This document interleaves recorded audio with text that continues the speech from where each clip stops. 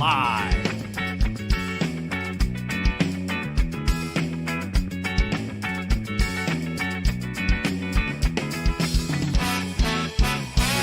Streaming live in West Palm Beach, Florida. Actually, no. Let's show us real quick. Alrighty. There we go. Boom. Alrighty. Good afternoon, everyone. Welcome in to our Friday live stream. This is going to be our, this is the $130 buy-in deep stack event, 10K guarantee. Having a hard time saying that? Yeah, 130. I had to remember what, like, exactly the 10K title was for this guarantee. one. Yes, sir. Our daily tournament, Friday night.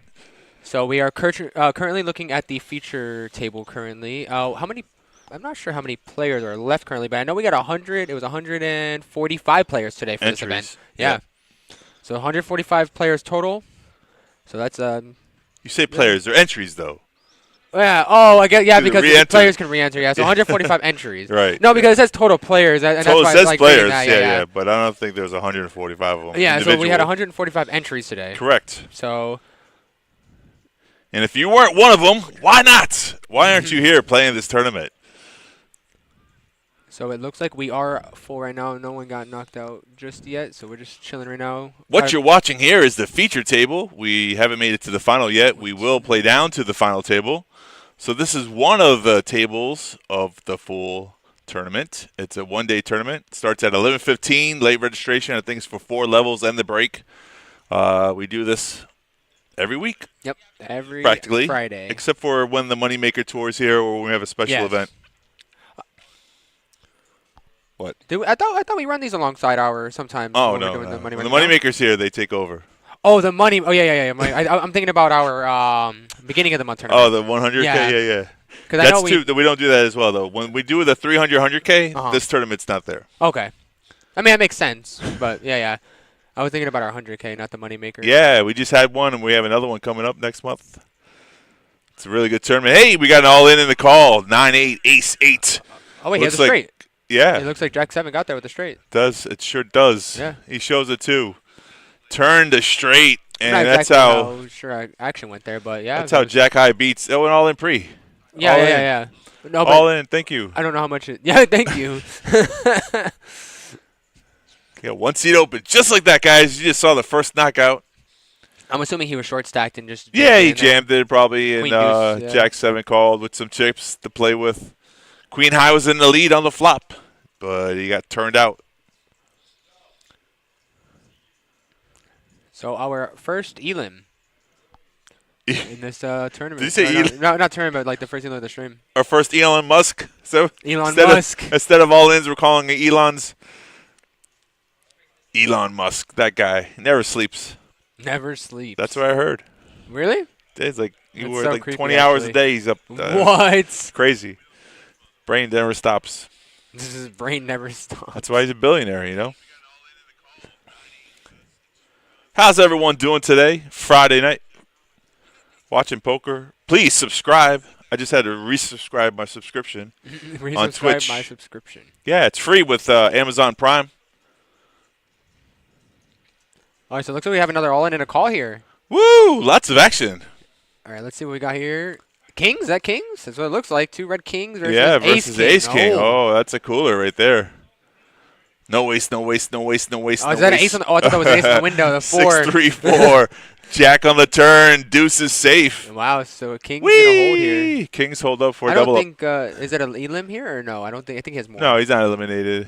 I think. Oh, maybe wait, it's 'cause he has close. a lot of reds actually. Yeah, he has a lot you're of right. oranges. We're about to see here. Oh yeah, it could be close. It's either doing the official countdown. No, it doesn't look like he's gonna thing, but he does get a double up here. Very nice. It's nice when kings hold up. That's what you look for, you know. And sometimes the problem is when you have kings, nobody has anything. And you just don't get caught. Yeah. Yeah, you bet and everyone folds, and you're like, that was deflating. But then when you do call, of course, the opponent always has an ace in their hand ready to go, right? Hell yeah. They always catching it. It seems that way, right? It feels that way. The kings are ace magnets. It's the one card you don't want to see. I myself have learned that you don't say the things like no ace, no ace, no ace, because an ace always comes. You manifest it. So I always say to myself, king, king, king, king, king. Even if it doesn't come, that's the thought process I use when I have pocket kings. So for a lot of the times, I'm not worried about the ace anymore. But I used to be that guy. I used to be that person. What's the percentage versus ace king and kings? Is that like 70-30? I probably think it's a little higher. I think it's going to be like 18 or something like that, or 28. I think kings versus ace king because you'll have 3. 2 of his outs. Yeah, when you do hit the ace. Yeah, so he's only got 3 outs to a higher pair or straight. But that's a good. I got to check my calculator on that. I have a calculator on my phone. So we're gonna see an all in here from another one. Friend. Yeah, because he did. Yeah, he. Oh, did the that other much one left shared from short stack. behind. Okay, another short stack player. Yeah, well, he got devastated from the last hand. What's going on in my Twitch His stream? all in only looks like it's only for like 10K, but it's not gonna. He wins though. Nice. The all-in play works. It's a very powerful play when it gets through. I once saw a match with WPT, Phil Hellmuth versus Hoyt Corkins. And Hoyt went all in 15 times in a row. Phil was so upset. Couldn't call him. He was yelling at him. Is that what you're doing? You're not even playing poker. You're just going all in. I can imagine Phil Hellmuth doing that. Yeah. Not known for the brat for nothing.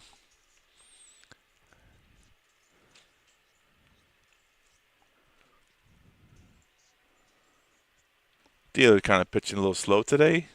Looks like he's working at the DMV.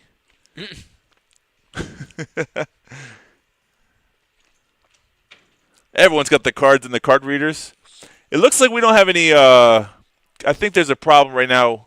That whole deck that we're using, the red deck, if you're not looking for the information we normally see, the whole cards, is not reading. So we got some information. There we go. We popped up. But I think we have to resuit that deck. So bear with us for a little bit. We're just riding with what we're just seeing right now. Yeah. So we are going to see another all in here from our friend. It looks like about 15,000-ish. Yeah. Those are 1Ks. Yeah, I would say a little less than 15, but yeah, about right. Yeah, like 13, 12. Yeah, Right, correct. yeah. Yeah, it says he has 16K, so. You know, I'm not gonna lie. No offense to Phil Hellmuth, but like, I watch a lot of like poker. Yeah. And like him compared to like a lot of the other pros, it just seems like he's not really spectacular versus them. Honestly, I don't know why. It's just something about him when he plays. It just doesn't seem spectacular. I agree with you. He's not that razzle-dazzle kind of guy, but his results show he's got 17 World Series poker bracelets. Yeah. Top of the chain right there. I think that's what he uses to brag about. But, yeah, if you ever watch him play cash game, he always gets demolished. Yeah, like I watch him play on like the it's like something live or something. It's like Hustler Live. Friday night. Yeah, something something like that. He played some on of the live streams you've seen him play as well. I'm not too impressed myself, but hey, you know, the man's got some credentials. And no, we don't have any bracelets, though, right? Like, we have no bracelets or no sponsorship either. We have 0 bracelets under our Okay, belt. so Art's all in with 9-7 and bunk call with King Jack. Oh, pocket nines. Yeah, see, that's what we're talking and about. ace The little. 8. I like it. Yeah, the card reader is working prime. So 3-3, Jack, is that a Queen, club? Queen. Oh, okay. Yeah, Nines are going to hold up for the double up. He did have the ace of clubs, though, for that flush draw on the turn. He did turn a flush draw, correct. See Josh in the chat. Joshy. Yo, my man, that's all, Josh. My voice back on the radio. I've been out of whack for 2 weeks. I've been trying to play some poker myself. I think he was here today, though. Yeah, he's here all the time. Even when he's not here, he's here. Oh, no, that's the truth, especially when there's stream going on. Josh, how are we sounding on the mic? Sounding okay to you? So the card reader right now is just because the deck wasn't when we started the live. We had this feature table was here already. We didn't set up the deck properly, so you get to see that. I think we're gonna somewhere down the line, like 10, 15 minutes, we're gonna stop the clock, resuit the deck for the stream, so we have accurate information. So if you see some of these hands that are not looking right to you, bear in mind that's just the way it goes sometimes. All right, so I'm assuming the cards we're seeing aren't the thing. So we took okay, Yeah. so all in here. So Just ignore that information. I'm gonna say he has ace 10 here. Okay, he's all in with ace 10. I like that. I'd say maybe pair of 4s or 5s. Small pair, okay, that's fair. He just did that with 9s, so I think but 9s is a fairly that's a pretty big pair, honestly, in my eyes. Right. 9s. Middle pair. Yeah. Oh, yeah. Well, I think it like for me, I think middle pair it stops at 8s. I think 9 is like the cusp of like when you can start calling bigger all ins. Okay, so Bunk's gonna try again to knock him out this time. He's calling. Actually, I think he went all in as well. Bunk, probably. No, just called. Yeah, because that looks I like don't see a around red 45 button. out right now. Yeah, he just called. I don't know if he's trying to check and doesn't realize it was a raise, or he doesn't know if it's on him or not. Oh, he has to know, right? Oh, yeah. He has to know. All right, he's going to turn it over now. We get to see Ace-King. Okay, wow. He has much stronger than I thought he would. Oh, and King-3 suited. That makes sense. So Maybe just he like did pocket go all in, fours. probably. He probably did go all in on the top. They both hit a king. 8 on the turn. Oh, Jack. Wow, runner flush. Talk about running bad. Not a good start. He could have drawn to a chop as well on the turn. Any 8 or any king would have chopped. Very few cards for that chop, but a win for the club. That's actually sick, huh? He has ace. Wow, Bunk probably is not very happy about that. That's another way to do it. Although I don't think his all-in was very I don't think his all-in was very much. So I guess that makes kind of like 46K. That's a lot. Was it 46K? Is that much it was? Yeah, he doubled up before. He had 16 or something like that, and he doubled up to 40K, and plus the blinds and antes. Got to remember the blinds and antes. I think we're at 2K, 4K. Yeah, I don't know. Yeah, okay. So that's another additional. No, is it 2K? 2K, 4K? Yeah. Okay. 8, 10. It's an additional 10K. He's pulling. Oh, yeah, I see. Yeah. So 2, 4. So 5. So 10. So 40. So that's.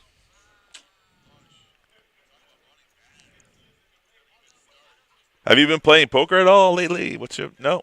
Taking a break? I've been trying to stay away from poker. Honestly. I want to start playing again though, but I don't want to play cash anymore. I want to try to stay away from cash. I just want to play tournaments. I might try to like buy into like these $150 buy-in tournaments. Like I think those are like decent enough to where I can make some good money if I cash, and like the playing field for $150 buy-in is not the worst. It at least gives me a little bit of experience of playing. Okay. Yeah. All right, so here goes an all-in from Bunk. Man, lots of action on this table. We've seen several all-in bets here. Well, like I said, Bunk's probably not happy about losing the last. Maybe tilting. That was a tilt bet he right just there. does not. Yeah. Well, because there's no reason for him to just be jamming without a raise. You know. Came to the table with a healthy stack. I think he was second in chips with 160, something like that. And now he's all the way almost on the bottom. Wow. No, he's in the middle, 73. Okay, he didn't lose all of his chips. He just lost a few. That's the thing about being a good poker player. You don't get emotional. Like, things happen. That's going to happen. It's part of the game. The hardest part is to get mad when you're not supposed to get mad, right? So the human emotion is to be angry when cards don't go your way. And one time it's okay. The second time, then you start like, argh! You can feel that frustration happening. But I think the really top-notch players don't let that affect them at all. Well, in my opinion, I feel like a lot of those top-notch players also don't put themselves in situations where they are losing a hand that badly to where they do tilt themselves. You know? Like I feel like when like those players are losing hands that are big enough to tilt them, they're losing the hand when they have an actual like hand. Or it's not just getting sucked out. Like players a lot of times just put themselves in those situations that they're losing. You don't go until when you have ace king, someone has king 3 and they hit a 3 cards flush. Bro, it's happened to me so much at this point. Honestly, I'm just actually so desensitized. Yeah, it's just because I've also seen some crazier stuff too. Yeah. Like, did you see that hand? Apparently, I saw Rob posted on Facebook. He was talking about I guess it was straight flush over straight flush. Yeah, the the flop. bad B, the PLO. Yeah, and then on the river, it counterfeited to give him royal. Correct, yeah. That's actually so flaw. Yeah. But I don't know how big is the PLO bad beat though. Probably not that much. Exactly. They are using 4 cards, so they also usually don't grow very fast because, like you said, there's usually not a lot of tables. But I also don't know what state that was in, so it could be a popular state. Texas. Oh, but then PLO I think is popular in Texas. They take a hit and run. What happened? He doubles up twice and they take him off the table. That would put Bunk on tilt. That would. Not really. He's not getting his shit back into. Oh man. Well, I mean, at least he won. It looks like he's just. There, your blinds level here, 2K, 4K. We're hand number 7 on the feature table. We started at 11:15 a.m. 2 hours of registration, late registration. Miss Nancy in chat. Hello, Nancy. Sending Josh love. First, Josh, we're here first. Yeah, what the Gio heck? and Oak. What's going on? We also got Rob in the back. Yeah. Who else is back there? We got Gene and we got Cameron back there too. Yeah, 3 of us. Yeah. 3 of them in the back working hard. These may or may not be pocket deuces, folks. Perfect. I always love it because Nancy always lets us know if she can hear us or not, so it's great. That's true, yeah. Hold on. She said hold on. Wait, no, Miss Nancy, don't say that. Yeah, so we did see an all-in. All-in and pocket deuces folded. Stephanie's hand, she would have called if Steffi Mo was here or playing on the table. It's coming. Oh. It's coming. Look at the suspense. Nancy building up some suspense here. Smack dab. Yeah, no, it is in all caps. All caps. That'd be funny. There we go. She's giving all the shout-outs. I love it. There. Thank you, Nancy. That's what I like about her. Always upbeat, up spirit, positive energy. All right, so let's see what Brandon wants to do. So it looks like Brandon's doing a min-raise here. Mid-raise to 8. What Oh, a yeah. mid-click. Oops. You know, it's funny. He probably doesn't have Queen 10, but like Queen 10 actually is not like that's like what Queen 10 would do probably. Definitely min-click. You think it's a playable hand under the gun, Queen 10? It's not the worst hand. Not the worst, but the stream team. See, this is the thing. I think everyone, even a part of the team, should jump in, chime in, say hello. You can show us support. I mean, you don't have to do that. I do that when I have a chance. I'm trying to chime in myself. My phone was not cooperating. Oh, okay, so here we go. So we've seen all in from the button for what was that, 13,000. Then we've seen all in over the top. That's kind of why I don't like the. Yeah, he can't have Queen So, 10 there. There's no way he has Queen 10 with a call. No. I want to say he probably has like Maybe ace queen, pocket maybe? queens. All right, so ace jack is correct for Oh, Jeff. wait, are the cards right? Ace 6 offsuit. That's crazy. The cards are right, actually. I think. We'll find out. We don't Well, know. he only had like 13,000, and the guy raised to 8, so he was on the. I think that's. There's an all-in call for 73. Pocket queens. I knew. I told you it was queens. I said Queen 10. There's no way he's limping in with Queen 10 for the no, mid I know, raise. but wow, it's a 10. All right, 9, 5, 10, 3, 7. Anyway. Queens hold up and 2 knockouts. Bang, bang. Just like that. The ace 6 went all in because it was only for 13,000, and he raised to 8. No, the ace 6 I can understand Yeah. that, but Jeff's replay though with ace jack suited. You don't like that repop? Why? See the flop first. I mean, what are you doing? You obviously the guy limped under the gun mid raise. He's got a monster hand. Yeah, it's not like, and not just that. If you're against anything, like, because in this situation, you're definitely like you have to. Like, well, I guess I don't know. It's just he min clicked, right? And then Yeah. he went all in for 13,000. I don't like. Yeah, I agree with not. I don't know, but like, what is it? You think he just calls? Just calls at 13,000? I called the all in. I mean, maybe he was trying to isolate. So the player went all in with ace 6. Yeah, that's what I'm saying. He's trying to isolate with ace jack suited, which is not really a good play. You get more value by flat calling and then see what the mid. If you face in a re-raise, then you can let go of the hand. You don't get yourself I don't in think trouble. he couldn't have raised. I don't think. 'Cause Why not? 13,000 wasn't a legal raise. 8,000, 13,000 for 48 is 4K. 12K is a 13. You don't even know your math. No, I'm not saying. I'm gonna I'm start just getting saying- mad at you, man. I mean, you're over here supposed to be knowing this information. That's the tricky part too, right? So you would think it reopens, the all-in bet reopens. That's what I'm saying. I don't it. think. That's what I'm saying. I think I didn't do the math. I'm not. Yeah, that's what I'm just saying. You need some coffee? I'm the one with 3 hours of sleep here, buddy. What were you doing last night? Playing poker? The fun part about poker, guys. Oh, look, we're waiting here to balance out the tables. Yay! Poker's so much fun. Okay, yeah. So 12,000 would have been the legal raise. So 12,000. Yeah, 13, or anything over 13 is good. So 17 so jam. 13. So you call with ace jack, right? Because it's a suited hand. I'd play it. And then you get re-raised. Then you say to yourself, well, ace jack probably isn't any good here. So I'm not gonna lie. I feel like if he went all in, I feel like ace jack was probably still calling though. It's not the right call though. But I think he would have still called, right? okay, it's possible. Yeah, he might have favored the hand. Maybe thought it was good or had a chance I think to win. it's because he saw it was suited. That's the only reason why I could think it's because he thinks it was suited. Is Niall in the hand? Is he in the tournament? Go Niall! Yeah. That's how you're supposed to cheer on your friends from the rail. I love it. Once again, thank you for joining us today, Friday, on our 130 Deep Stack 10K. Predicting the future. Oh, that's good, though. You should. Absolutely. Niall. Let me see if I can look on the clock to see how many players we have left. Normally, you have a little ticker in the right-hand corner, but not so far. Why do I feel like I've heard that? Nostradamus? That sounds like a familiar thing. What is that? You know who Nostradamus is? That Yeah. sounds familiar. Oh, yeah. He used to predict the end of the world. What? Yeah. Yeah. He used What to, the heck? You didn't want to look him up. It's true. Nostradamus is really true. Nostradamus. Let's see. That's pretty funny. I'm glad you millennials never heard of him because he never was right though. Obviously, the world has He never was right though. It never ended, so the world is still here. Michael de Nostradamus. Usually Atlantis. Our bad beat is climbing back up. We're at $40,000 for the bad beat. Just 3 years ago, we're at 400,000. Can you believe that showed up on my Facebook chat feed? I was like 460,000. Yes. Really? Oh my The bad gosh. beat 3 years ago. Yeah. Was that the biggest one that you guys had here? No, I think it was over $500,000 here. Oh, 500K. Wow. Yeah, over that, which was a little while ago. But 400 is pretty good. That's where it should looks be like right we're getting now. Some more players. New players coming to the table. Oh, you're looking right now. I was about to look too, and then I realized The you were clock? looking. No, yeah. Yeah. See how many players are left. The good thing is if you want any information, we have a website page called pbkennelclub.com. It's Oh, he said, "Oh my God, it's Niall." Wait, no way! You predicted that actually.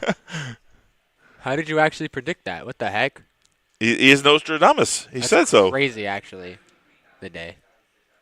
All right, so the 10K had 145 entries. We're down to 25 players, folks. When we get down to 9, we'll have the final table here.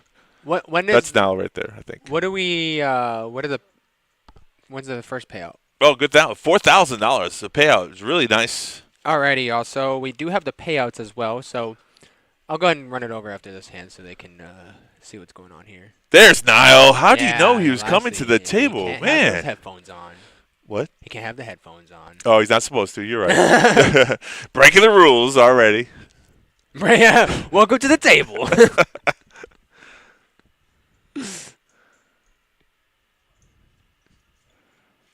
That's crazy, huh? He's at 500 IQ. I like that. 500 IQ. No, it's the truth. I mean, if you could predict the future. Like, I don't know what else to say. That's the truth. I What's the believe it. max IQ you can have? 160, 170? No one has 500. All right, so we see some clubs here from Bunk. And then Brandon Possibly, with if the aces. card reader is right. Possibly. I doubt he has king 4, but it's possible. Ace, ace. Ooh, that's a good board. He checks. His king high is good right now. Ooh, and the flush, he's even better. If he does have king 4. He's going to check. We'll find out in a second. Well, I think someone had a boat. Yeah, he did have king 4. And, yep. King 4 clubs. Oh, yeah, it's 10 high. Look Okay. at that. So he's Nice. going to take it down with the flush. All right, so I think everything's correct now, it looks like. Nancy, I'll see you soon. She's working tonight. Anybody wants to see her deal cash, she's a dealing downstairs.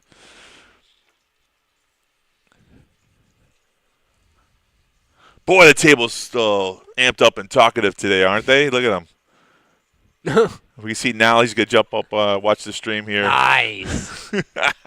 He's reading about what happened at the at Texas.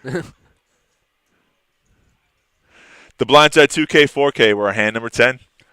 The hand reminds me of. I mean, that's probably. I mean, I think they were saying it's like one of the nastiest hands ever recorded. The beats? The bad Yeah, beat? yeah. Yeah.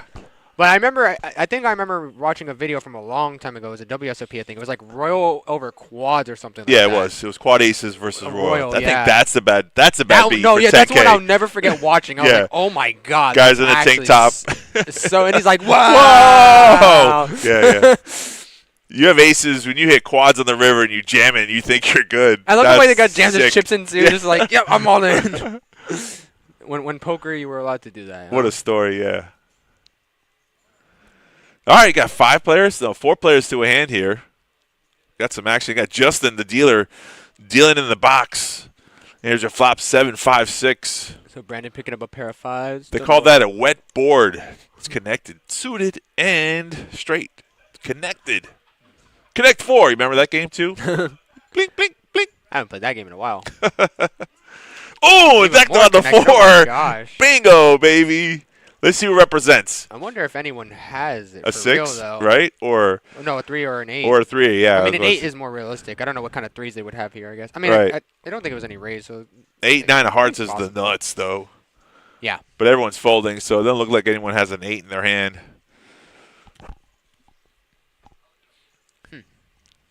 Yeah, just pick up the pot. Here's the thing that we should talk about, bluffing, right? I don't know if people use that as much as they should or if they overuse it, but bluffing is such an important element in the game.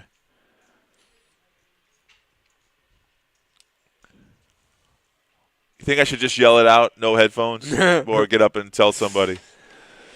But I don't know. I know he's using Snapchat still. Who uses Snapchat in this day and age? No headphones on the final table.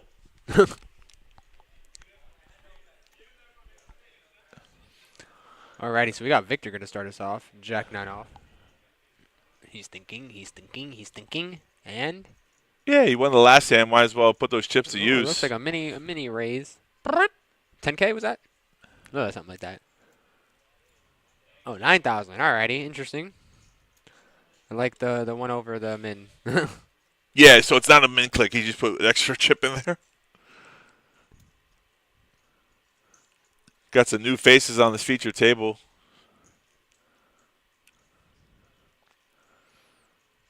Use your position. 8-6, I like it. That's what I'm talking about, people. You don't have to have premium cards to win a hand.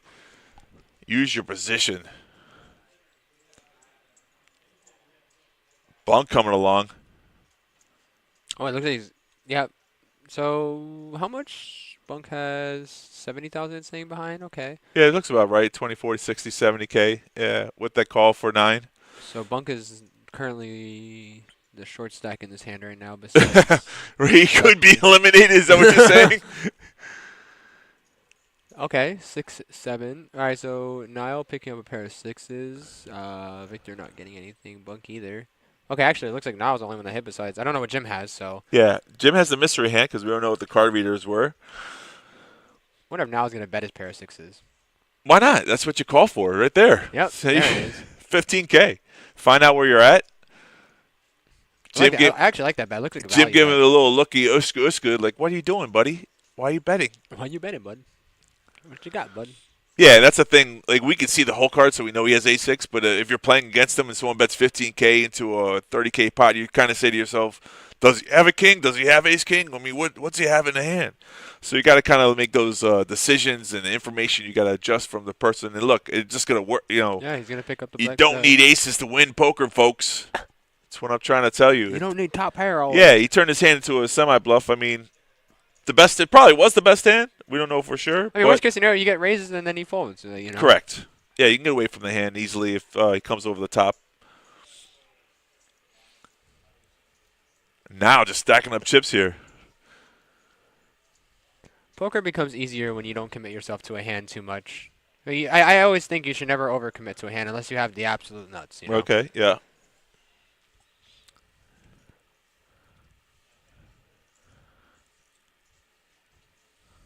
You can learn a lot by watching good players play well, if that makes sense to you. Yeah. We got really good players on this table. This is a 130 buy-in, but these players I'm actually surprised Bunk threw that away. play bigger, higher stakes tournaments, and even though it's 130, they're playing like it's a bigger tournament, and that's what you should do.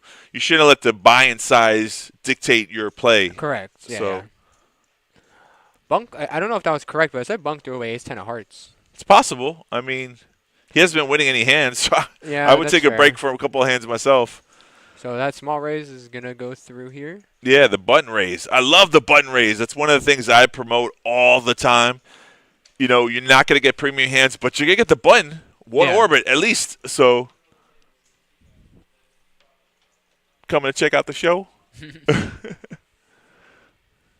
Are we going on break? We're going to fix the deck here? It's a break right now, so we're going to suit the deck. We don't have to watch that if you don't want to. But this is the back. This is the things that people don't see, the things that happen behind the curtains. Switch it. No, you can do that or go over some of the things we have coming up. Oh, yeah, the payouts. That's right. I did want to say that. So, Yeah. okay. So today, like I said, we did have 145 total players. Oh, perfect. Okay. So today we did have 145 I knew total Ron was players. here for a reason. So today, first place is going to be getting $4,061. What? Say that again. $4,061. $4,061. Second place is going to be getting $2,509. Third place, $1,811. Fourth place, $1,331. Fifth place, $995. Sixth, $756. Seventh, $585. Eighth, $459. And the ninth is going to be $367 for today's tournament. So that's the top 9 payouts. Right. But we are paying out the top 15. So from down. Oh, no, actually, it looks like it's different here. So 10th Yeah, there are place two was- blocks that Yeah. pay jumps. Go ahead. So from 10th to 12th is going to, $297 for that one. And then 13th to 15th is going to be $245. So not That's good, actually. Yeah, I like that. Not too bad. Yeah, it's a 130 buy-in. Your mid cash is 245. If you fired one bullet, which is good, some people fire 2 or 3. Yeah. That happens. Yeah, I'm gonna scoot in a little bit. Yeah, I was about to say, scoot over. That logo has like increased. It used to be smaller, but we've larged it up. Yeah. PBKC, Palm Beach Kennel Club. We're located right across the International West Palm Beach Airport on Belvedere Road, real close to 95. If you want to come down and play, look us up. Google Maps. It's pretty good. We have cash games downstairs, tournaments. We still have a nighttime tournament. Check us on the website, pbkennelclub.com. That's the website. It has all the information. We have upcoming shows. You want to tell the guests what we got? So this first one I'm going to mention is actually one of my favorites. It's going to be our card show. That's going to be coming up on Sunday, August 25th, all the way to December. Oh, and December. So it's going to be on December 15th as well. 2 times, yeah. So, it's not going to go all the way yeah, through. That's what I was thinking. I was like, whoa, wait, this is different. So, yeah, so it's going to be August 25th and December 15th. And then it's going to be from 10 a.m. to 3 p.m. in our second floor. So, yeah, where our tournament area is for anyone who's familiar with that. Then it looks like it's actually pretty large. They go from the tournament area all the way across the whole side. Yeah, all the way down. That's why I like it. It's super cool. Like, they don't just have sports cards. They got Pokemon cards. Everything. They got a lot of stuff. Yeah, they do have everything. You guys are interested in that type of stuff. So one of our next events is going to be looks like the Beatles tribute, the Let It Be tribute. It's going to be in the paddock on Friday, November 8th. Okay, what time is it? Doesn't have a time, though. Right here, perfect. So show starts at 8 p.m. Doors open at 6:30. So if you guys want to come by, hang out for a bit before it starts, eat. They have really good food at the paddock. They do. The paddock has really good food. Really, really good food.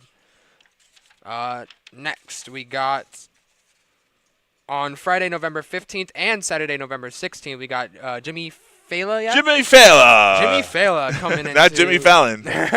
Yeah, so you guys should say that, though. Yeah, that's what we were talking about earlier. So, yeah, so that's going to be on Friday, November 15th, and then Saturday, November 16th. That is going to start at, let's see if this one says it. Doesn't look like it says it. I can grab the information for that one, though. Right. I'm sure it says online. And next, let's see. We might as well not say that one yet. No point saying something for Christmas yet. January? Mark your calendar is all the way to January. All right, so we have another event looking like it's going to be January 10th, 2025. Wow, 2025. Okay. Yeah, January 2010. Yeah, that's the tribute to the Rolling Stones there. If you like the Rolling Stones. Yeah. Looks just like Mick Jagger. Woo! That guy's got a good life. Crazy. Yes. All right, so it looks like that's all caught up for most of the yeah, that's it. Yeah. Yep. Basic. Yeah. Got all the good stuff. Alrighty, so we are still on break. How long? 15 minutes, yeah? I think it's a 15-minute color a break, but we're just trying to suit the deck so we have all the cards correctly. That is do we have a moneymaker? There we go. Moneymaker. When does that start? Moneymaker, I think right now is in Daytona. It looks like they're coming every 3 months around. Every 2 to 3 months, it seems like, consistently. Yeah, they were in Vegas. I think they're going to Aruba next. If you're following them, the Moneymaker Tour. They're doing pretty good, actually. Yes. Yeah, Daytona's right now, and then I don't know when ours is. I think in October. That sounds about right. Yeah. But that will come up when it comes up, though. So I'm gonna go ahead and run back. Leave me alone with all the people watching. All right. So what can I say that hasn't been said already? They're on a 15-minute break here, and what we're doing that you're not watching the table is that we're suiting the cards so the card reader knows exactly what cards are each. And sometimes the chip in the card gets a little messed up, so it's unfortunate that it happens. But people play with the cards, they bend them and stuff like that, and that's the reason why. Like, the deck isn't automatically suited to the card. The card reader has to read the card. That makes any sense with the RFDI chip or something. So we're almost done with that. How's everyone doing today? Silence. So trying to go over some information we already gone over already. There's 26 players left in the tournament now. Currently, we have 145 entries. First place again is $4,000. How's your poker game going, everybody? You play any poker? I played poker this week. I played some tournaments. Unfortunately, I didn't win the flips I was looking for, but that's just part of the game. And every time you lose, you can gain some experience. Some things you got to try. And when it's your turn, things are going to go your way. So I'm not really afraid of that. I'm not worried about when the time's going to come because I believe it's going to come. So almost ready, about to jump right back into the action. Just a couple more minutes.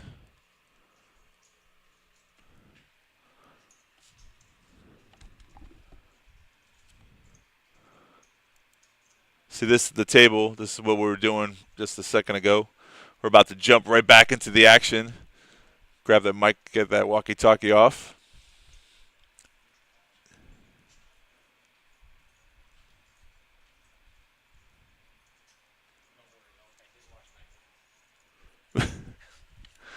Gio's coming back. He had to make sure he washed his hand twice because that's a pet peeve of mine.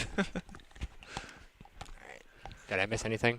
Nah, we suited the cards. We got the cut card going. Perfect. So we're ready to go. Yeah, just in time for the action. Nobody missed out on anything. Niall still has his headphones on. And is it? Did you see him? No, I You just walked that way. You didn't notice the player with his headphones on? I went to the back. All right, let me go check on real quick. Yeah, I always go to the back when I'm walking up here.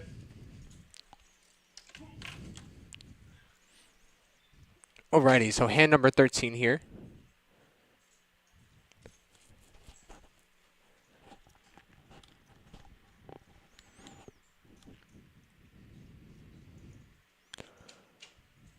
See what Bonk's going to do here.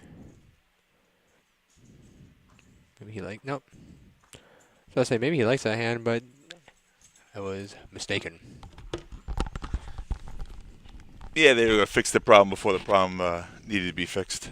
Perfect. I knew it would happen. I knew it would figure it out.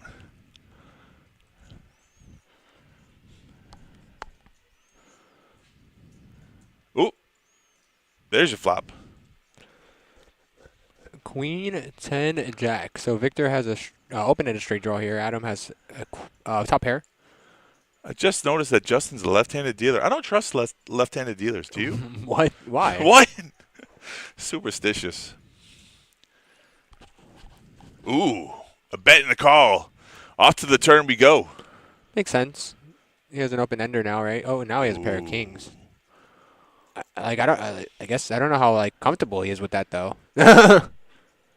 Well, I like Adam though. He said tell a story. He bet the flop. He's going to continue on the turn. It's fair. And you're right though. Victor caught a pair, but does not like it in his position. It's not the card he was looking for. That does complete a lot of straights here. So, but he's going to make the call though. Okay. Being sticky, they call that. Ugh. It's frustrating when you're trying to get a bluff through. Wow. And then Hey, chop it up. it's just Chop it's so it up. funny actually. There's no. That's actually so sick, huh? Adam's kind of smiling because he got bailed out on the Yeah. river there. It's like, woo! I'm surprised it wasn't an all-in bet, though. I know that they chopped the pot, but I do it sometimes. What are you shaking your head? No. I've seen it before, and it's so funny. It was a royal on board. I've seen it. Yeah. And someone did fold. Oh, see, that's the point. Because the guy didn't know what was going on. He didn't understand what was happening. Right. You got to put the person to the pressure. Put them in. And sometimes it gets in the brain. They hear don't- all in. They don't realize what's going on. They're like, what? And that's why I get very upset at players who comment about the board. Okay. Players should never ever say anything about a When you're board, not- especially when you're not even in the hand. Right. Yes. Even when you're in the hand, you should never say that. You know what I mean? Even when you're in the hand, you should never comment about the board. I agree with you there. I lost a couple pots when people not in the hand would say something. King! All you need is a king to win. Or there's a straight on board. I'm like, what are you guys doing? You guys know you're not supposed to be saying this. And they don't realize they're doing that. Sometimes they're watching the game and they don't understand that there's money. There's things. People are playing poker. They shouldn't be doing that. But I mainly see that on the 2 straight games that they'll do that. Right. But even still, I don't know. Still. Yeah, exactly. I just don't. No excuse. Yeah, exactly. You know what I mean? Ooh, he didn't raise for the button. What? Missed opportunity there. He wanted to drink his coffee. That's why. Yeah, you're probably right. Maybe he's happy he just took down half the pot. Okay. He sensed it. All in here.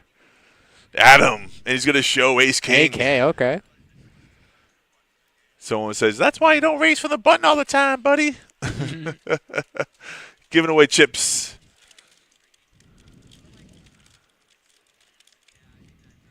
Adam's feeling comfortable. We got a chop pot he was about to lose, and then just got to steal the blinds.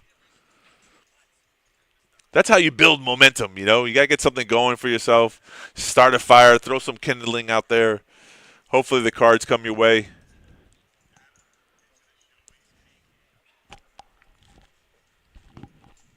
Queen 7. Oh, what? Huh? What?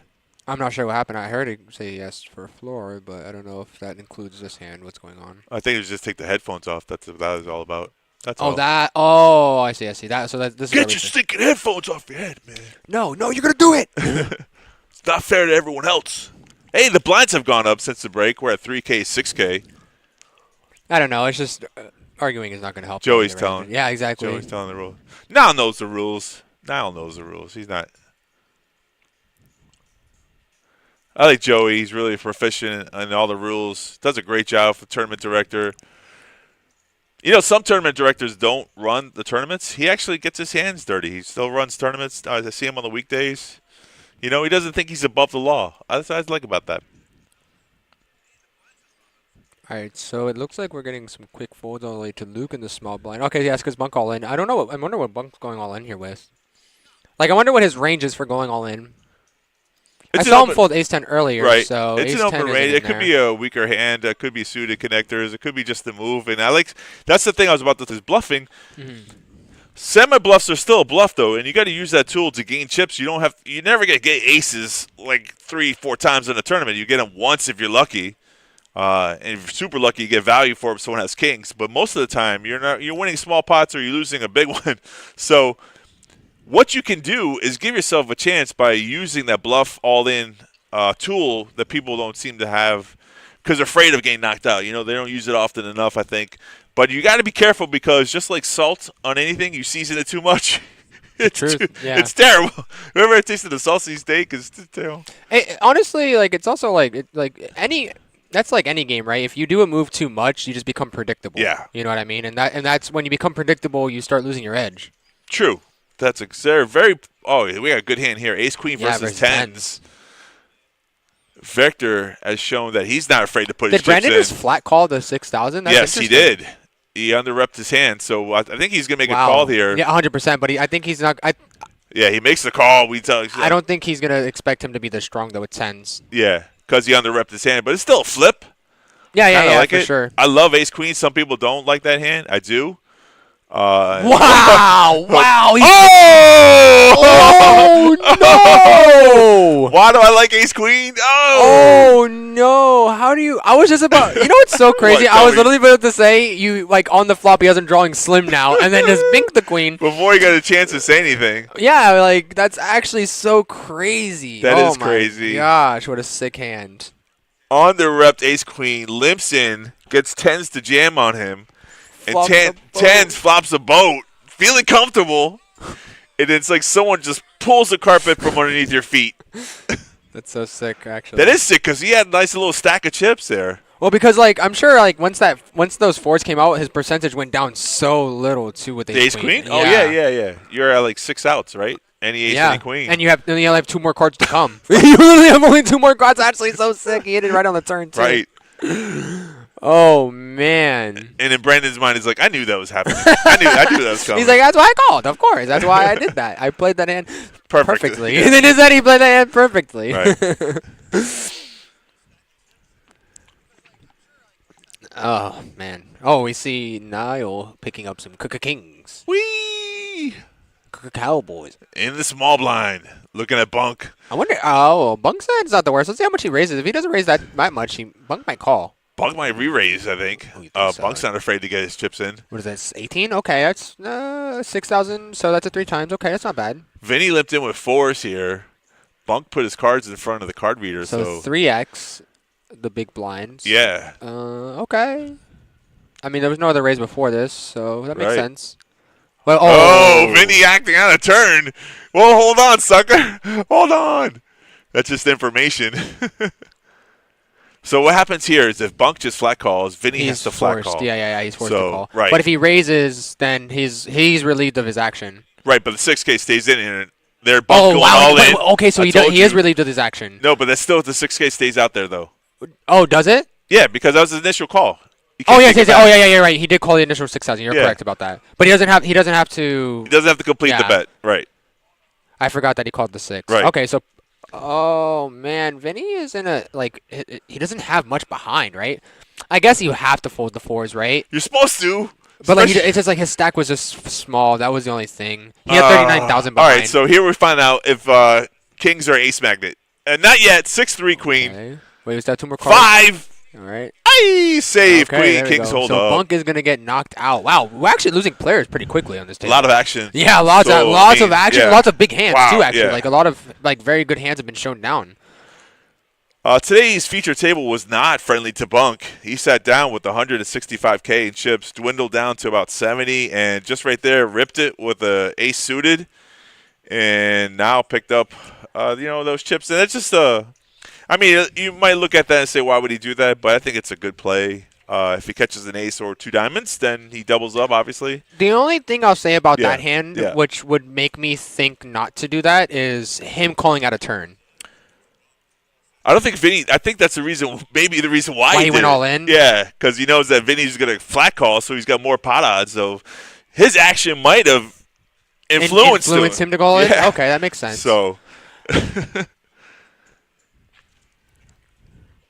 Okay, that's fair. Because Vinny's stack size is so small. That's what I was saying, and that's why I'm surprised. Maybe I guess fold? pocket 4s is just so it's just not. Oh man, that's just such a hard decision. It's a terrible. Here's a lesson to be learned there. It's a terrible hand to limp in with from that position. You just gave away 6K in chips that you can't afford to do. Yeah. And then you're faced with a raise and a re-raise. Maybe that's what I think you're right. I think what you're saying is makes sense. I Don't think limp that was the mistake. It's either you go in or fold there. You Correct. don't just limp. That's where the mistake happened. Yeah. See, that's what I'm starting to realize too. I'm starting to be able to pinpoint because I feel like in every hand there's always a mistake that's made. You know what I mean? Not it's hard to play a hand perfectly always. True. You know what I mean? Yeah, true. So I'm trying to pinpoint where the mistakes happen to try to look for it when I go play. You know what I mean? Because players make the same mistakes that other players make a lot of the time. You know what I mean? Simple, right? They're so simple and subtle. That's the thing that people understand. There's a lot of luck involved in poker. Don't get us wrong, right? Poker is a game of skill and luck. Yes. But the skill factor gives you a chance to get lucky more often. Correct. So Brandon played his ace queen perfect. Just kidding. I'm just saying, sometimes the luck factor goes your way. But I mean, realistically though, what Brandon did was I think Brandon got to the point where he got what he wanted out of the hand, right? Yeah. He limped for on purpose. Correct. He wanted someone to all in. That's exactly what he wanted. A stack size that he had covered, yes. And he was ready to gamble, and that's what you have to do sometimes. Sometimes you got to throw your chips in. Maybe he knew he was behind, but he liked his hand good enough, and it worked out. If you don't gamble, then you definitely would not be playing this game because you'd just be throwing away hands like ace king all the time and stuff like that. You just only play made hands at that point. You know what I mean? Yes. And you can't do that because you're going to be losing your chips so quick if you try to just always play the nuts. So Brandon has a mystery hand, which in the board is 88775. What an actual wild board, right? Yeah, and look at that pot though, 144K here with two hands that we don't even know. Now it's in position. Okay, so it went check. So Niall is thinking about betting, isn't he? He has to. The question is how much, though. Yeah. Here's the skill level. He's got queen high on the board. Because realistically, what could Brandon have here, right? It's just been going check. But the only issue is if Brandon does have it. Oh God, he has a bet in the call. Oh, he called, so he can't have a full house here. I don't think, right? Queen high versus. I think did he have a boat for real? No, what's I don't want. See what's with that Brandon's hand? Maybe he had a 7. I think he had a 7. Oh, there it is. Yeah, had a 7. Okay. That would be the only reason why he's just flat calling there. If he had an 8 and he just flat called there, I would have been like, wow. So. Oh, Luna. What? I can check for you right now. How many players are left? They're asking. Yeah, normally in the top right-hand corner, there's a counter. Ron's slacking on that today so far. I don't think it's Ron back there today. It might not be Ron back there today. Oh, okay. Is it? I thought it was, but go ahead. Look on the computer real quick. Yeah. All that information you can always find out. We have a tournament clock on the pbkennelclub.com. If you hit poker and then it says clock, hit the clock, and then you hit the selection of the tournament, which is the 130 Deep Stack 10K. We are 21 correct. 21 currently still surviving. We are paying out the top 15, correct? Yeah, again? six away from the 15. money. People sometimes tighten up when they see the money. They're like, ooh, I'm so close. They play a bubble for this tournament, right? They pay a bubble? That depends. Yeah. Oh, it's. That depends on the players. If they all want to chip in $10, so sometimes they pay the bubble, which would be 16. If everyone throws in 10, usually they do, but it's not guaranteed. Someone might say no to that. I think I've seen it. No. I think I've seen it one time. I think I want to say, but I think that was for the bounty tournament. They didn't do that. Okay. All right. So Brandon, Queen 10 suited. Okay. Wow, that's actually funny because Luke has King 10 suited. So he's just. Oh, wow, he is going to go in there. Okay, I mean, it's not a bad hand. He's got the chips to do so. He also is in the small blind, so he's already in there for... Yeah, 15K, and then we got 3 players to a flop. All right, I wonder what Vinny has here. Yeah. He has Jack 10. What you got, Vinny? What you got, Vic? Jack 10, Queen 10, King 10. That's funny. Ace 7, deuce. 2 hearts. Vinny also could just have a random ace here. Yeah, and see, a lot of people don't understand this, though. The texture of the board... 23,000. So all in from the small stack, so all in. So you can put him easily put him on an ace. I mean, he doesn't like have to have it. Yeah. And ace drag, maybe even a flush draw. Nah, actually, I mean that flush draw could do that. I guess you don't want to see any more cards. I doubt the flush draw does it. No, yeah. You gotta know your players. I don't know if Vinny's jamming there with the flush draw, but I don't know. It's just hard to put people on hands when their stack is so small. Yeah. Yeah. No volume? No volume? What? I can hear myself. I could type it in, though. I don't mind that. That's weird that you're saying there's no volume, though. Yeah. Volume on my phone on Twitch is working very well. Go ahead and... Luna, no problem. I will type it in for you. Type it up. Hit the up. Turn the volume up on your end. It's so funny because I do that all the time when I'm on Twitch sometimes. Right. Like, I just forget, I just turn my volume and I'm like, why are they muted? All right. I do appreciate that, though, because sometimes when I do watch, I feel like on Twitch, the volume is very low, and I'm like, why is that? On YouTube, it, pops up a lot louder, but... I got this. All right, we're going to make this look nice. We usually have that information done. We can do the payouts thing, but we didn't put that in today. I didn't know. You did put it in Twitch? Oh, yeah. Oh, I don't... Yeah, no. Are you able to do that on Twitch? Like you just input it? Yeah. And you click payouts and it pops up all the payouts. Oh, that's cool. Yeah, it's a cool thing Josh showed me once. That tall Josh, not just the tall guy. Not just the tall guy. Yeah, see, some people think the volume is fine. Some people think I talk too loud. I don't know what to do. Some people think I talk too loud. I think it's fine. Yeah, it sounds good. One person says they can't hear us at all, so... No, we haven't touched any of the knobs. I mean, he's watching the stream. And now they're labeled, which is really good. I'm glad that they're labeled. I don't touch any of the knobs. I know my lesson. There should be a picture of this diagram, and then we should look at it once and go, hey, all the knobs are on the right spot. Don't be playing with the knobs, people. Don't be playing with the knobs. Oh, the knobs you don't know. You're having a hard time typing this in? Well, I'm trying to just type. Fit it all in? Yeah, because you have to shift on some of them. Yeah, cool. Yeah. Yeah. Right. I know. The blinds here are 3K, 6K. Why does it say 4K ante? That doesn't make any sense. We know it's a big blind ante, so it's 3K. What the big blind is will be the ante as well. So it's 366. Definitely loud. Coming in clear. Thank you, everyone, for joining in us watching this on either Twitch or YouTube. I'm a fan of the fans. I'm one of those people that appreciates everybody. You don't have to watch us, but you do. Some of this is entertainment, but I think I like to put in the educational part of the game itself. If you're trying to get better, it's always good to watch good players play. We see with Brandon with that last bluff catcher is on the top here at 322K.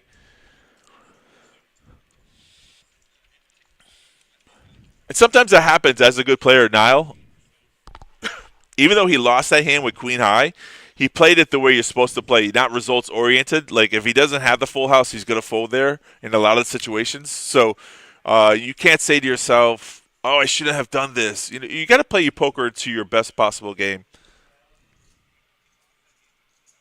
commentary talking about the blinds is a good listen. The other one shouldn't be allowed to talk about poker. I shouldn't be allowed to talk about poker. I don't know. That's a good Copy one. this. Whee! All right, this looks good. Niall. They spelled his name wrong. Why is it? I think I saw it with only one L. All right, this is an all-in call, so it looks like ace rag versus ace king, ace queen. We'll find out Looks like in a second. ace-7 suited versus ace-7 suited versus ace king. Offsuit. Jim's in jeopardy here, though. Oh, an ace on the flop. 8, Trey, ace. Both hit an ace.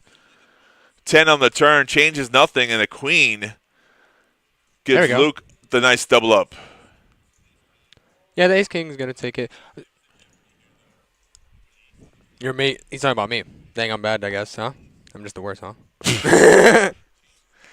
There's one thing I learned in life. You can make some of the people happy some of the time, but And you can't make everyone everyone. happy all the time. I get that.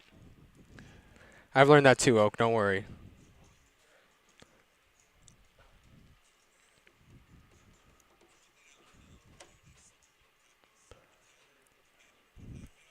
So why do I talk about poker? You know, I've been playing this game for such a long time, and some people, they fall in love with the game, they lose, and then they fall out of love with the game. I myself have been through the dark roads of this game, have lost a lot of money, but it's not that. It's the game itself. It's so multi-leveled that when I play, never the same. It's never the same game over. Like, you don't play the same. No, of course. You can't, though. Like we were talking about earlier, you can't play the same game over and over. It's taught me a lot, though, in life. Like, I have a lot of patience now. I don't take things. I don't think. I Canada? think. Yeah, I don't. Drake over here. I don't take things too hard to like it's one hand changes for the next. So if I lose a hand, the next hand I try to play as best as possible. I don't get like wrapped up in it. I'm more of a patient person. That's why you like tournaments more. I know I like both. I played probably 7 tournaments this week. Jesus. Yeah. Okay. And I played. Luckily, the cash game has survived. It kept me afloat. I won all my tournament money back in cash game, which is great. So we see Luke and Jim here. Battle of the blinds. Yeah, they just went at it last hand. Now they're going to go at it again. Jim with queens this time. He's like, whoa, wait a minute, buddy. I gave you a double up. You're not going to give me some money back? Like, wow. You're a little upset there. He's a little upset you got that fold. Someone said in chat, Oak, you have no patience. All right. I have no patience. I have a lot of patience. Yeah, Oak's even with the people in the chat. Even with the friendly people who batter. Let's go. Let's go. I love it. That's so funny. Let's go. So there are your payouts. If you look through, you can scroll up there. First place, $4,000 for a $130 buy-in. Yeah, if you're on the phone, you gotta get off the table. Literally walk away from the table. Walk away. Just walk away. Get out of here.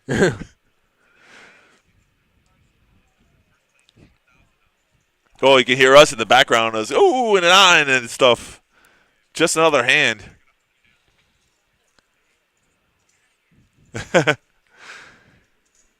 I love when people try to dictate about what our actions are from what table, what hands. I know I try not to yell out when someone has pocket aces because that's just a dead giveaway. So we are not in the soundproof booth yet. But although we do have like something to try to help. They put it up there because of me. Really? No way, because of you, Oak. So loud. So loud. That's actually flaw. See, I like Adam here. They're trying to defer what we have. We should mix it up every once in a while. Even when nothing's going on, we should. Whoa! My God! Just randomly start yelling. That's actually cheer crazy. on things to make the people think about things. They watch and they're like, "Wait, why are they cheering for 7-3 right now? What's going on here?" What?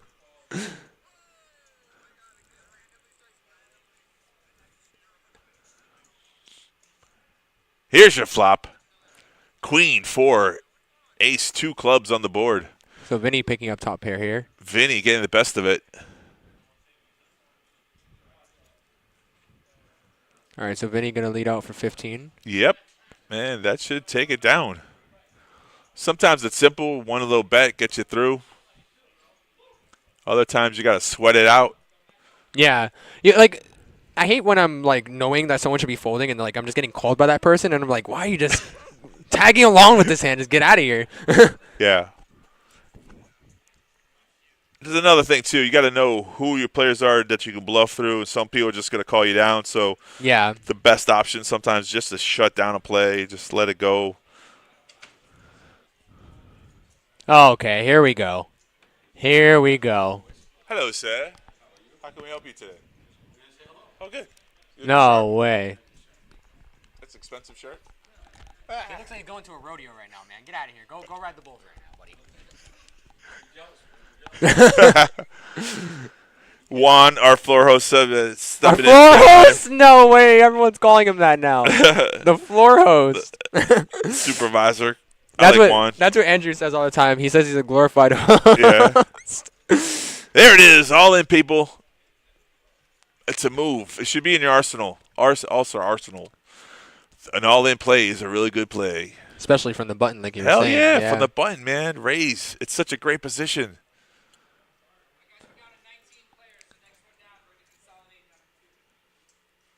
Wow, I just heard they dropped down plays. What did he say after that though? I heard him say. Did you hear what Joey just said? If we lose one more, we're down to something. I don't know. I didn't hear that part, but that's okay. We're I only heard the 15 first minutes part away too. from that anyways. Yeah. We're in the future. Living in the past. Player clearing his hand. That's nice of him. Took some chips off the table. Wanted to make sure that he didn't palm any of the red ones. I like it. No, it's so funny because a lot of players actually don't understand what we do when we do that. Yeah. They're like, why do you guys do that? Yeah, I'm like, so that they don't think I'm stealing. Here's the sad thing. A lot of the new dealers down south, I won't name names, but none of them clear their hands. They go into their well. I'm like, wow. I'm really good friends with a lot of the new dealers over there, like the younger ones. Okay. And I'm sure it's who you're talking about, a lot of the younger ones. Yeah. Allison a lot of the time and stuff like that. And I tell them all the time, you guys really need to tighten up when you're dealing. I Right. tell them all the time they need to tighten up. Yeah. There's no reaction. They all got out of school and they got shipped into the deep end of the swimming pool. Yeah. And there's no reclassifications. No one's training them again. They're just all in. Is there a call? Is there a call? Is there no call? All right. So Adam got this through. I also don't think they auditioned them. No. When they auditioned them, but when I got auditioned there, I didn't have to do stud. The funny thing about clearing your hands, I used to be at a point when I used to clear my hands so much, I'd go to Publix Pay and Yes, clear my hands. I still do it. I'm like, what the hell was that? Yeah, I do it all the time. It's actually funny that you're saying that. So Right. one of the guys over there, he was with me, and he's like, "No way you clear your hands outside of work." And I was like, "That shows that I do it all the time." I was like, Yeah. "Why don't you do it like this?" So instinctive. It's a natural thing to do when you do it a lot. You wash your hands and clear them. That's good too. All right, we're done here. We're done here. You got to do it twice though, according to you got it twice. Wash your hands twice. I don't understand that. When you go to the restroom, the Here first we thing go. I do is I wash my hands. I mean, that's the first thing I do before I touch any of my body parts. And then the last thing I do is I wash my hands again. Some people just don't want to skip that process. I don't get it. I don't get it. Nile all in here. Dun, dun, dun. Easy folds. I mean, obviously, no one has anything as it gets through. Oh, Luke. So what would you say, Luke's range has to be here to call? 10s are better, right? Okay. He's going to show it. Just 'cause you're a wizard, he says. Ace, queen. Whee!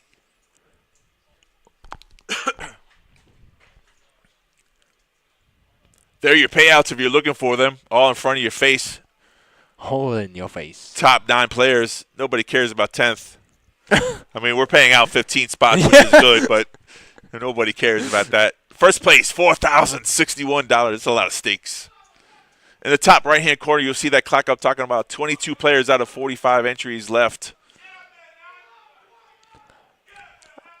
Now, speaking about a hand, obviously, earlier in the tournament today, where Luke has folded probably a really good hand, and now it's like, why did you do that? Why'd you do that? You always get upset when someone folds a mediocre hand that they could have called. Yeah. You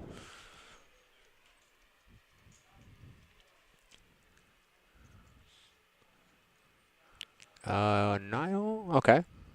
Limpy limp? 6K call. Maybe I'm not a fan of limping. I mean, unless you have ace queen and you know someone's going to jam on you.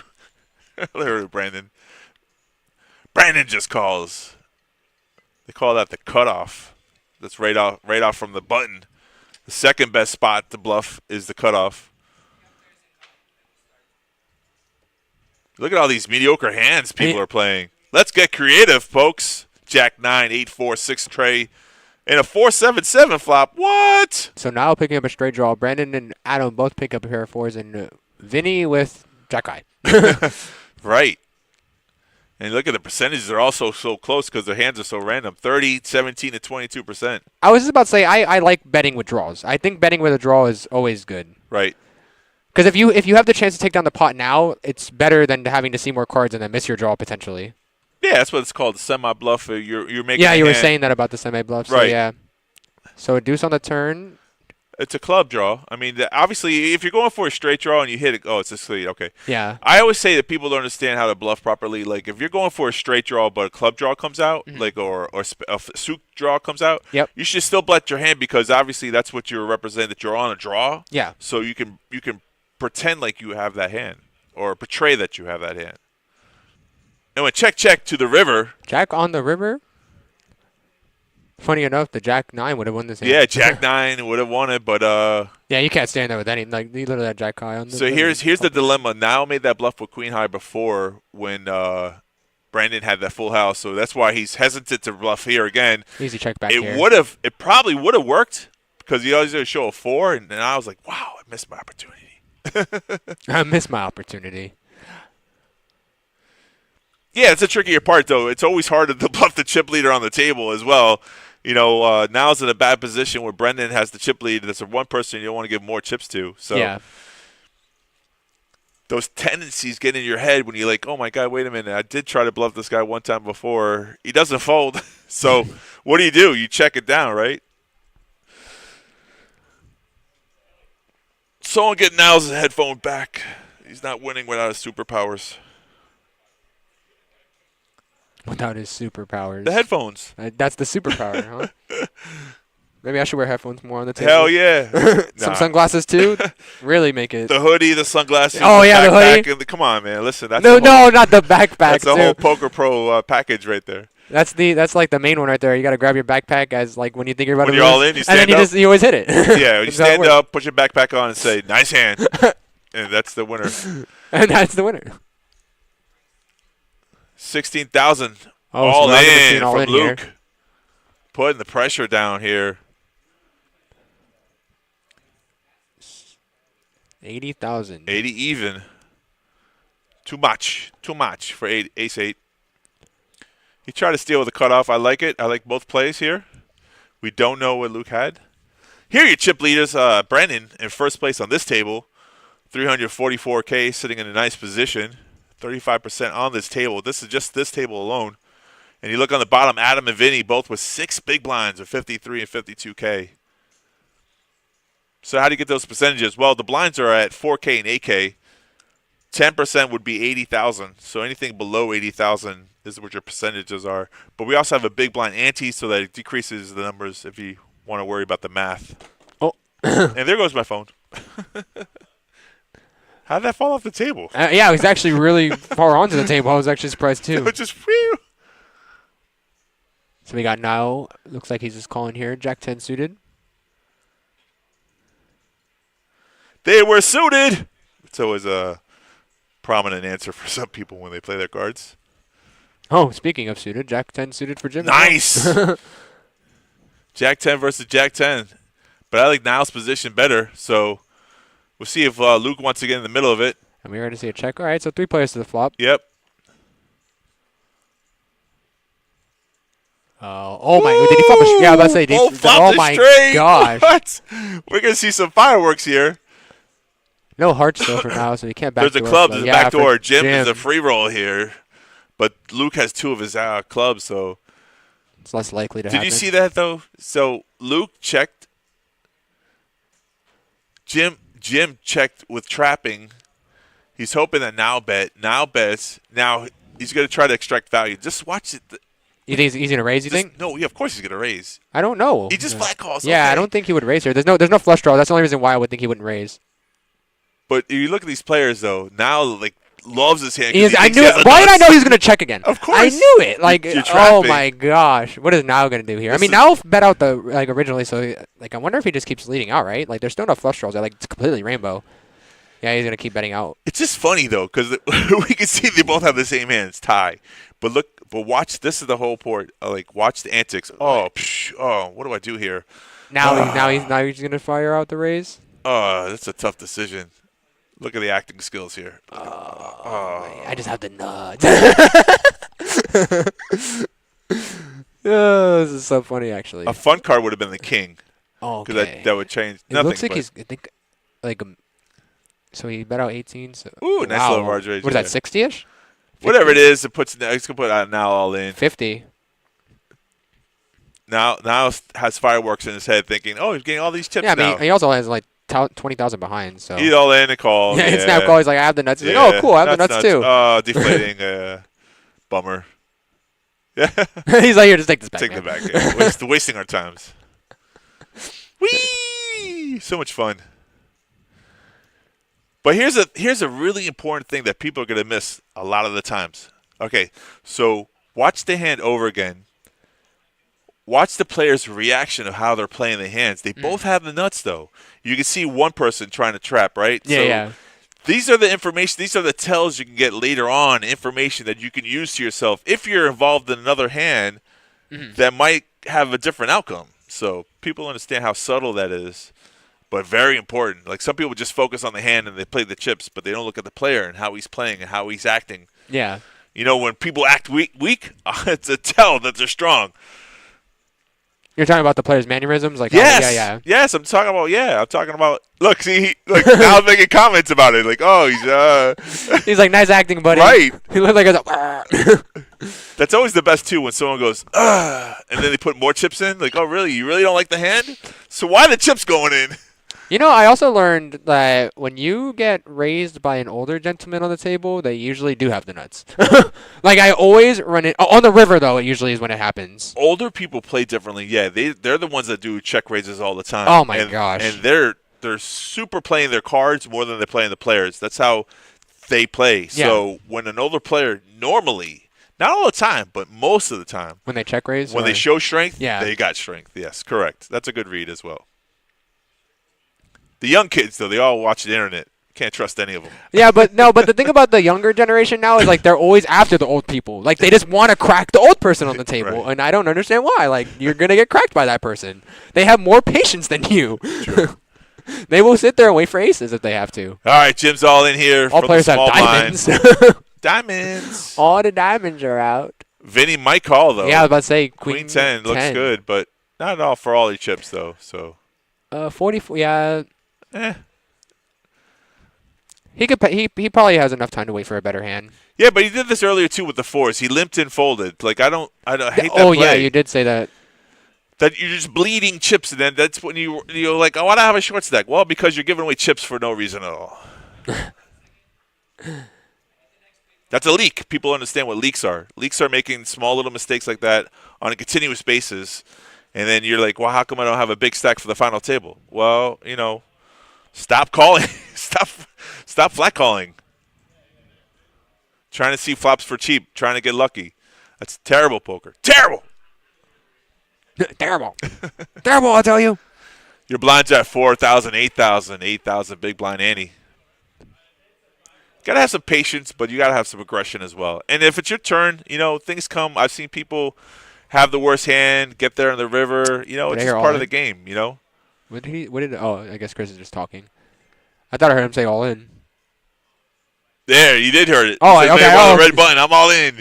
You predicted that. Did I already? I thought I heard him say it. No, he didn't say it. Again, because it wasn't even on him, so it wouldn't make.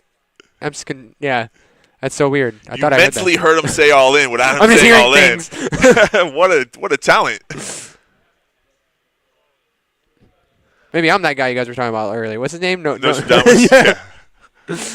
I wonder how he would play poker. I think now. See, that's the whole thing. Good attitude. He would call and then predict how he's going to lose the hand. The end of the world is coming. This is how it happens. I had aces. He had kings, and he hit a king. I couldn't do anything. That's a terrible beat. Those are terrible beats. It's just the beat that you just like. That's one of the beats you just can never get away from ever. Right. Like no one's ever in their right mind folding kings pre-flop. Even if it's Kings Yeah, versus aces, you mean? literally just Yeah, can't. that's one of the tough ones. That's always gonna happen. Like if it's happening, it's always gonna happen the way it happens, right? Right. Like, Very few people ever fold kings to a 3-bit, 4-bit jam. Just like you said, so tough. I mean, I've heard of people folding queens. Like Yeah, I've heard yeah. of that before, but never kings. Jim's it all in. Oh, and jacks. he's doing the now thing, looking through the button. I like it. Let's do the now thing. 117K. Brandon with 2 random cards. Didn't muck instantly, so he's thinking about it. Take another second.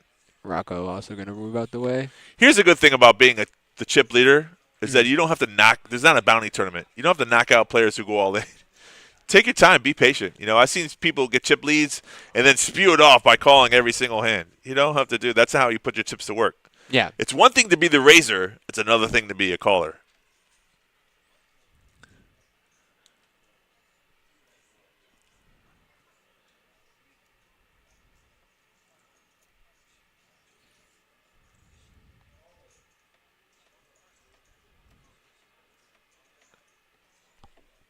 That's what we heard That's earlier. what we heard. Yeah.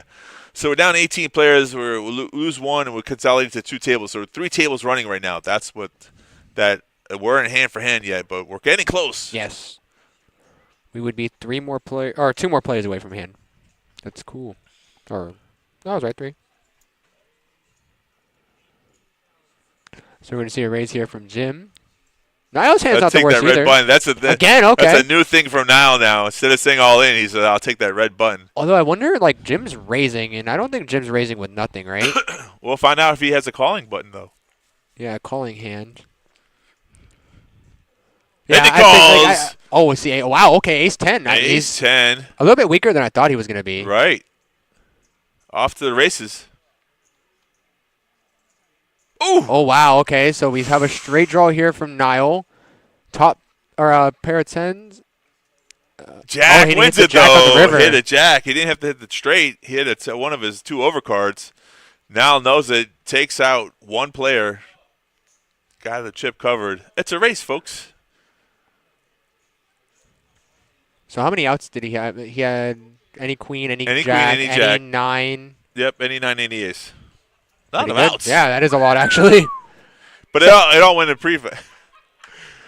I like Niall on the table. He's having a good time. I like it. He lost that hand earlier. It bounced right back. That's what good players Bounce, right? Yeah, I mean, look, he has, how much do you think he has in his stack now-ish? About do. Well, he's got a whole stack of reds that's supposed to be in the there's front. a million stacks of oranges. Yeah. Someone get a color up for that guy. 20, 40, 60, 81, 20, 40, 60, Oh 82. man, it has so much orange actually. 2, 300. He's over 350. Still not the chip leader, right? No. Brendan's Yeah. probably still got He has 360. Close, though. He is definitely second. top 2. I mean, it's actually crazy because these 3 have around the same stack together. He has a little bit shorter, but like that's around like 50. Yeah, they're right. Oh, actually, no, he had a stack of reds in his hand. Yeah. But it's basically going to be them trying to survive or double up, right? Like that's. They're in survival mode. That's the problem when you're short stack and the cards don't come your way. You become, instead of aggressor, you become a survivor. You just want to make it to the money. Adam's just trying to fold 2 spots away to get his 240, which Yeah. is fine. Not the way I play poker. I always try to win the tournament, but $200 cash is better than nothing. So why not? He's got enough chips he could fold his way. I don't know. So the pause we got here, what you're watching, is they're redrawing for 2 tables now. We lost 2 players, so we went from 20 players to 18, which is 9 and 9. So that's what the balancing is here. That's what you're working. You're like, what's going on? Why have they paused the game? I hope I haven't talked your ear off today. I know I've talked a lot.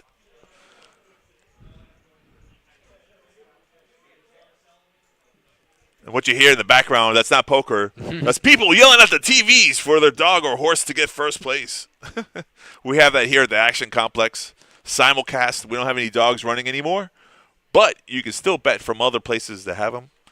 And people come all around to play their races. Those people are serious about that stuff. Oh, too, yeah, they man. are. Oh Yeah, my yeah. gosh, actually. They read last week's brochure. They look. Yeah. at It's like trying to get- it's actually a lot more work than I thought it would be going into that kind of thing. It's not. Just Well, pick your numbers. Well, it looks like people study the horses and stuff like that. though. They think they're studying. The Oh, so you don't horses. have to do all that. I don't know how No. any of that stuff works. Oh, okay. I have no idea. I've never ever bet on an animal before, so. Yeah, what those little things will tell you, like how they finished on other races and stuff. So they'll give you some kind of information about how the horse can do, but But none of that stuff matters, No, it right? doesn't. Like thinking of like what you're telling me right now, like thinking about it, like it just doesn't sound like any of that stuff matters. Because like, why does it matter how he did last week when he's playing, like when he's racing today, right? I mean, Right. I guess you could see like if the horse wins a lot of races, like there's, I guess a better horse, but I don't know. It just seems like it wouldn't matter to me. right. It's information for some people to pretend like they're studying, but I never see them like they're like, oh, I knew that. It worked out perfectly. The math was right. The math checks out. Like no one's yelling at the TV. Come on, number 7. I know you could do it. You did it last week. You did it last week.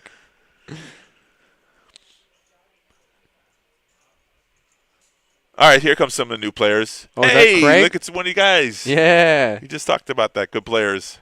Craig. And he's got red stacks. He's Hey, got look, stacks. Hey, he's backing up what I was saying right there, just with his stack alone. I like it. So at least we have someone that can kind of like fight against these other two big stacks. Yeah, it's good for the table. Bad for Craig though. He's the chip leader on another table. Oh wow, that's another nice one right there. Not a bad Not too stack. bad. Yeah, that's another 200K. But he's coming now. He's got 2 bigger stacks to his left. Yeah. Like Oh.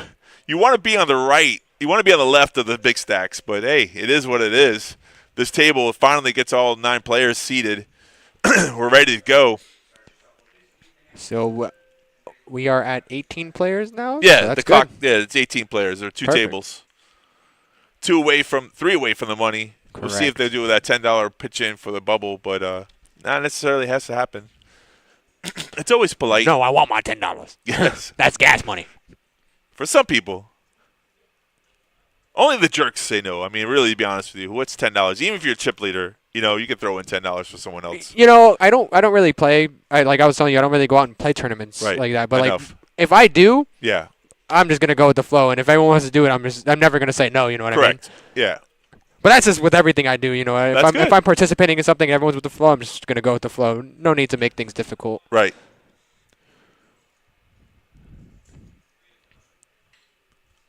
Eric wants to make things difficult. All in already. All New right. player on the table. First hand, let's go.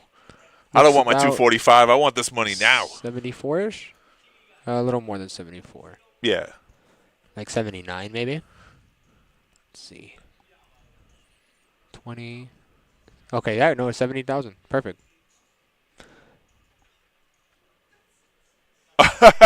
Oh, now he got color up. Oh, He's like, yeah. I don't want to give away my oranges. Some people are like, that's funny. And Ron's like, you still can be intimidated with red stacks.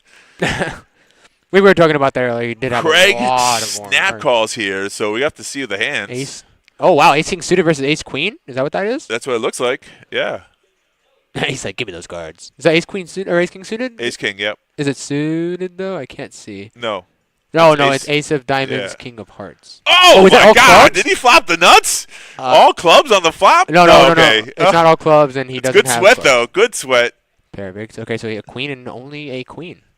Queen or, yep. Oh no, wait, no, that were the board. Oh, pairs. Ace King, yeah, it wasn't suited. Okay. Sorry. Ace and Ace. So they're gonna chop it Chop, up. chop. Yeah, 2 pairs. They both have 2 pairs with an ace. So Perfect. Really safe river card there for Craig. Got lucky.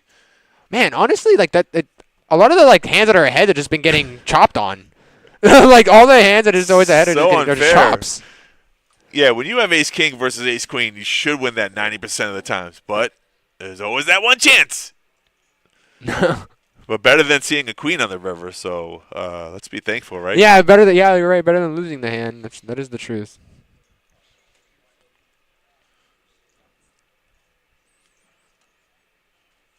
Again, another talkative table here. You like to talk a lot when you're playing Oak? Not so much. I used to be a talker. Like I would tell people what their hands are when they're playing. Oh, You- like mess with them? Even if I'm wrong or right, yeah, get a read for what they're, get a reaction. Like, oh, you have ace jack? And they're like, what? What? What? And honestly, it's funny doing that. Like maybe like you're just like playing around, but like sometimes players will tell you like seriously what they had. Like when you say like, oh, ace jack, they're like, no, but you're close, ace queen. Like they'll tell you what they had sometimes. And information is always information, especially All when you in play off here. of it. Adam making a move. 53,000. Yeah, a small blind just Or limped in, 55. so big blind, that's a good play here. That's a standard play is what you should do. If you're the small blind, you shouldn't limp in because now you give a person to raise you, and you got to fold. So if Mike raised there, Adam probably folds his junk hand, but the opposite happened. He just limped in, so gave permission to steal. And Adam's a smart player. That's a skill level there because even though you're one jump away from the money, don't play for 240. Play to win. Play to get more chips. Because most of the time when someone's limping in, most of the time, not all the time, some people limp in with the monster hand and you get caught, but a lot of the time the small blind is just going to try to see the flop, so they're going to limp in and call the bet, right? So they're calling 4K, and then when they raise, they're like, oh, my hand's not strong enough to call 50K, so I just let it go, and you just pick up the blinds.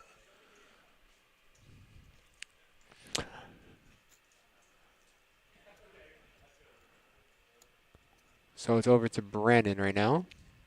He is going to call the 8,000. I believe I saw a pocket sixes fold, which is okay. There's an all-in play here from Rocco. All in from Rocco with the mystery hand. What do you think he got here right now, Oak? Let's put him on pair of jacks. Pair of jacks, okay. Yeah. Which is bad for Brandon because he has a jack. Yeah. But he's not going to call, so we don't get to see it.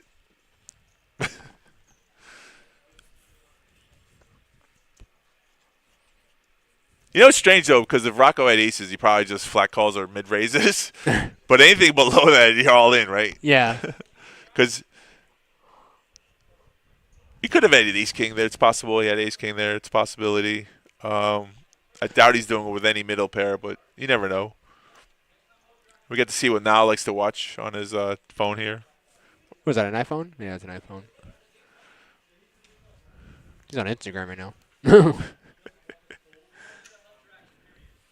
Hand number 37. Oh, okay. Kings for Brandon. Just folded the last hand. So what do? You make the same raise you made last hand. Hopefully someone comes over the top again. As he's chewing on food. 20,000. 20K. Don't want to let the limpers limp. Okay, Mike. No. Oh, Mike could have jammed there. He gets away from it. Yeah. See? Jam. See, now if Brandon would have limped in there, Mike might have jammed with fours. Luke and Craig are both going to come along, though. All right, three-way to a flop. 4 deuce 9, safe for kings.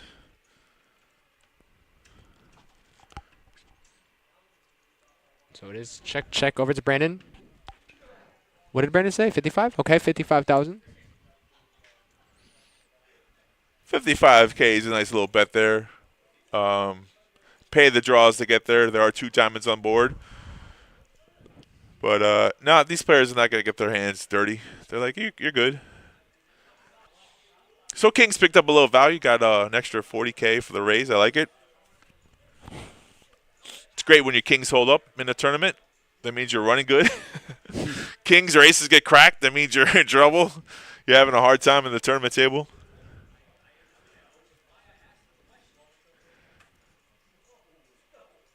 You hear that speech? Yes. Look at Okay. now. I don't want to take $10 out of my pocket. No. If it was out of my bank account. But Sometimes, now? there's the deal. Sometimes you take $10 from first place, so the money comes out of the prize pool and then out of your pocket. You can make that deal as well, but we don't do chops like that anymore here at the Kennel Club, so unfortunately that's not allowed. So it has to come out of your wallet. $10, everybody. Cough it up. Adam's saying it probably coming to me, so I'm happy for it. Now everyone gets paid. We're at 16 spots. No money bubble. They got $160, so $150. If you only fired one bullet, $130, you're making $20 cash profit. Woo! That's big, man. That's some cheeseburgers. That fills my gas tank, all right? Why is Nile racked up? Are they taking him away? Don't take my Nile away. Oh, man, the table just got boring. Just kidding. Anyone got change for 100? Nope, we'll take the whole 100. Bing, bing. Give him the money. Give him the money.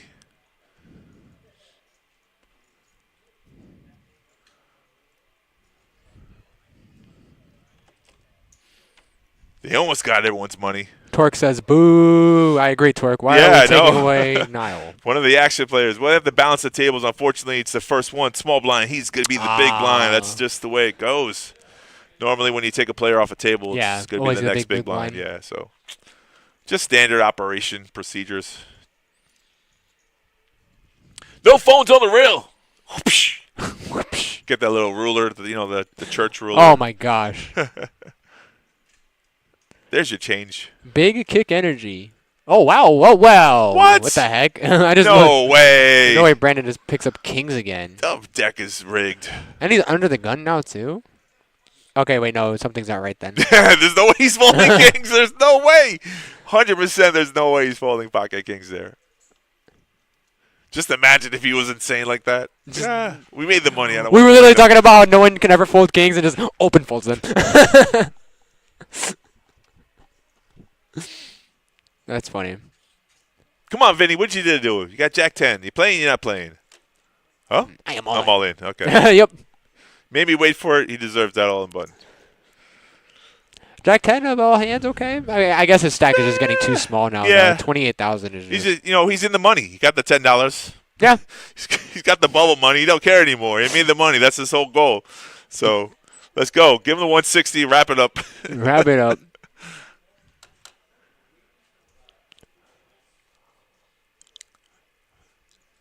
So we are going to see. Yeah, 3 ways. Can't see the action because there's still there's a main pot, which is for Vinny. Still action on the outside. Gimme. Stretch, bud. Come on, you can stretch and get that. Dealer's like, give me the chips. Give them to me. Come on. All right, so we got, all spades. No one holding a spade, though. Whoa. They went check that quick? Wow. Check. Oh, they're playing tournament poker. Look at that. Check okay. Down. So king, queen going to take it? Okay. Yeah. King high. Wow. 5-8 deuce, 8-6 on a board, and king high. Rocco's going to take this pot and eliminate. That is it for Vinny. All right, a round of applause to everyone for Vinny. We were just waiting for. Vinny was eventually going to go all in regardless. Like we knew that was happening. We were just waiting for which hand for him to choose it with. Yeah. Vinny, if you ever watch this back, if you someone tells Vinny, stop limping and folding. Get maximum value.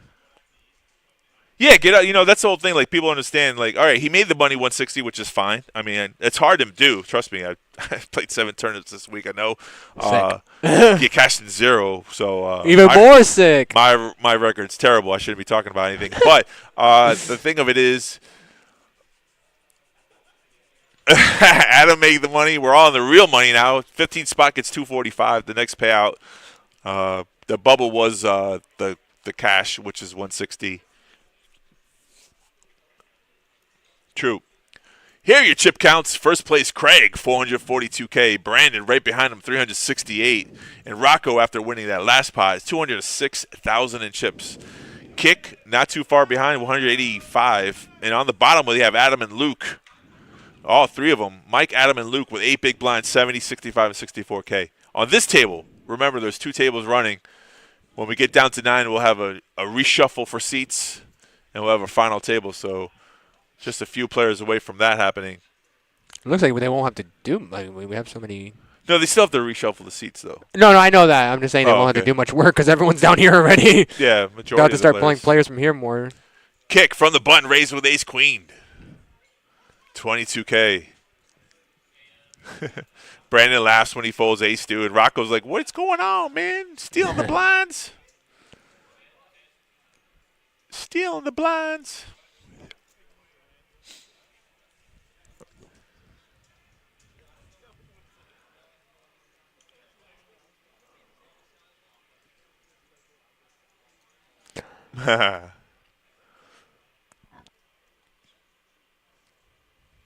So reiterate, this is a $130 buy-in. Our Friday daytime tournament starts at 11:15 a.m. You got 2 hours of registration plus the break, so you can come in like 1 o'clock if you want to. I skipped the first couple of levels myself. The 100 level blinds. Whatever. 10K guarantee. First place, because we have 145 entries, is $4,000 today. So a good ROI, which is return on investment. Come play every Friday. check the calendar on our website, pbkennelclub.com. You know, I'm actually glad that you know a lot of this stuff, Oak. I'm learning a lot of stuff I didn't know what that meant. What you just said. Or what? Yeah, I didn't know. It's what I know VPIP. What does VPIP stand for? It means voluntarily put in pot. Yeah, that's it. We haven't shown any of the VPIP or aggression factors. Oh yeah, that's crazy. I didn't realize that actually. Yeah, voluntary put in pot. Was that Chris? Thanks. Yeah. There we go. Just a bunch of nonsense right now. They don't even understand.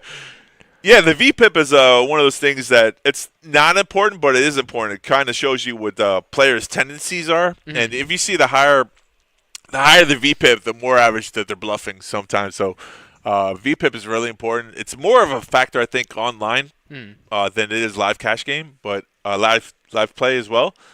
But I think when we get to the final table, we might have the VPIP come up.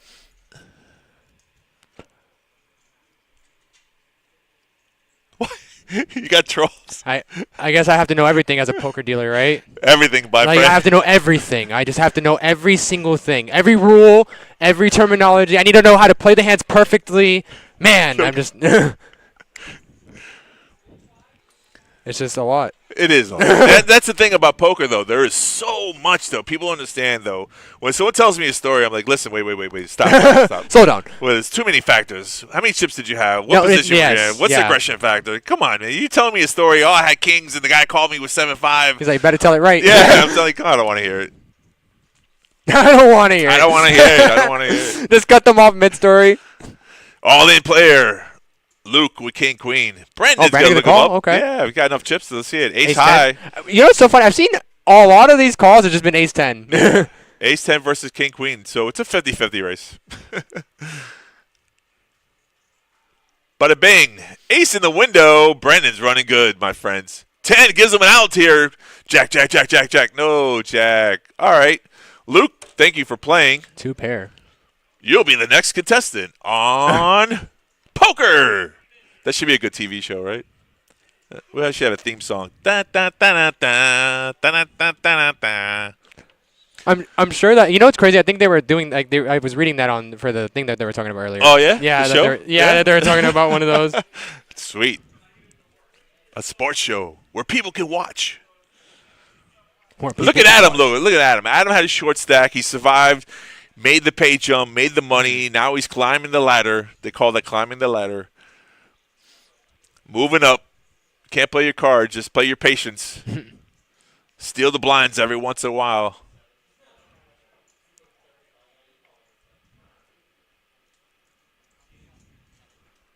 The table's balanced. Yeah, I was about to say it sounds 8, like 7, they're or 15. It had to be. Bring us a player. Yeah. If we're 6 and they have 8, give me one. Actually, in a tournament, people don't understand that you can actually have 2 players off. It's that you don't have to have exactly 7-7. It could be 6 and 8. It could be like that. So people are always like, bring us a player. We're short. 8-10 on the 8-10-10 on the flop 4 on the turn. Both have a pair now. King is playing right now. Correct. Deuce. Good for kick. If Craig fires one more time, he's going to show that. Yeah, check on the river. And we're going to show that. Outkicked. I think Kick said, what was your other card? And Craig's like, it doesn't care. Who cares what your other card is? That sounds about right. Yes. Yep.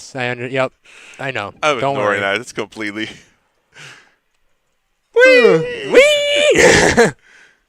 Oh, remember how we were talking earlier? Can't please everyone in this world. Hell no. Hey, but Oak, at least you're enjoying your time with me right now, it seems like. Listen, I tell you, it's so funny, though, because, all right, the blinds are 5K, 10K. I think they just went up. A lot of the game, people who have a passion for the game, who enjoy the game, I get along with anybody. If you really like poker, then you're okay in my book. Some people don't like the game, and that's fine. Listen, everyone's got their own choices. I'm more when I first started getting into this game, I was more interested in the actual rules themselves than the gameplay. You know what I mean? Mm-hmm. But that's something that that because I'm a poker dealer, that like I should be more for interested sure. in the rules than Absolutely. the actual You gameplay. should But definitely know the rules. but I mean, throughout me dealing, like I've watched players play and stuff like that. Like I know like some like what basically textbook play I Right. know very well. Right. But other than that, like stuff like when it comes to like tournaments, there's a Yeah. lot of like other stuff that like I know you have to learn. It seems like I talk to Andrew sometimes about tournaments, and like sometimes I don't understand what he's talking about. But like I'm glad when I do talk about because I do learn. Like You want to learn. That's exactly the that's exactly the point. Like I love you it, yeah. explaining to me like what. Those little ROI Yeah. and stuff. Yeah. Andrew's a great tournament player. He's been playing a long time as well. His results don't dictate his. He has the same passion that I have of the game. Even though you get like beat up, you still want to come back and play, which is great. You know. Yeah. Like, it's so hard to have that enthusiasm when you lose. But if you know, like the game itself can. Even when you lose, you can still win something from it. You know, entertainment purposes, or there's so much to the game. That's the whole point. Like, it's never the same. I've already said that once before, but the cards, the players, the chips, the positions, there's so many factors into this game. It actually hurts your brain if you think about all the things about it. Sometimes the game is basic. You have aces and kings, you get it all in and whatever it is. But if you can know that your chips can play in a position that your cards don't have to play, that's a whole different world. People don't understand.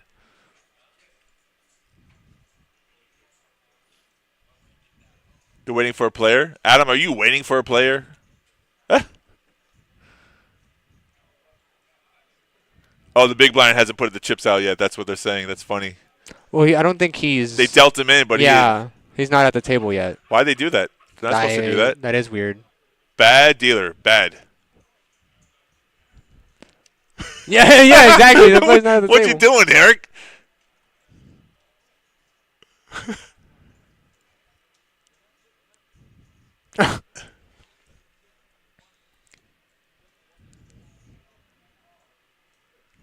Okay, the voice that you heard behind is Ron, which is saying, absolutely correct, though. You should not be playing a hand. You shouldn't have been dealt in. The player's not even there yet. I don't know why they rushed it, but hey, it happens. You know, we're all human, right? Adam said it's hard playing on this table. I love Adam's commentary is great. Well, I guess he's not coming with the wheelchair, so we got to know that factor.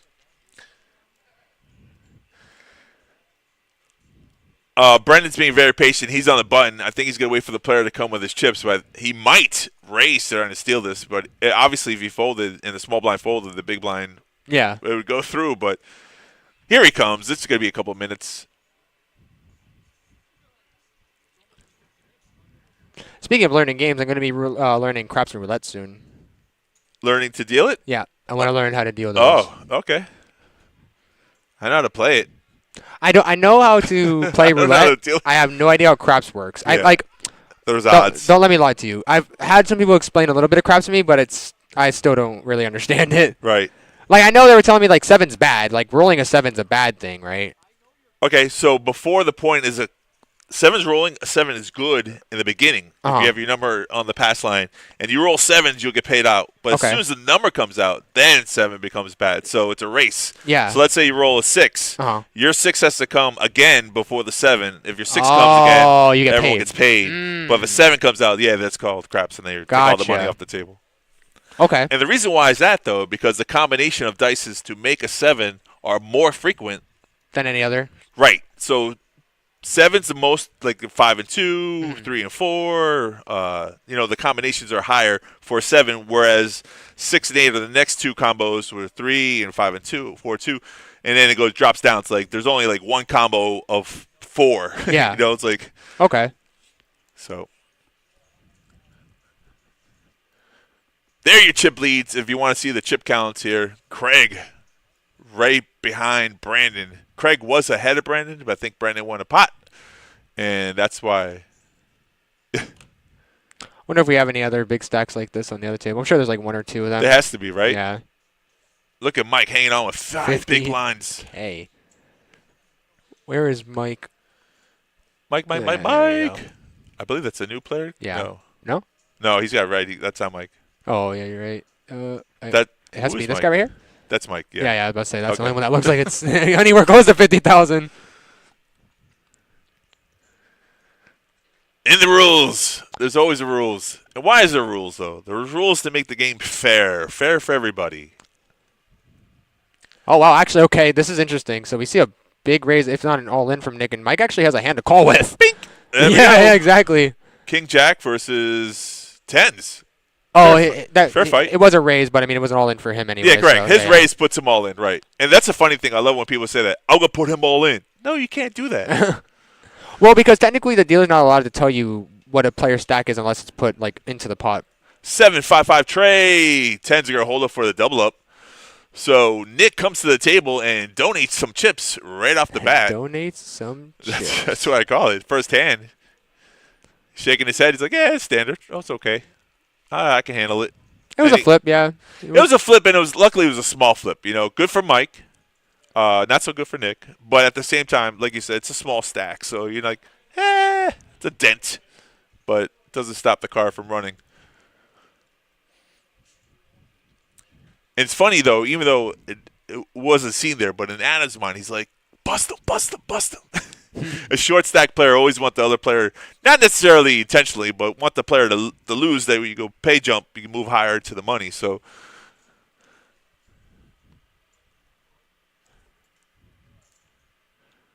okay, Craig's talking about.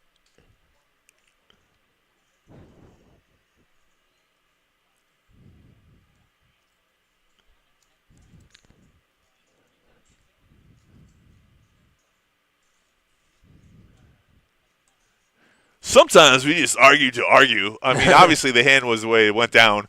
It makes sense. You could have played the hand through. It's not fair to the guy who's the big blind if all the action happens when he's not at the table. So think about the fairness there. The hand should not have been dealt out. I think they took longer than they expected it to. The dealer thought the player was coming down, so that's why he dealt him in. But it wasn't intentional, folks. It happens sometimes. And Nick's got a good attitude. Look, he's like, it's all good. It's no big deal. All right, so we saw a flop of Jack, King, Jack, and Adam taking another hand down. Button is there.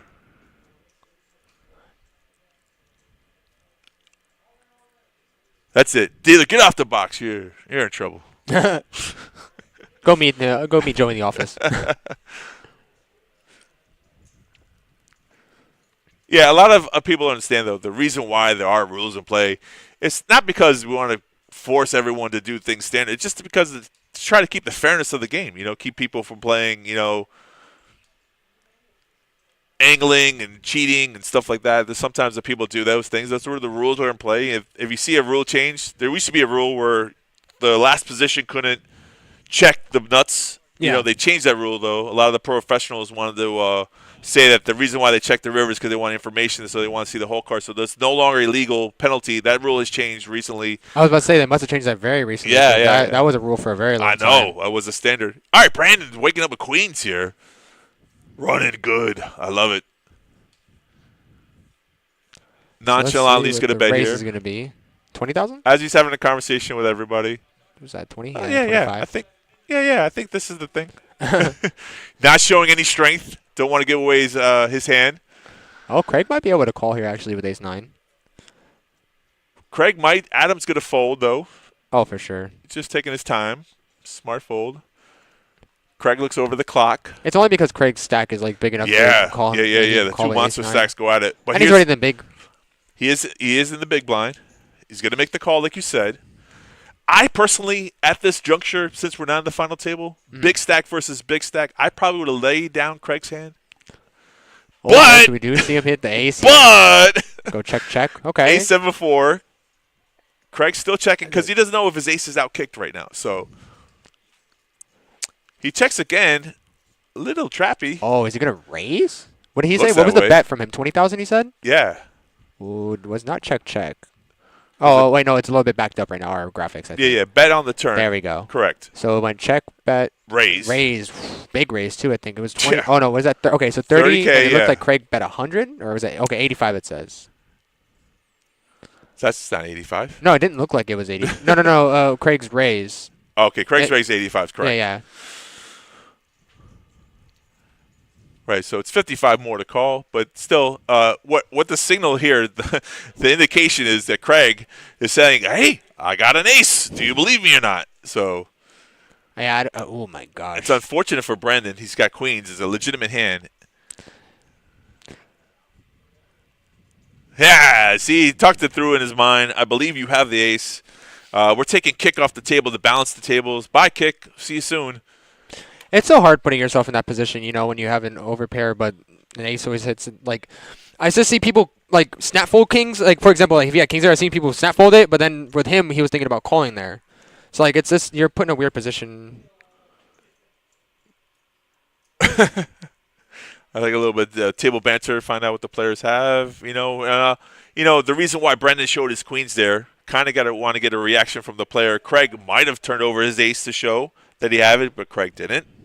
Seasoned player, don't give away that free information. Let him wander, think about it a little bit. Good fold on Brendan's part, and at the same time, unfortunate board for queens, but. We got Adam with my favorite hand, sevens. All in! Okay, and he is all in. Take a page out of your book. I don't... Craig with 5-4. Yeah, Craig going to get there. Brandon, I guess we'll have to see if he calls or not. Yeah, Brendan could be a tilt for the queens. He might make this call. Yeah. Nah. That look, you see we just saw the table posture watching a player. He wants he's smiling. Yeah. Adam says you have one over. It shows the sevens. Yeah, it's usually when the players look at their hand a second time is when you know.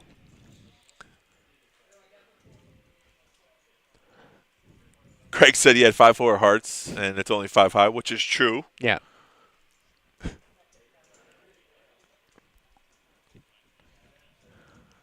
I've seen players call from the big blind with 5 high and beaten another player that they shouldn't have, and they're like, why did he make that call?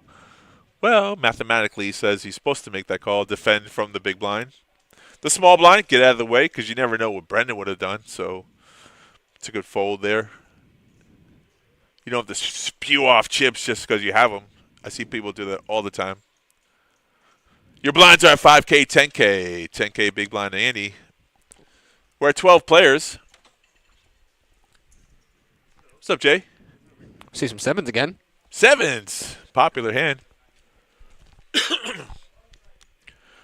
Brandon just completes the bet. Rocco raises it up, and Brandon snap folds. Guess what I had? Sevens again. He's like, I will take those chips. Thank you. Hell yeah. If you can get a raise through with sevens, that was us.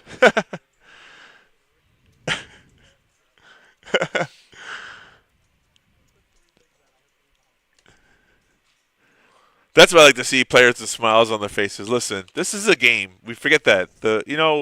We play seriously. We want to win. But overall, it's just a game. If you're not having fun, I think you're doing something wrong. Yeah, that's the truth. Like that. My mindset nowadays is like when I do go and play, especially for cash, I always consider the money in front of me as lost anyway. Like that's not my money anymore. You know what I mean? Yeah, it's a good attitude because you play better that way. Yeah. That's that too. I've noticed myself like being a little more willing to call with hands I normally wouldn't call with. Right. You know what I mean? And actually be able to win some pots with them. Yeah. Sometimes you can overthink things. That's the thing. Our brain gets in the way sometimes. Yeah. There's some standard plays, obviously, kings versus aces. You just put it in because you try to say to yourself you don't want to get bluffed out of a hand, so it almost becomes automatic. Therefore, you can't make a mistake, which is good.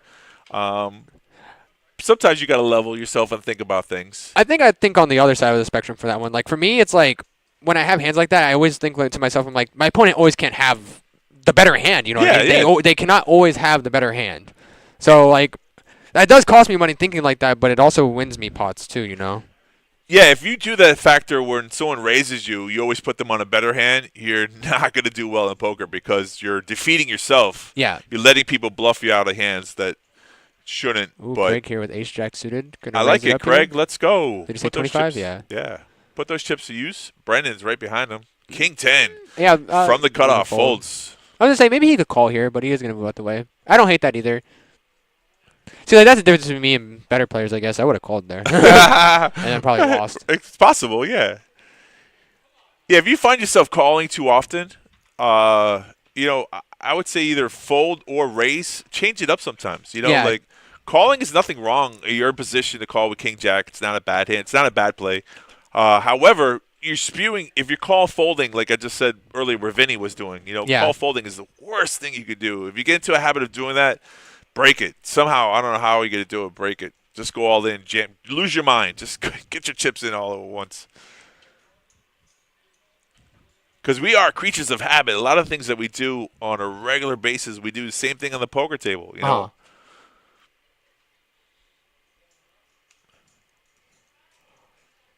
Gonna see a raise here for Brendan, 25K. As you yawn into the microphone. Yawn, it's ace queen. Boring hand. That's a good bet from the chip leader in position. From the chip leader, Brandon himself. It's that's what you're supposed to do. It looks textbook. It looks easy when you do it, and if you do it right, it looks easy. And when you do it right, it looks easy. No, I'm just saying, like people don't do it right. Sometimes they put in a bet. They put in it's we're at 5K, 10K, and they raise to 20K. And I'm like, what are you doing? You want 5 callers? There is some math involved in poker. No way, he's got kings again. Come on. That's the third time for Brandon. Not fair. He folded one. You remember snap folded? Oh, that's right. I don't. Yeah. Open about kings. How do you save? I'm just gonna be saving two of the money. I'm folding these. So this is the second real time having kings. We don't know what happened with that third hand. Craig defending here. Jack 8. And checked Stark. The trap. Let's see what happens. See an 8 on that flop. And a 9. So backdoor straight draw for him, but one pair no good. Let's see what Brandon's gonna lead out for. Craig's watching Brendan really quickly. Ooh. Yeah, nice bet. 40,000. Wow. Okay, he is gonna call.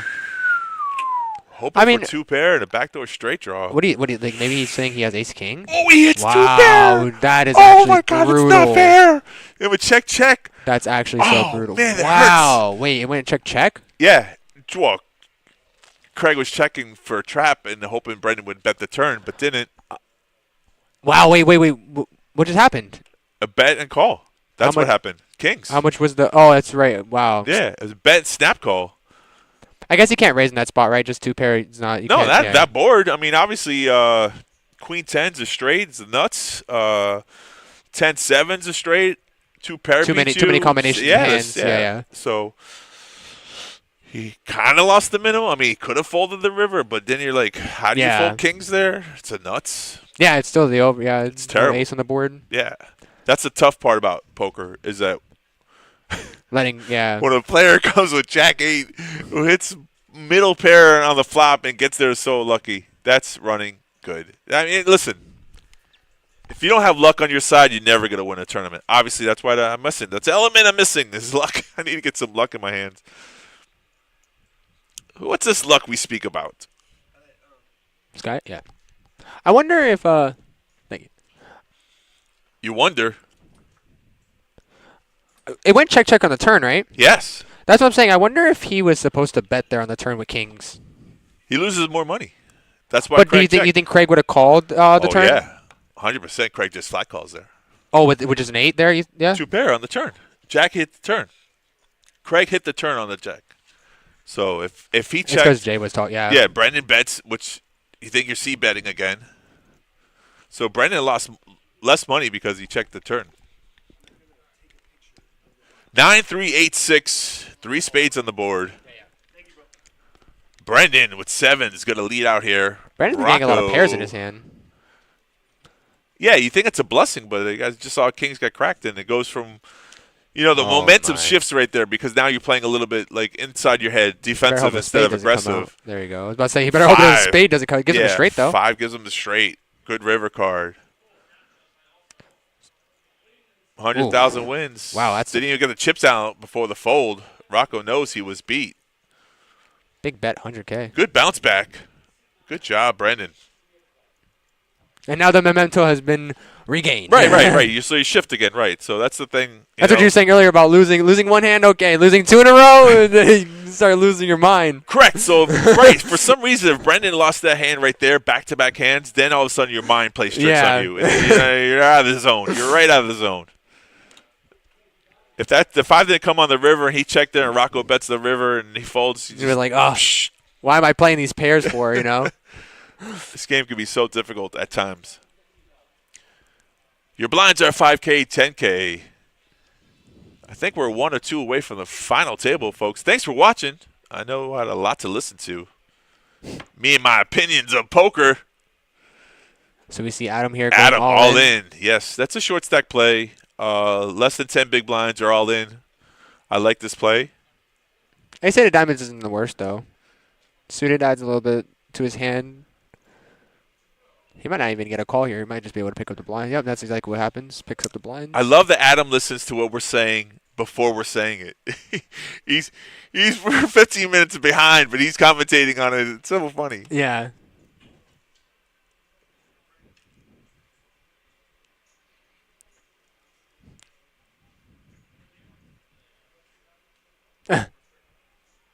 No, Adam, go ahead. Say it for the class to hear. Oh. They're talking about the guy who got dealt in earlier still. That's funny. I mean, that is a unique thing to see happen. Just someone get dealt in that's not actually there. Oh, yeah. That's why they're still talking about it. Right. It's crazy that it doesn't happen often, but the balancing of the tables, and this table's so far away from up top, the stairs and them transferring and stuff. All I'm going to say is a lot of people complain about a lot of stuff, but trust me, I've seen a lot more worse stuff to happen. Like, especially, I remember I was reading a story about something happened at the WSOP about a dealer that was a color break, brought all the chips in and just color-coded them. Like, what do you mean you color-coded our chips? Yeah, I think it was 2 years ago, the World Series. Because the World Series got so many tables going on, their dealer qualifications. If you're breathing, you can deal. And a lot of people understand that how difficult it is to know all these facets. It's really hard to real good dealers. So you're talking about what I'm just saying about how everyone folded in the hand. They're still talking about it. It's funny.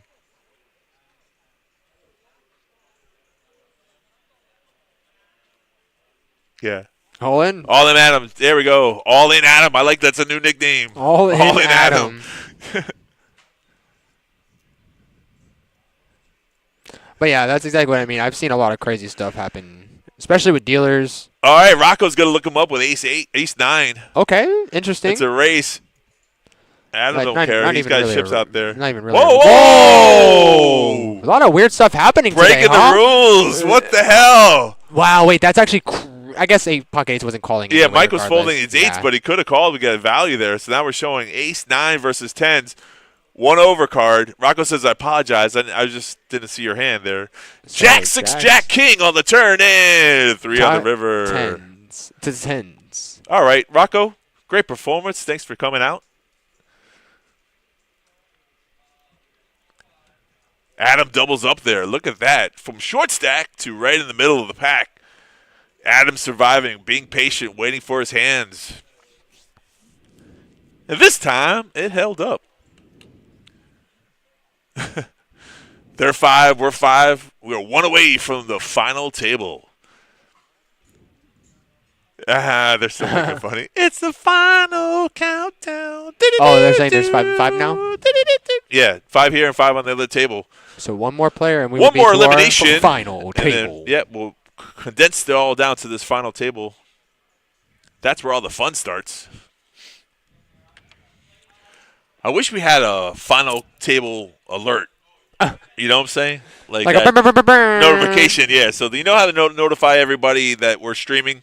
There should be a re-notification that we're on the final table because that's where all the action's really at. I mean, it's good to see how people get there, but we all want to see who wins. You know, that's like the goal, right? We want to see where the big money's at.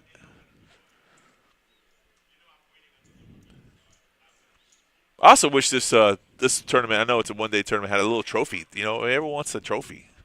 Everyone should get participation ribbons. Just throw a ribbon on you. Final table ribbon. The new wave. They have to wear it through the stream, too. They can't take it off the table. They have to put it on immediately.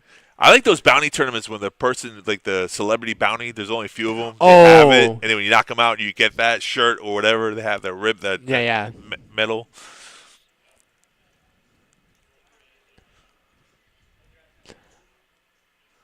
Now Now he's got chips in front of him. He's he's saying now I got to play differently. I can't go all in.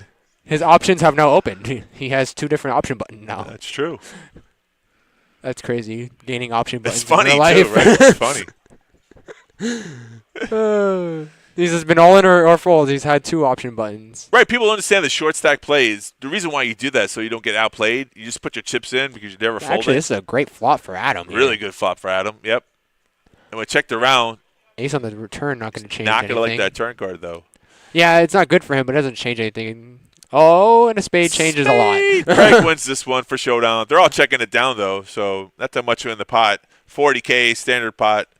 I feel like Adam could have put a bet out there, even if the ace came out there, because he still had a lot of equity to his hand. Like, I mean, even if the opponent did hit an ace there, right? Equity? What the hell are you talking about? Yeah. No way, I'm learning words. I'm evolving. Oh, no. Watch out, folks. Get him out of here. I'm about to come back next week knowing all the terminology. Just everything. I love it. Yes, that's what he had. And you screwed me up what you're talking about. I have options. Yeah, on the flop, I had the best hand, but the problem was he was out of position, so he didn't bet. And the reason why he lost that hand, because you checked it down and you let someone catch up low. So Nick's going to start us off here with some ducks. He's going to raise, okay. Yeah, Nick. There's definitely a hand, like a pair that you can fold under the gun freely, too, without having to worry about it. But it looks like he actually does like it. I wish we could change it when the Steffi Mo's hand with like a star asterisk or put some like ducks. Instead of it saying that, like a little... That would be cool, actually, like a cool graphic, I think. Just like name our hands and if someone gets it. I wonder how that would even thing. That would probably actually be a little bit hard to do. Very hard. It's probably possible, though. If there's a program option. I don't think there is, though. All right, what's going on? Brendan's like, I got cards. There's race to 20K. What's Okay, King Jack, I feel like. Yeah, let's get back into the game. Yeah, I like it. Here. All the chitter-chatter going on. You settle in, get back into the game. Here's a good flop, Oh, wow, that's a great flop for Brendan. What the heck? Just flopping the nuts. Sick. Check, check. He was hoping that Nick would try to steal it. Nick's got deuces. Every single card on the board beats him. So that's actually, he's like, don't even bother. Don't even reach for chips. When players do that, I tell them, cease fire, cease fire. Yeah. All right, we're on a break. I guess we can go over the information we went over earlier. Oh, the papers? Yeah, let's go over the information. Some people want to know. Some people are new. I can go back over the payouts again, too. Let's do that, too. All right, so, again. Just the top 9. No one cares about 15. Yeah. All right, everyone. So we are going to be paying out top 15, but our final 9 are what we're worried about right now because that's what we are going to be going to next. So currently, first place is getting $4,061. Second place is getting $2,509. Third place, $1,811. Fourth place, $1,331. Fifth place, $995. Sixth place, $756. Seventh place, $585. Eighth place, $459. And ninth place is going to be $367. That is our final 9 spots. Final 9 spots. Okay, so how come you're in the middle of this? I don't know how that keeps happening. I feel like we're not even moving either. I think that's a camera adjustment. Just though someone played with the camera. I didn't even notice the camera's up there now. Yeah, it's usually right there. Yeah, they backed it up a little bit. And that's I don't know what's going on, but. All right, folks. Here we go. They're on a little bit of a break, so you don't want to see an empty table. So I might as well see my ugly mug talking about poker. Talking about poker. This guy talks a lot. Alrighty, well, I guess we might as well announce this card show again. The card show, yes. This is definitely 2 dates. One of my favorite things. So yeah, we are going to be running our card show here again. It's going to be on Sunday, August 25th and December 15th at 10 a.m. to 3 p.m. at our second floor, where our tournament area is. Like I said, for all of you who are familiar with our tournament area, is in our second floor. Looks like our next event is going to be hosted in the paddock on Friday, November 8th. It's going to be the Let It Be Ultimate Tribute to the Beatles. That's going to be starting at 8 p.m., but they open their doors at 6:30, so feel free to get there a little early, get some food. They got great food at the paddock. Looks like our next event that we're going to be speaking on is Jimmy Fela is going to be coming here on Friday, November 15th, and Saturday, November 16th. That I can actually, I was going to put the time for that earlier. It doesn't have it written here, but I could definitely It's not on the little it. memo here? I didn't see the time on there anywhere. Interesting. Usually about the same time. The shows probably start around 7 Like the p.m. 6:30, and then like 8, like they usually open the doors early. Correct.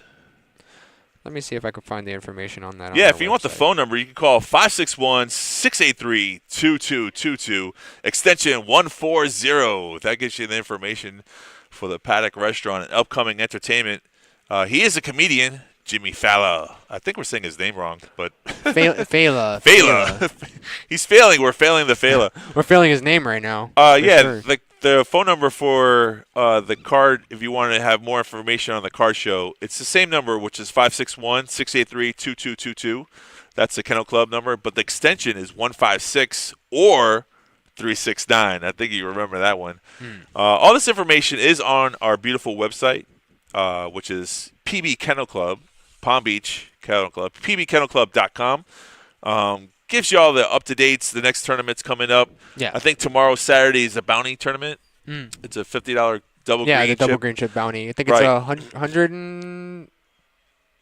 What's the buy-in for that one? I thought it was 200, but now you're Is saying it it's 100? No, I thought it was... Now we got to look might it be up to 200. find out the information we're going to tell these people. That sounds about right. Usually bounty tournaments are a little more...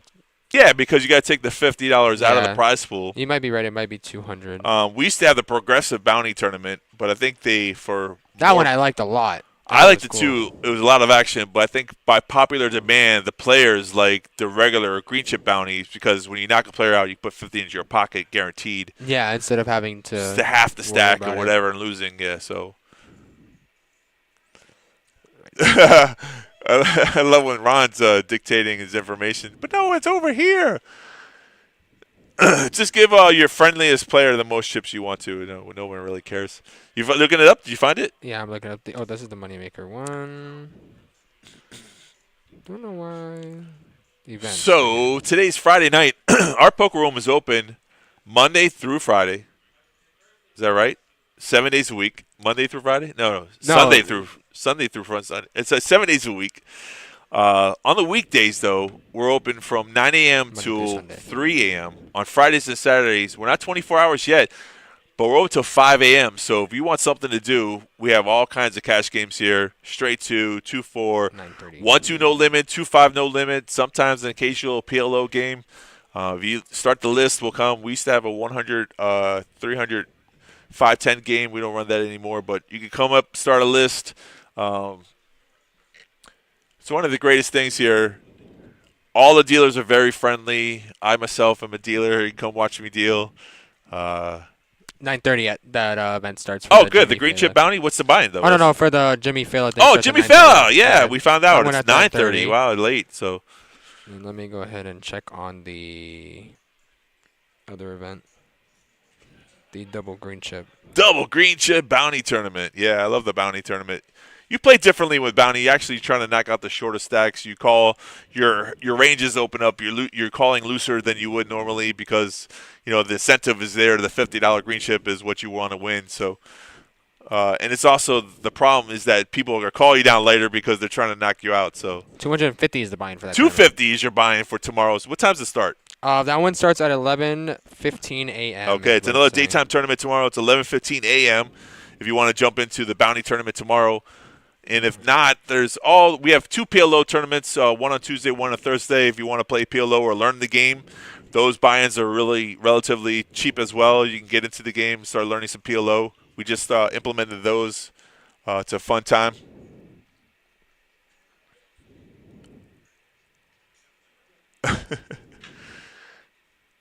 They're trying to speed it up. We'll have 3 people do the color, but now we're saying, it should probably be 1 person. Yeah.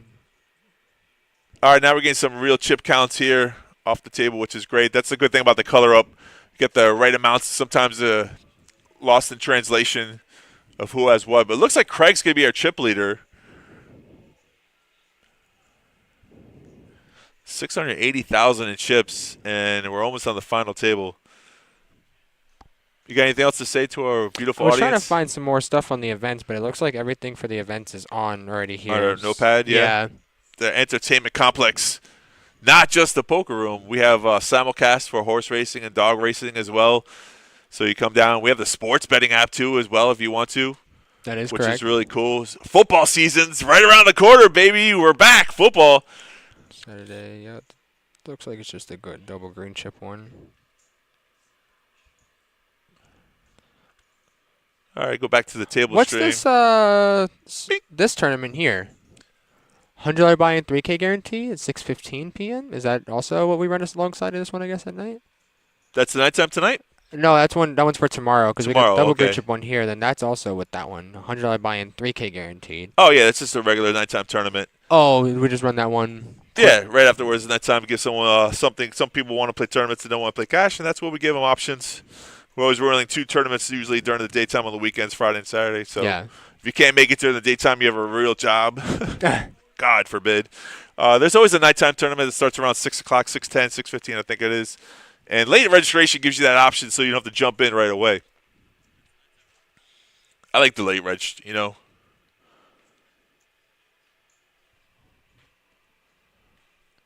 Oh, some of the players coming back earlier before the break. Should I get this T-shirt? What do you think? To play poker? That's actually sick. I think I'm going to get it.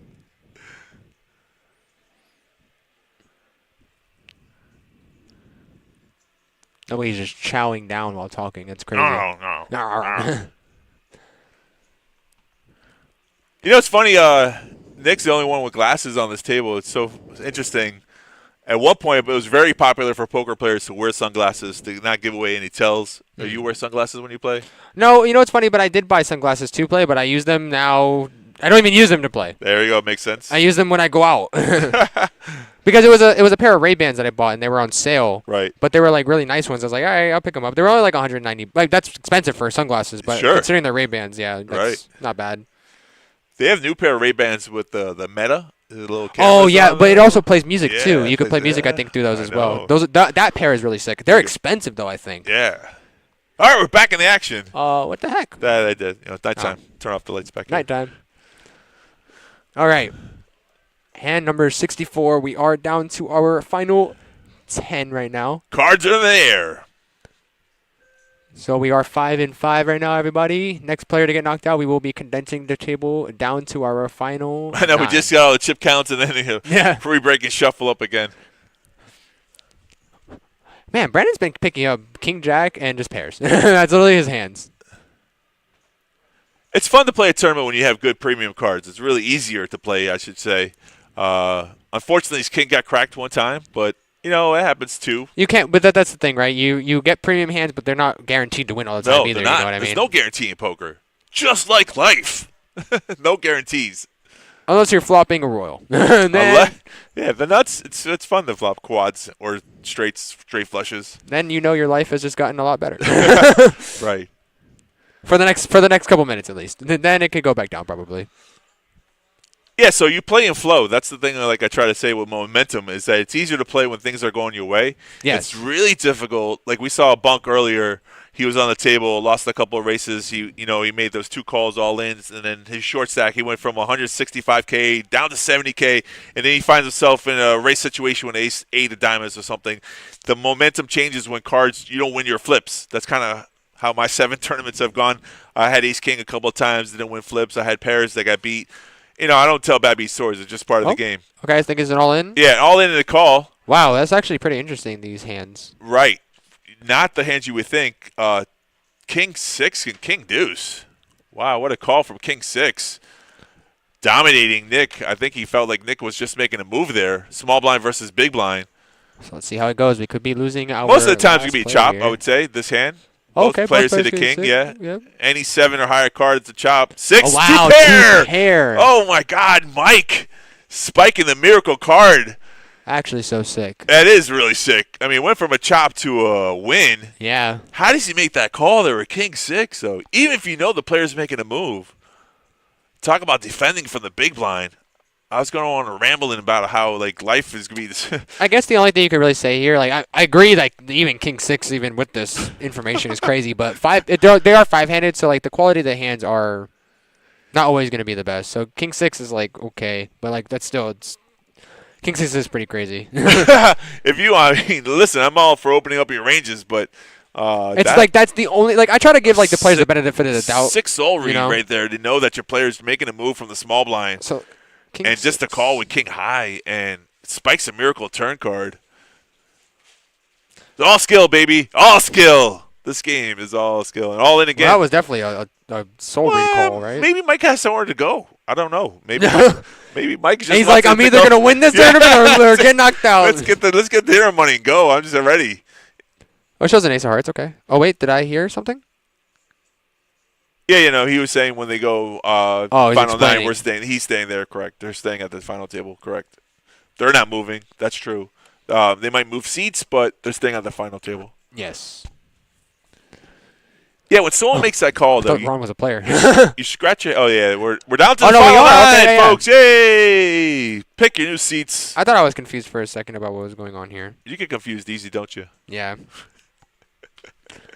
You just fluster me, man. It's just I'm just man. I like to see you on a poker table. Like when I'm with Nancy, I'm just okay, but you, man. Me? Yeah. Blame me? Oak's like, what did I do? What? Oh, just realize what I've been saying. I'm blaming you, dog. 7,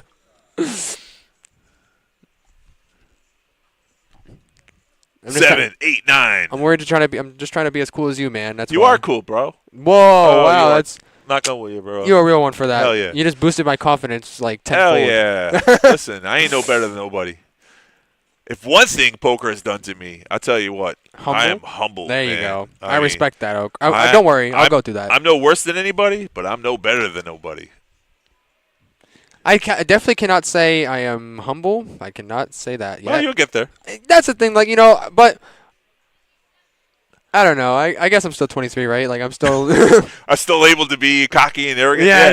Listen, when you're young, you're supposed to be like that. I used to be I don't want to say it. I used to be a bartender, but I used to I used to be a boxer too. I had 28 wins with 3 knockouts. I mean, just with whooping 3 on losses. people. No, I was really good. I was this close to becoming a pro boxer. That's cool. That's really sick, though. The only reason why I didn't have that drive inside of me. I didn't really want to hurt people, so I didn't do it. But I can always defend myself. Not that I'm trying to challenge anybody, because I'm not. I'm in my stage of the life right now. I'm just going with the flow, and I'm really all positive vibes.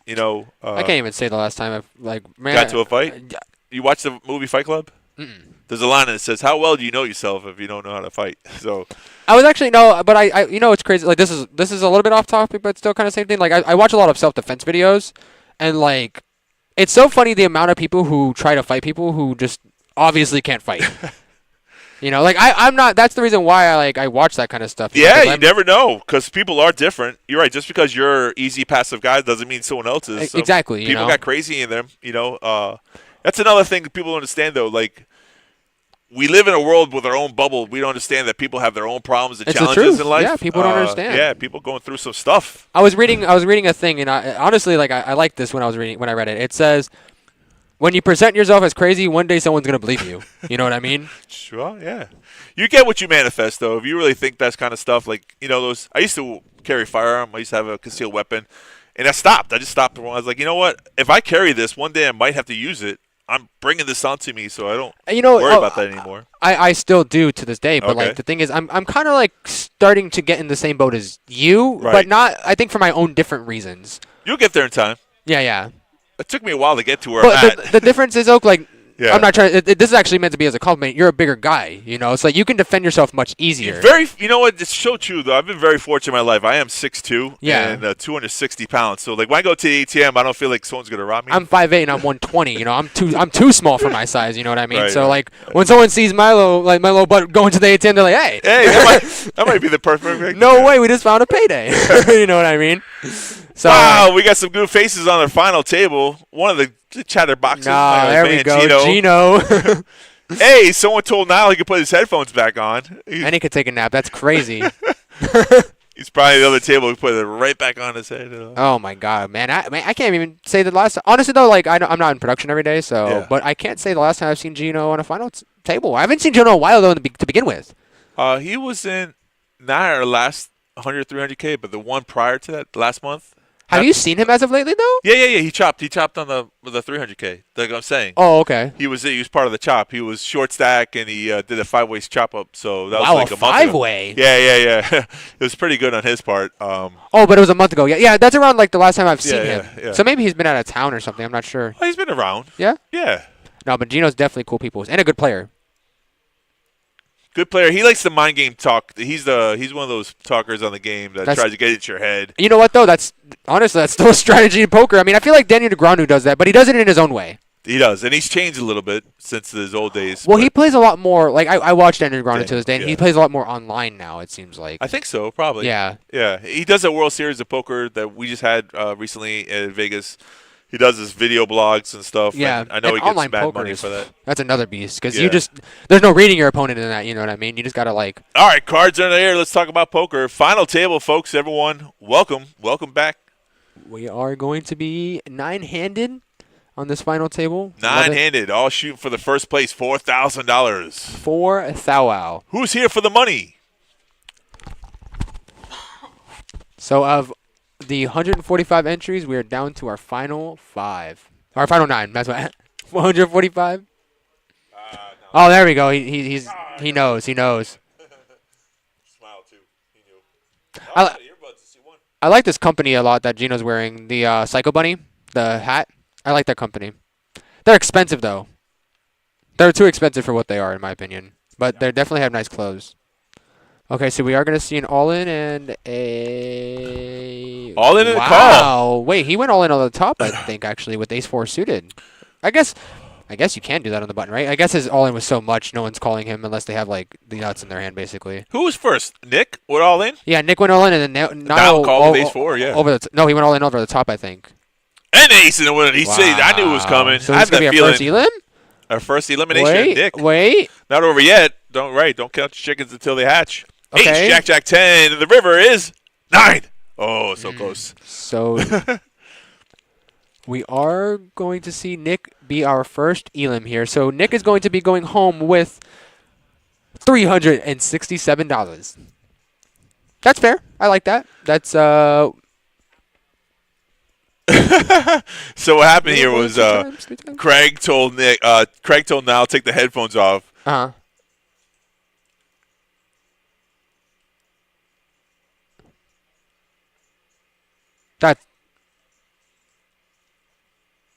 It's so funny. Yeah, the Wolfgang was a whole different story, Craig. When you get to his level, Wolfgang Poker, he did have a setup. He had a phone up, and he was recording, and he had his laptop on the side.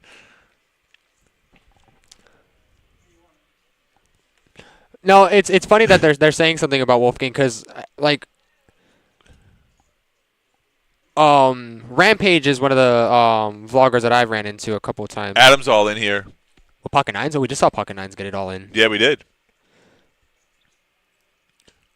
I do not think Niall will be participating in this hand this time, though. Probably not. No, you did a different story. I mean, Adam has the same chick stack as Nick had just recently ago, 160K. So, but it gets through. No one has anything to contend with, and 9s are a monster hand.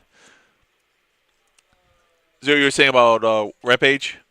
No, yeah. So like Rampage was playing at the casino one time, and like he was recording in the casino that I was at. They don't allow recording unless you basically go through their marketing team, and he was just recording regardless. Right. And they kicked him out, and he posted the video, and everyone was calling us racist for kicking him out. I'm just like, what? Like, this is what people like. This is what our world's become. Like, everyone just jumps to conclusions. I'm like, what do you guys mean? We told them not to record chords, and now we're freaking labeled as racist. Like, that's actually crazy. It's kind of funny. That's so crazy to me, man. It's just so crazy to me. Our blinds are at 10K, 15K ante. We are down to 8 players, 1 player eliminated. So we got Mike in the cutoff here with the mystery hand. Oh, wow. Okay, he's going to raise to 50. Sure is. From the cutoff, raises up. Adam, King, Queen. Okay, his stat. No, that's Adam. I think Adam folded, so graphics are just trying to catch up a little bit.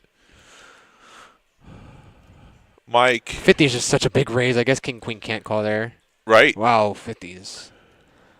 Craig's thinking about it, though. He's defended earlier with Jack 8. Remember, hit 2 pair, so.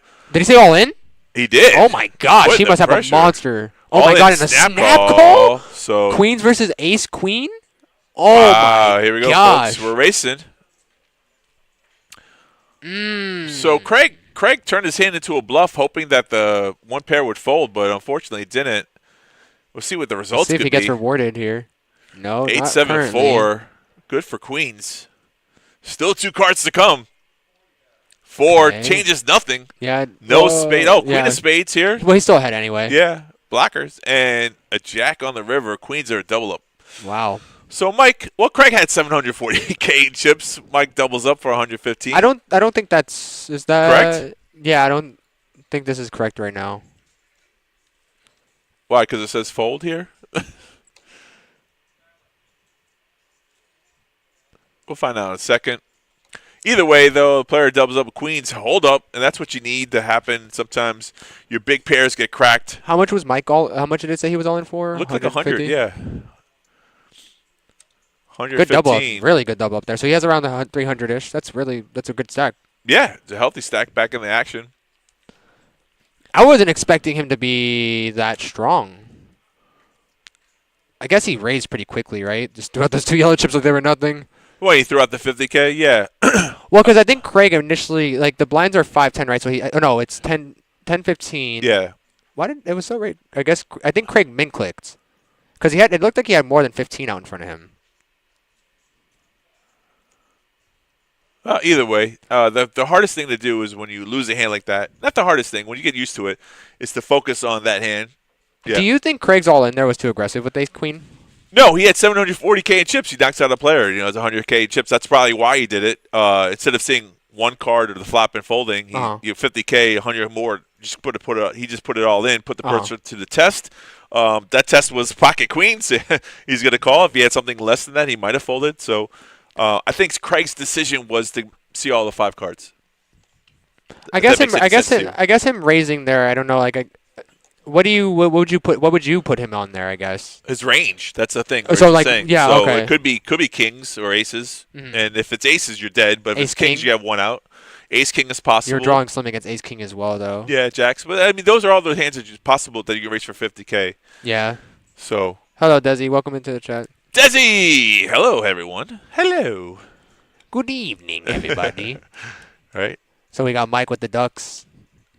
No one has won with Steffi's hand. I'm sorry, Stephanie. I mean, Mike's probably feeling good about doubling up now too, so he might play. Yep. He played differently though. If he's a short stack, he might have went all in, but now he's going to raise to 35K, which is the mid click. Yeah. Well, now he can just now he doesn't have to worry about all in or fold, right? Now he can make click. He's allowed to now. Oh, there's a raise from Craig. He's mad from last hand. He's like, I want these chips back. Let's see you have queens again. Let's see, buddy. Gino folds his big blind reluctantly. Wow. Oh, he's not the big blind. He was just Gino Craig limped in with 6-4. Huh? Oh, I don't know. Does Mike defend? No. No. Ducks are not good enough to call. Oh, yeah, it's putting him all in. Craig's like, I'll get my chips back one way or another. 20K at a time. Oh, how nice. You're on an island. How very nice. What the heck? Just randomly, I'm on an island. Our island. Bluke, is it your island? Do you own it, sir? Do you own it? I'm on our island. Hand number 72. So you see Mike here. Okay, Mike can actually jam it in with these 10s now. Nah, too many chips to jam. That was funny. What'd he say? He said it's not here. The phone was too close to the rail. Yeah. So we are going to see a race. And there goes Craig again. Wolfgang can do it, nice. but you can't. All right, Craig. You're starting to be one of those people. Starting to be one of those people. Don't be that guy. Don't be that guy. What you can and cannot do. Luke said private island. Yes. You see? That's crazy. Yeah. He owns it. Raise from Gino. He's going to find some resistance, though. Oh, okay, no. Mike raised. Gino just flat called. We get to see a flop. That's what happened. Gino did not I think we re-raise. saw this situation earlier, 10s versus ace-9. Yeah, it was all in, though. It was from... I think that's a 9 on the... No, it's an ace ace. on the flop. Sweet. Even better. Yeah. 3 ace, 8 all rainbow. Gino checks. And he's going to bet. A little C bet here from Mike. Call it a feeler bet. So Gino, of course, gonna have to continue here. Gino smiles and just makes a loosey-goosey eye call, I guess. 5 on the turn. Yeah. Not gonna change anything. Checks Check again. Yeah. Okay. This is where Mike shuts down, right? You got to call. You find out where you're at. No, he's going to make another bet. Wow. Telling a story. And this is where we talked about earlier. You can't always be scared of it, but like in this situation, Gino does have it, but he doesn't know the whole card. So yes, of course, he has to bet to I guess see where he's at. And Gino's calling him again. So now this is the point where he probably gives up. Probably. So Gino has checked 3 seats, and then Mike's like, okay, gig is up, 10. Gig is up.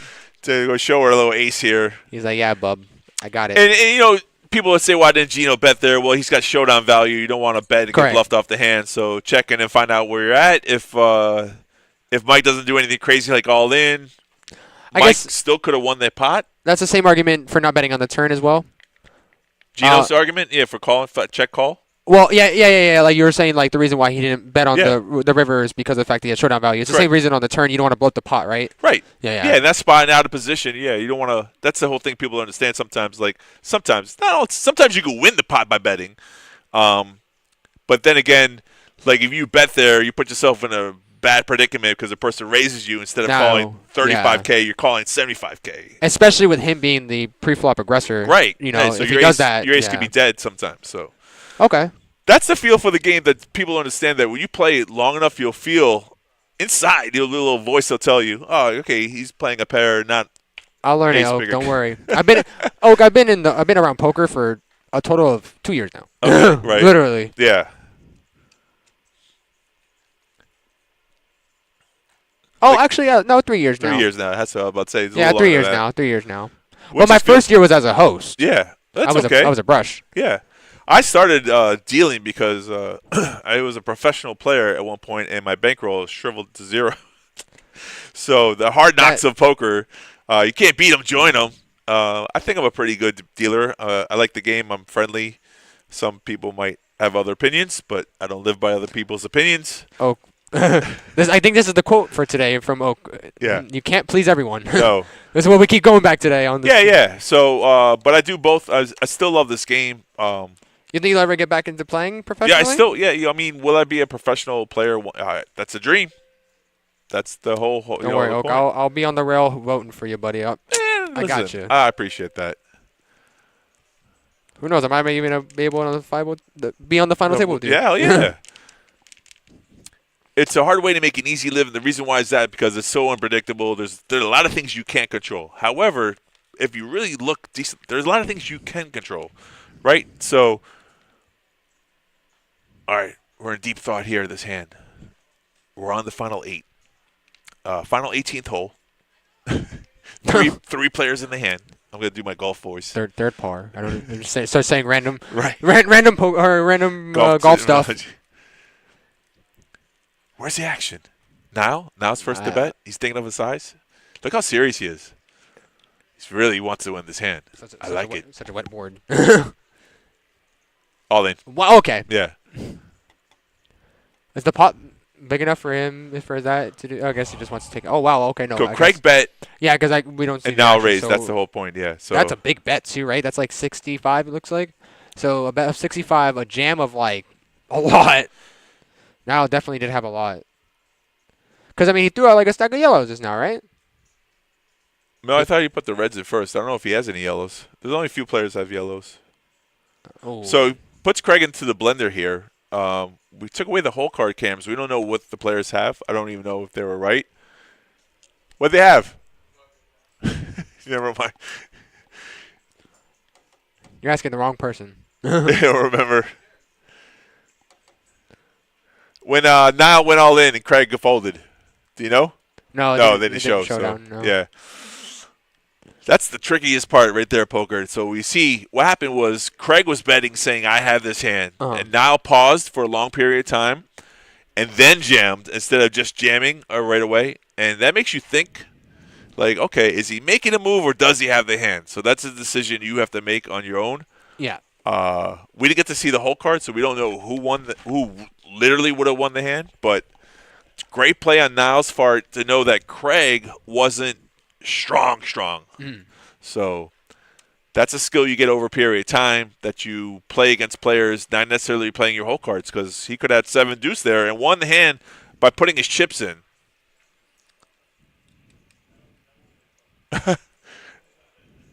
Now I was asking if he had king jack on that board, so one pair. Craig still has 725K in chips. You know, it's part of the game.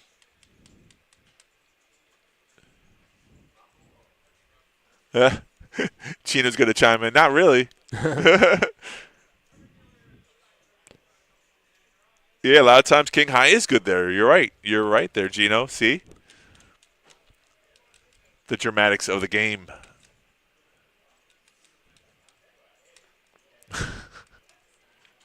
Still at 8 players right now. What do you say? What happened?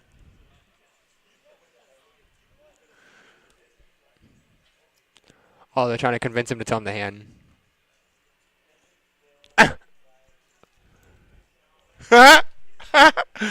So aggressive. The funny part is Niall is lucky that we don't know what he had, so this information is not going to be told to anybody. Oh, my God, you're right. So Gino was wrong when he says that we can see it 15 minutes later. That's the only downside of the streaming when you're playing on this table, is that there is some information that people can learn by watching the stream.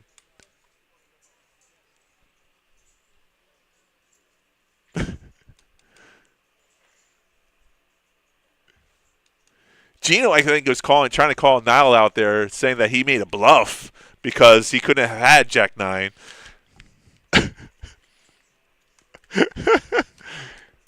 There's Gino in his mind games, playing those games with you, trying to get you on tilt.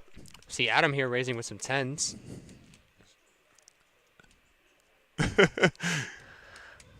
Craig's loving it, sitting back with his hands, watching them. Give me the popcorn. These guys are going at it. I love it. Gino is going to call. Yeah, Gino's going to call.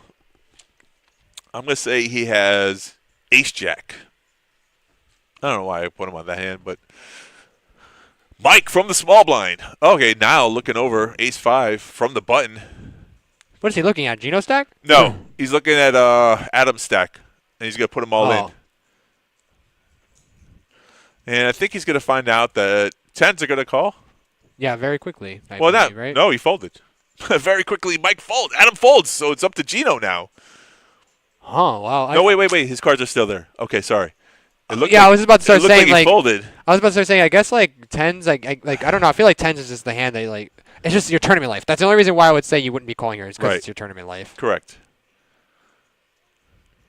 Yeah, he said call. Okay. Yeah, I figured. I don't know. I mean, it's a good fold either way. If you fold I'm not disagreeing that that's a good play as well. But I figured he was gonna call. Gino had ace queen. That's an ace jack. I was so close. My reads, baby. Look at my reads. It's funny because he's gonna see that he would be flipping with the 10s unless he would have 2 overcards, right? Help him, yeah. Right. So let's see what happens here. All right, let's see here. 8-4 king. So 10s are still in the lead. Yep. Adam might get a big double up here. Deuce. Right. Oh, a 3 now helps him. Any 3, any ace. So it gives him more outs. It's good. 5 outs. Couple more, yeah, a couple more. It's just fun to. Oh, wow, 5's no good. 5's no good. All right. Would it be ace queen though? So Adam doubles up to 800,000. Goes from 4 to 8. It's so crazy. Now goes from 600 to 300,000. And Gino, I'm sure, is going to chime in here to get underneath now skin. It's a good thing Gino didn't call because this guy would have been getting us so much chips. Yeah.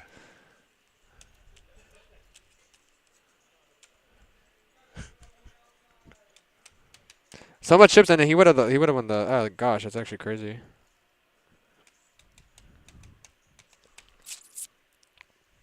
Woo! Poker's so much fun. 365. Nice call though with 10s. You know, it's a vulnerable hand. Some people, like you said, would have folded because it's your tournament life. Yeah. That's what Niall was hoping was going to happen when you put someone to the pressure of knocking them out. If they don't have a hand like jacks per se, kings or queens, they fold. Yeah, that's a fair. 10's borderline right there on the cusp. I mean, you're dominated by an overpair. He took a spot, I guess, you know. I'm being so serious. I really think 10s is like the lowest of your range there. Like that's like the lowest you can call with. Okay. Anything lower, you have to fold. I think even 9s, I don't think you're calling there. Unless you read the player for making a move, and that's the thing. Like you have to. Well, I mean, technically, like Niall was making a move. Yeah, he was. But realistically, turned his like, hand into a bluff. He sure was.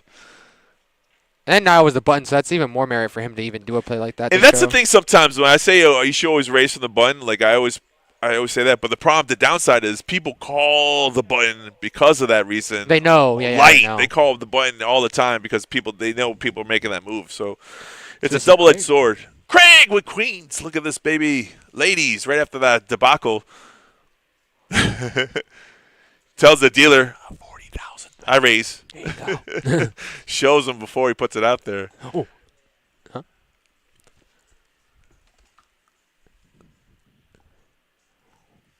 Ryan, King 9 of diamonds. Let's go. The K9. You should play the Kennel Club. That should be illegal, right? Every time A someone penalty? No, it's almost saying we should have a K9 counter. Just come over there, tap him on the shoulder, sir. Yeah, you Just- got a 1-round penalty for folding the K9. Count the number of times we see K9.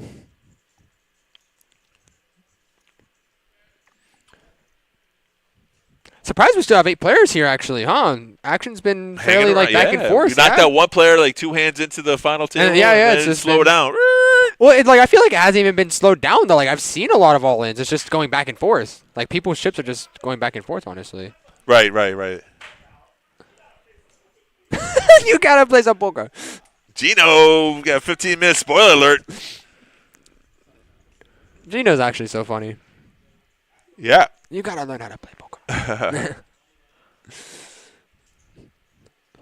Niall always has a decision. I love it. Every hand. And here it goes. Ming. Oh no. Yeah, was that Ming click? I want to say that was a Ming click. Some reds out there. All right. 30,000. 35. Yeah, mid-click. So all those people watching the time, the yellow chips are 25K, the red chips are 5K. Correct. If you want to know what the chip stacks denominations are, check in the dark. So both players missing the flop here. So it went check over to Niall. Let's see what he wants to do with his king 6. He was the pre-flop aggressor, so he could definitely see bet here. Yeah. And like you were saying, this is right here exactly, he's bluffing. Yeah, it's not even a semi-bluff. This is just a pure bluff, right? That's what the C-bet's supposed to do. Exactly, And technically yeah. speaking, 8 out of 10 times it's going to work just like that. Someone's going to have nothing. They're going to check to you. You bet you're going to win the pot. I mean, sometimes it happens where the reverse someone checks the trapping. That happens. That's going to happen. But Yeah. the majority of the good play is that when someone checks to you, you bet out, you're going to win the pot. When you're running good, it happens 100% of the time. You bet out. You get a lesser hand call you. Those are the best parts. When you flop a set, some people try to check trap a set, but Yeah. I like to bet my sets because you're building a pot, and if you get called, you get so much value. I like betting my sets just because I've gotten sucked out on. Yeah, that too. So though. You so many times. Yeah, with yeah, it. yeah. You give a free card, sometimes that's a bad, trap yourself. That's a problem. People don't understand. It happens a lot when you're trying to I flopped a straight, so I'll check here, and then someone turns a flush draw and they get a flush. You're like, wow, how'd that happen? You scratch your head. You're like, I don't get it. Poker can be fair, but sometimes it's not fair. You feel like it when you get beat. But, the timeline of poker is when you start to when, obviously, all in from Craig. Ace, Jack, taking the blinds down. Know your players. You know Adam's going to fold.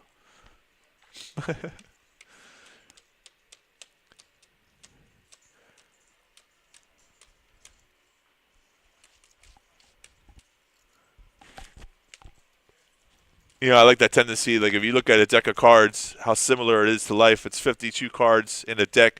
There's 52 weeks in a year. It's got 4 suits. It got 4 seasons. Oh, my God. 7 days a week. There's 7 cards that hold them. What the hell is going on, folks? It's life. It's life. If you counted every single card in a deck of cards, 1 being 1, 2 being 2, 3 being 3, and you add all 52 cards together, it comes out to 364. Really? Did you know that? Mm-mm. There's 365 in a year. That's crazy, actually. You had 1 joker, and you got 365. Did you know that? I did not know that. Actually. Now you know. You're learning stuff from me. You're learning, kid. Stick with me. I'll teach you the ropes.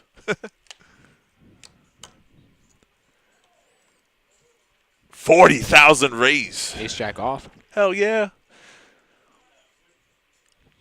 Adam's one of the quiet types. He's still got earbud in. Someone got to tell him, take the earbud out. I didn't. It's actually so kind of hard to like even notice it. Yeah, notice those little little check things. on that. You stand tight.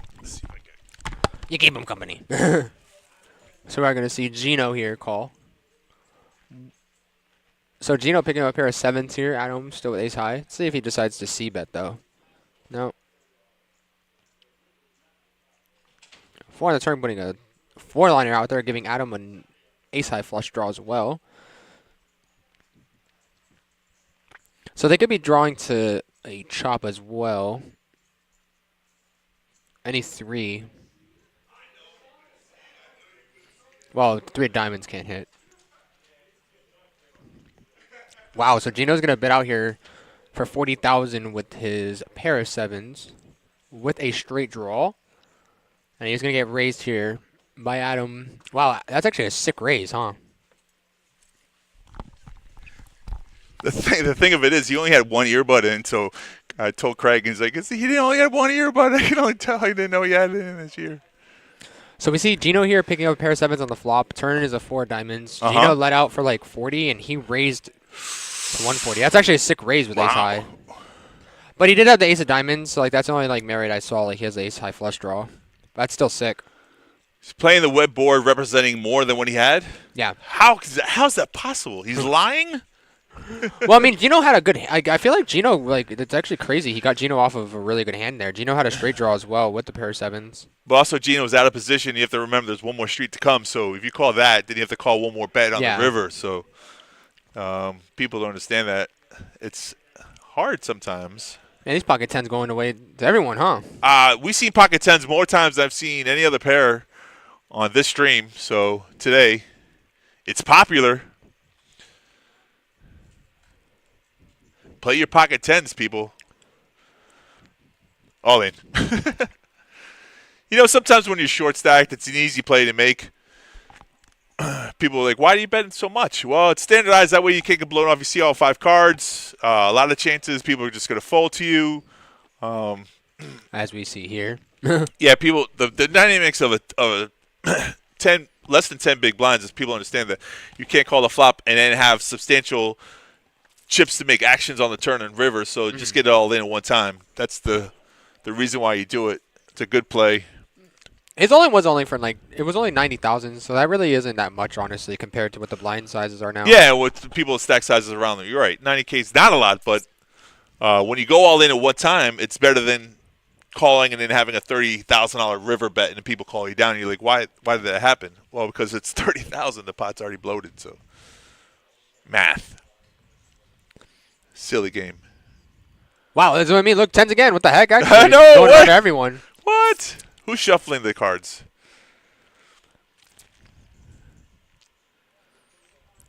Oh, am I confused about this or something? What just happened here? What happened? Maybe it was wrong. It's possible. Human error. Yeah, you're not folding 10s there with these things. You could. Right? Just open fold 10s. Yeah, out of Get out of here position. with these things. You don't know. Niall, K9, the official one too with the puppy feet. Oh, yeah, the official K9. Let's see what he does. Raises. How much is the question, though? Like That is the 50? question. Oh, we're just all in. Okay. Oh, yeah. No, it's all in. Speech play. Brendan kind of asked him how many chips, and Brendan's kind of asking that question for how many chips, not because he's going to make a call, but just to like keep a player in check, and also get table presence that you're not like a wimp that you're just going to fold. Yeah, honestly, like their response also matters too, right? Like some players would respond to that question differently. Yeah. Whenever I ask my friend that, he gives me a dumb response. He's like, enough to kill a horse? I'm like, bruh, no way you're not telling me your chip stack right now. That's what he tells me. And then he gets mad. He's like, yo, you going to call these chips or not? I'm like, bruh. And then I tote call him and then lose the hand.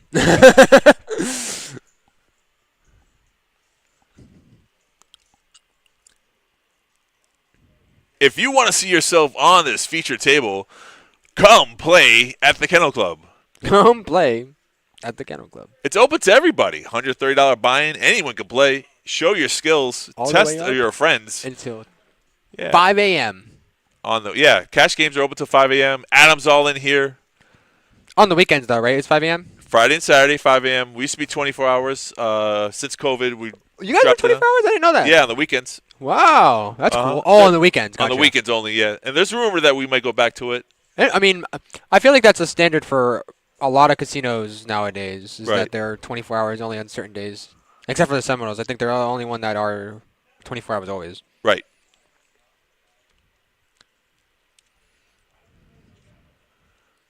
It's interesting the fact because we close at 5, we open up at 9. There's only a 4-hour window gap, which is really no big deal if you live close by. Go home, take a shower, come back. You know, some people want to stay here all the time. We got to kick them out. The lights are on. Like, get out of here. They're like, no, we want to play one more hand. It's so funny. One more baba. Let me. I like the fact because there have been some players who play 60 hours, 50 hours in a row, 2 days, and they stink. And you're like, you can't smell your own body odor because it's with you, but God forbid, man. And your breath, woo. So there, like, some casinos do hourly promotions. Yeah. And I remember I was working for one of the casinos that do that, and one guy cashed out 4 times in 1 month, and they had to get it was like 50 hours to get like the friend. He cashed out like he literally put in like 200 hours in the casino in a month. I was like, what do you mean? I was like, you lived at the casino. The person was playing 2-5. Yeah. He's a regular there. Buys in for the minimum. First day I come back, because I worked overnight. Like I would come back, he was still there, same clothes, same seat, everything, playing the same table. Right. He has like 2,000 in front of him, right, in the 2-5 game. Wow. Come back again, he has like 5K. Right. Come back again, he has 10K sitting in the same seat. That's crazy. And I'm like, what is actually going on right now? And because I was kind of cool with him, so I was like, bro, did you not go home? And he's like, nah, dog. I'm like, what do you mean, nah, dog? Well, when you're in that kind of heater, you shouldn't leave. I mean, you're doubling up. To make 5K, 10K, yeah. in a 2-5 game is crazy. Yeah, you got to win a lot of flips. I don't know how. Yes. You can't be stealing that much. But the thing is, he's like the tightest player ever, too. Cards come your way. Comes your way. Like, I just don't understand. Like, and people give him action. That's one thing I'll never understand. Like, when people know you're a tight player and they still give you action, I cannot understand. They want to crack their big hand. Some people like that, though. All in. Wow, that's just an aggressive all in, huh? Oh, this time. It's a small blind, big blind. Yeah, small blind, big blind.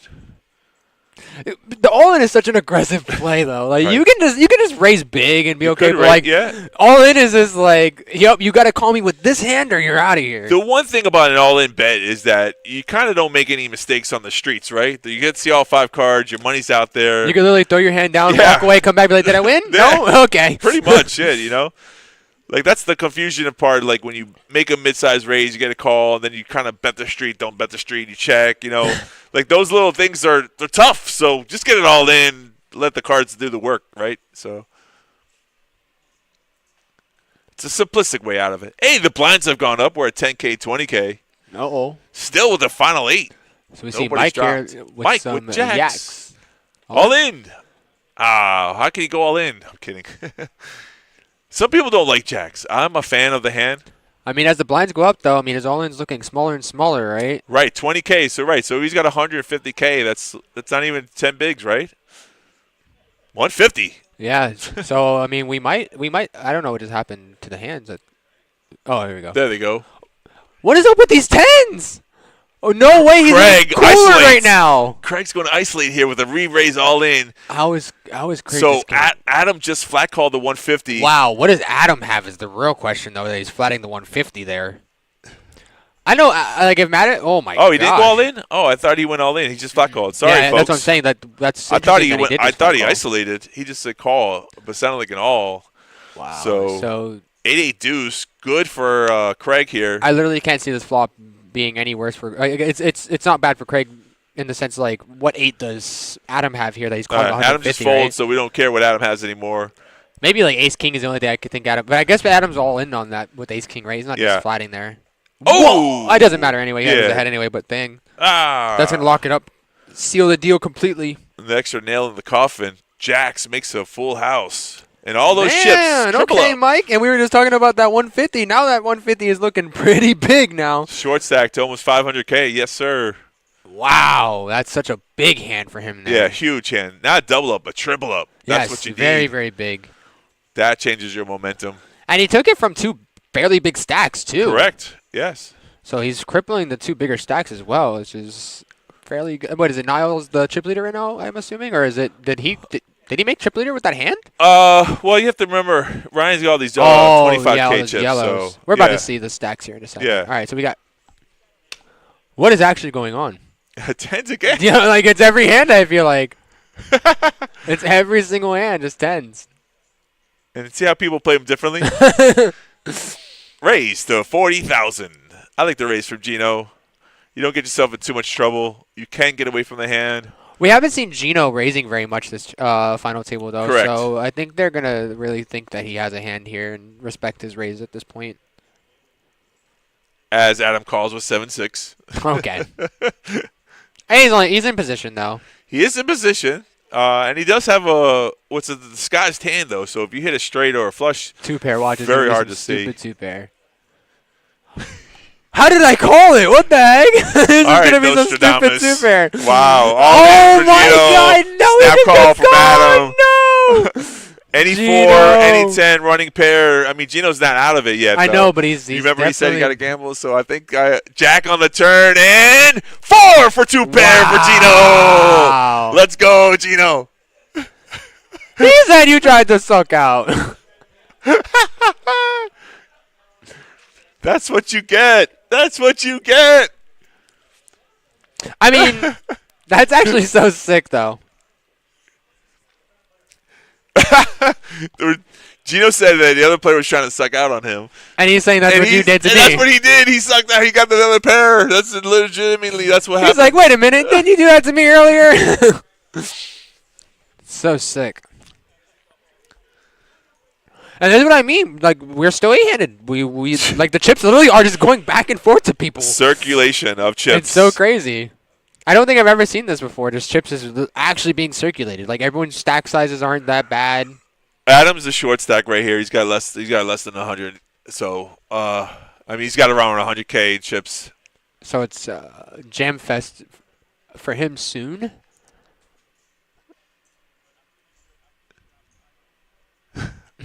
Oh, now and Gino getting a little. No way, Gino's pulling up the Hendon mob right now. That's Let's crazy. talk about my earnings here. Fire it back.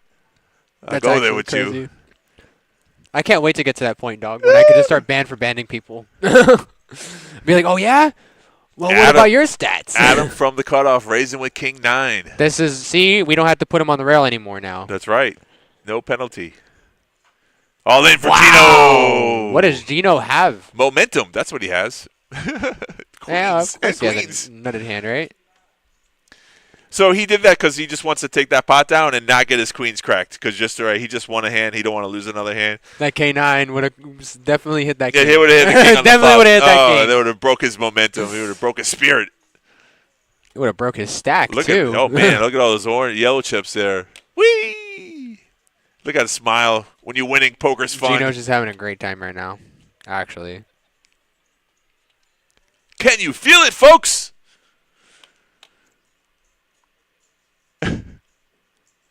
$10K, $20K.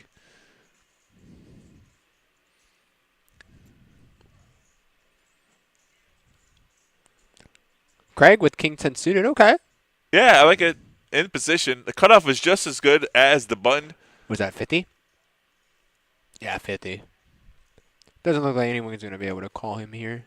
Right? And that's an easy way to steal some blinds.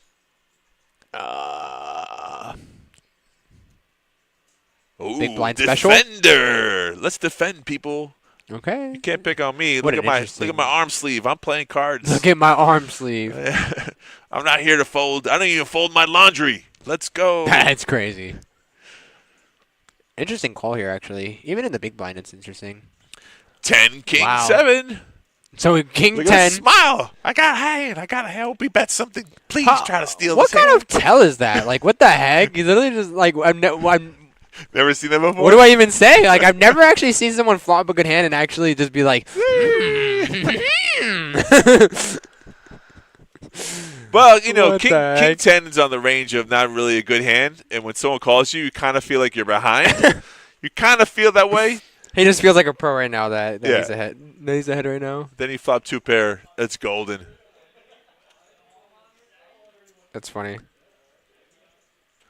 So you ask why did Brendan defend with 6-5 the big blind? Because you had $20K invested plus your ante, which is $40K. So you got to play another $30K.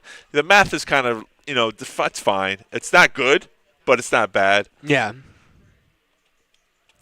That's the problem with being the big blind and the ante. You got $40K invested into the pot already. You're just gonna snap fold every 2 cards.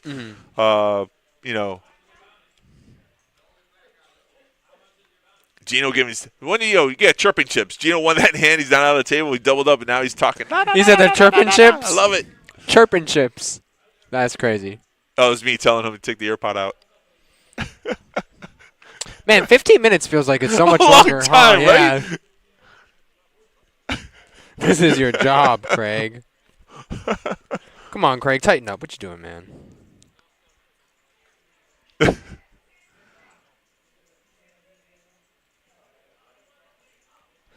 I'm trolling, dude. Niall's trolling him, saying that his cards were. That's funny. No, I know. That's true.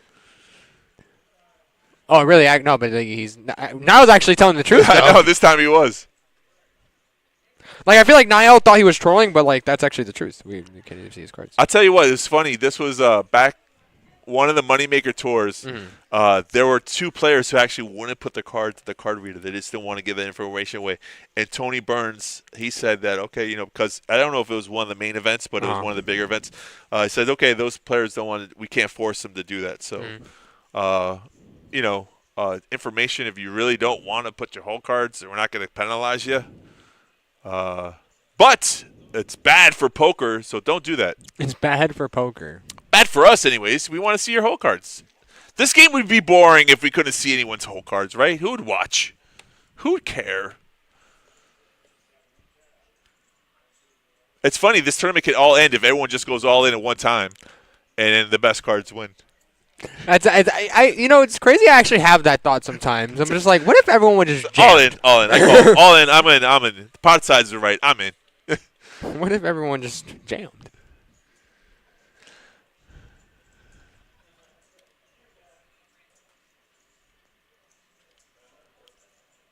The interesting part is that 8-handed, it's been a little while. Chips haven't really changed too much. Nobody's talked about a chop.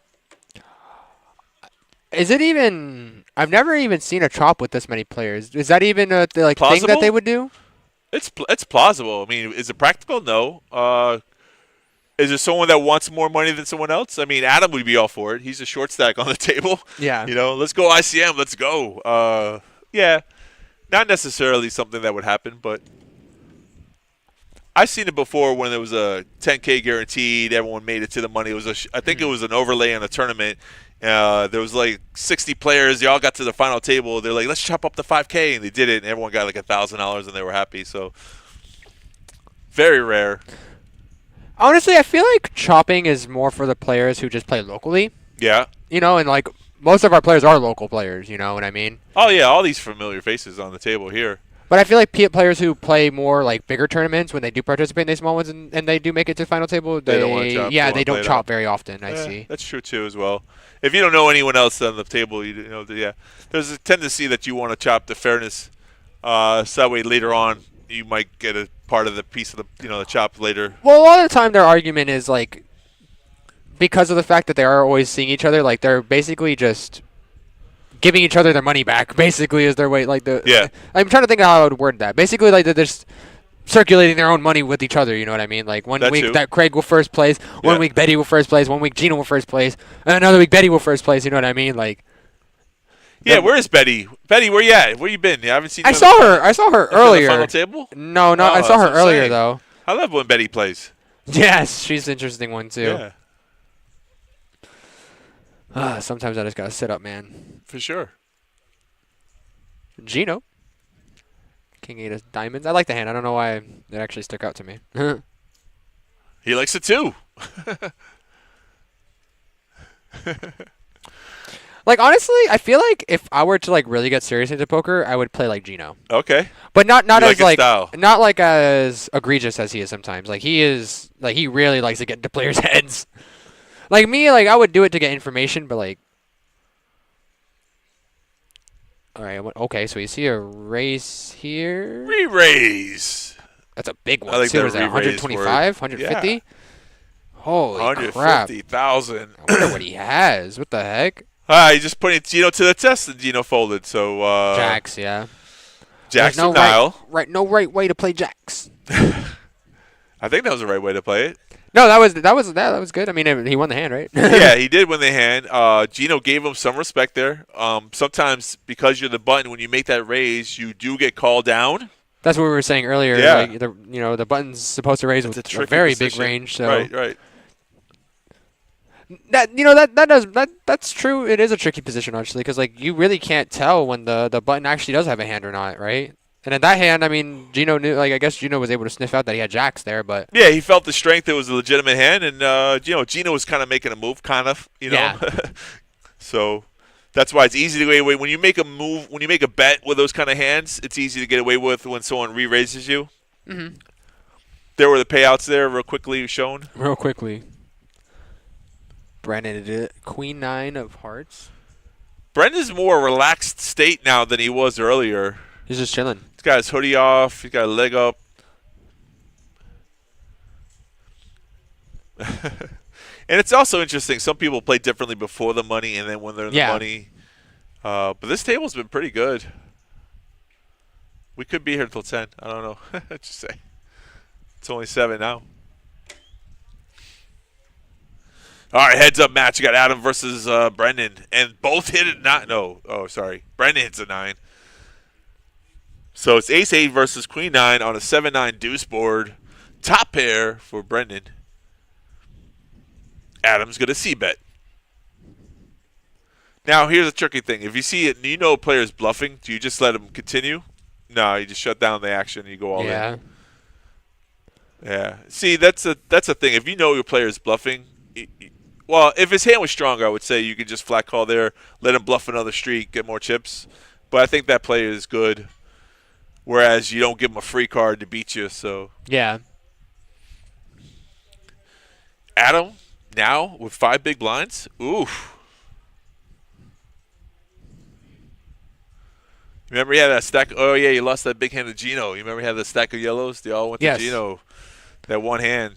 But he had 2 pairs, 6-7 versus the the 10s and the 4 on the river. Counterfeited him on the river. Yep. You go from the penthouse to the outhouse. That's poker.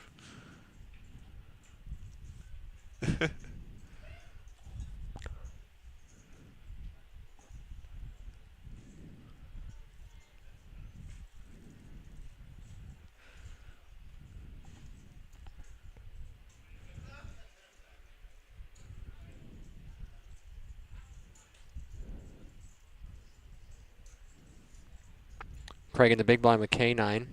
Is Gino talking about playing the nighttime tournament too? He's ready to play more poker? He's a sicko for that. Gino, let us get down to at least 5 players before you even think about playing another tournament. I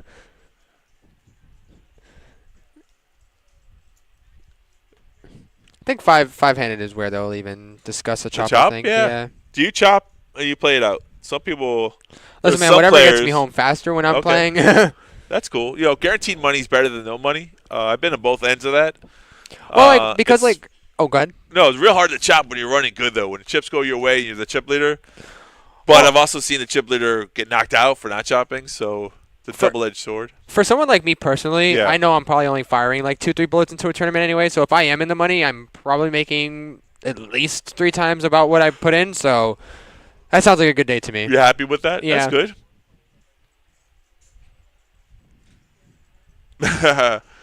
Now talking about other poker rooms, Daytona the worst. Daytona. That's Hard Rock? What's in Daytona? Best Bet, I think, is up there. Best Bet. There's another one. I don't know exactly. Oh, no, the Hard Rock is in Tampa. That's where the Hard Rock is in Tampa.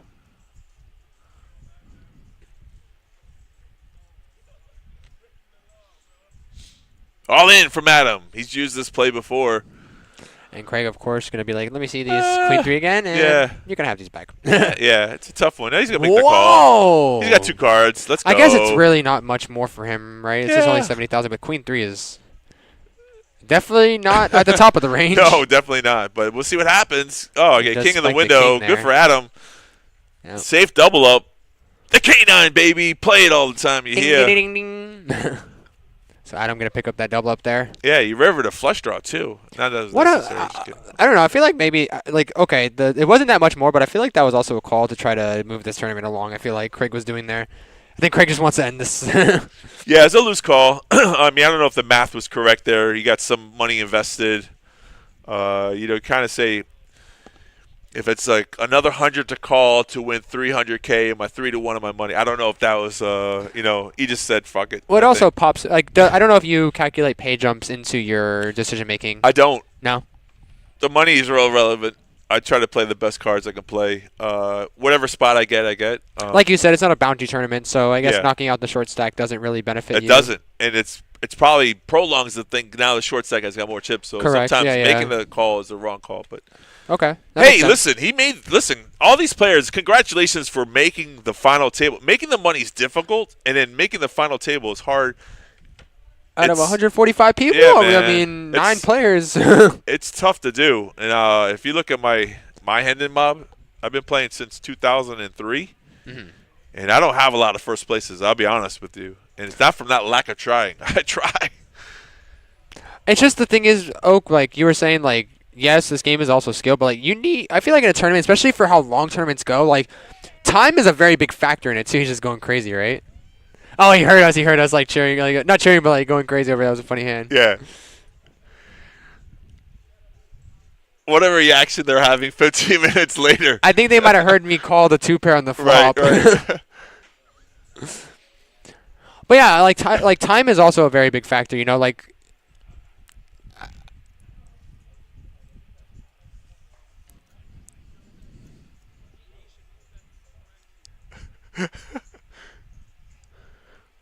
Niles making comments on the commentators, making comments about how the hand should be played out. It's so funny. I mean, the difference of opinions, it's all different perspectives. I mean, yeah, do I have a lot of information? Yeah. Am I right all the time? No, I don't proclaim to be right. I'm just saying a lot of the stuff is my opinion. It's how I feel. That's all. Oh, with a game, honestly, and this is my opinion, a game that has decision making in it really opens the door for players to just like. I feel like being a pro in this game doesn't really say much. You know what I mean? Like, yes, your results, but like at the end of the day, luck does play a big factor too. It does, because you look at Antoine Buck. He was already here. He had I always say he had 170K chips when he came to the table, and he lost those couple races that you need those flips for luck, which is true. He's a professional poker player. That's all he does for a living. He is a great Hendon mob. He's got like more than 4 million. He's a professional. He keeps himself.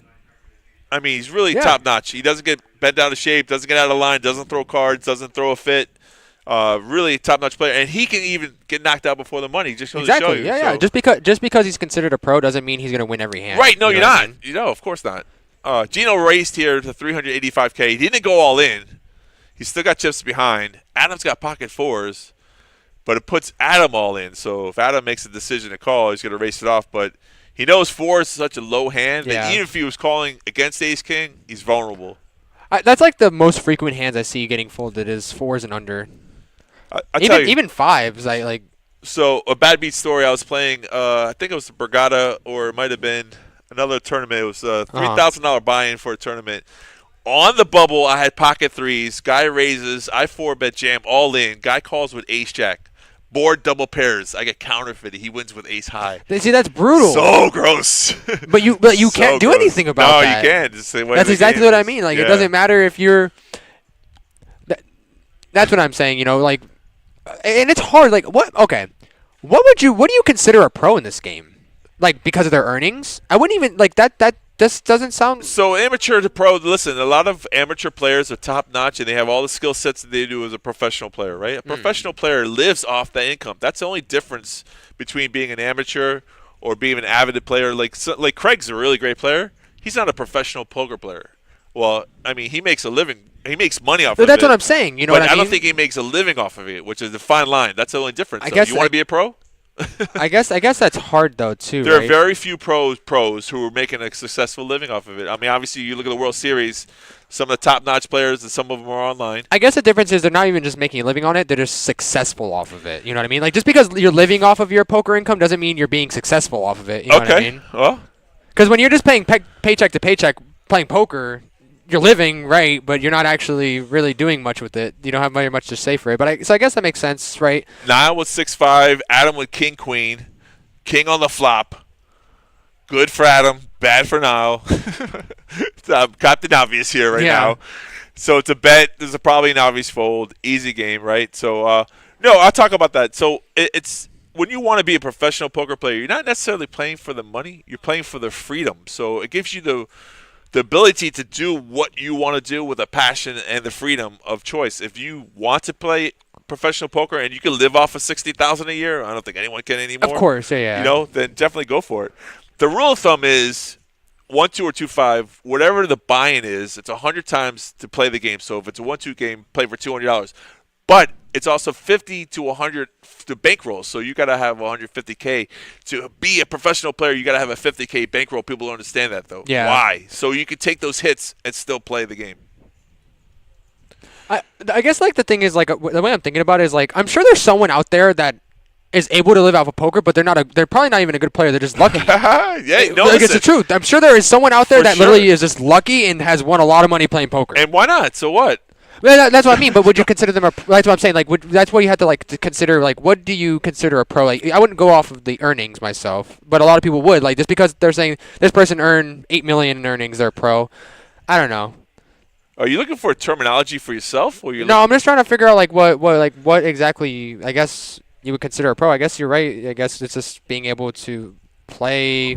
What's the difference between a professional athlete and an amateur athlete? They're getting a paycheck? But the difference between is that is like when you're an athlete, like there's only one like way you can do it. You know what I mean? Poker, there's multiple decisions that go into like this person might play aces this way, but the other person is going to play aces this way. You know what I mean? And this person play aces against king, and then now this person got flopped out by a king, but the other person didn't get hit by a king. You know what I mean? Well, like, there's a lot of variables. That's a game. The difference. Yeah. That's a game of variables. But as far as professional, if you're good enough to play the game, you have a hand in the mob that has $4 million, and you get people to back you. Then you can become a professional player. That's where it is. That's where I was trying. I was looking for like the thing. So yeah, I guess like when people can say like I guess when you have people. Yeah, I used to get backers. I don't have backers anymore, obviously. Don't pick on me. Don't pick on me. I used to have backers when I used to play a tournament. People would say, you know what, I'll give you a 5K. We split it 50, I feel like 60, that's how a lot of people start, though. You know. Yeah, that's the best way to do it. That way you're not risking your own money. I mean, you're not gaining all the money, but you're not risking. You're also the money. So, you don't have to worry about how you're gonna eat next week. You know what I mean? Yeah, correct. So yeah, that's cool. I've heard about a lot about that backers. But I also hear it's a very slippery slope. Yes.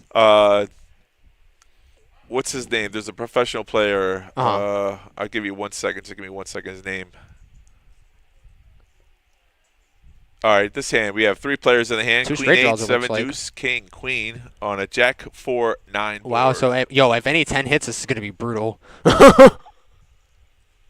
Right. If a 10 actually hits, that's so no. Okay. Well, Craig bet, and the other 2 but they don't want to chase the draws, which is that would have been so sick if that 10 came. Yeah. So Craig's turned his hand into a semi bluff. Right. Sick would have been. Gino, our chip leader, with 590K. Craig right behind him. When did we start this final table? About an hour ago. I don't know. That's a good question. We don't have a final table. I think this is the longest I've seen it stay in. 8 yeah, for it's a long very time. interesting. Yeah, you could be here till midnight. Imagine that. It is what it no, is, the blinds would go up. That's the thing about a tournament. Yeah, like different than the cash game. The blinds would go up, and yeah. People would be all in every hand. Yeah, the chips will dwindle. Do you see how there are 2 people with 9 big blinds, 6 big blinds because the blinds are so high?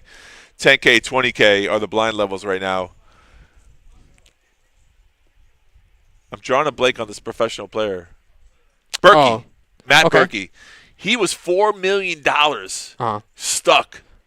To backers? Backers, yeah, before he turned it around. Can you imagine that? Owing people $4 million. Oh, can I tell you something? Yeah.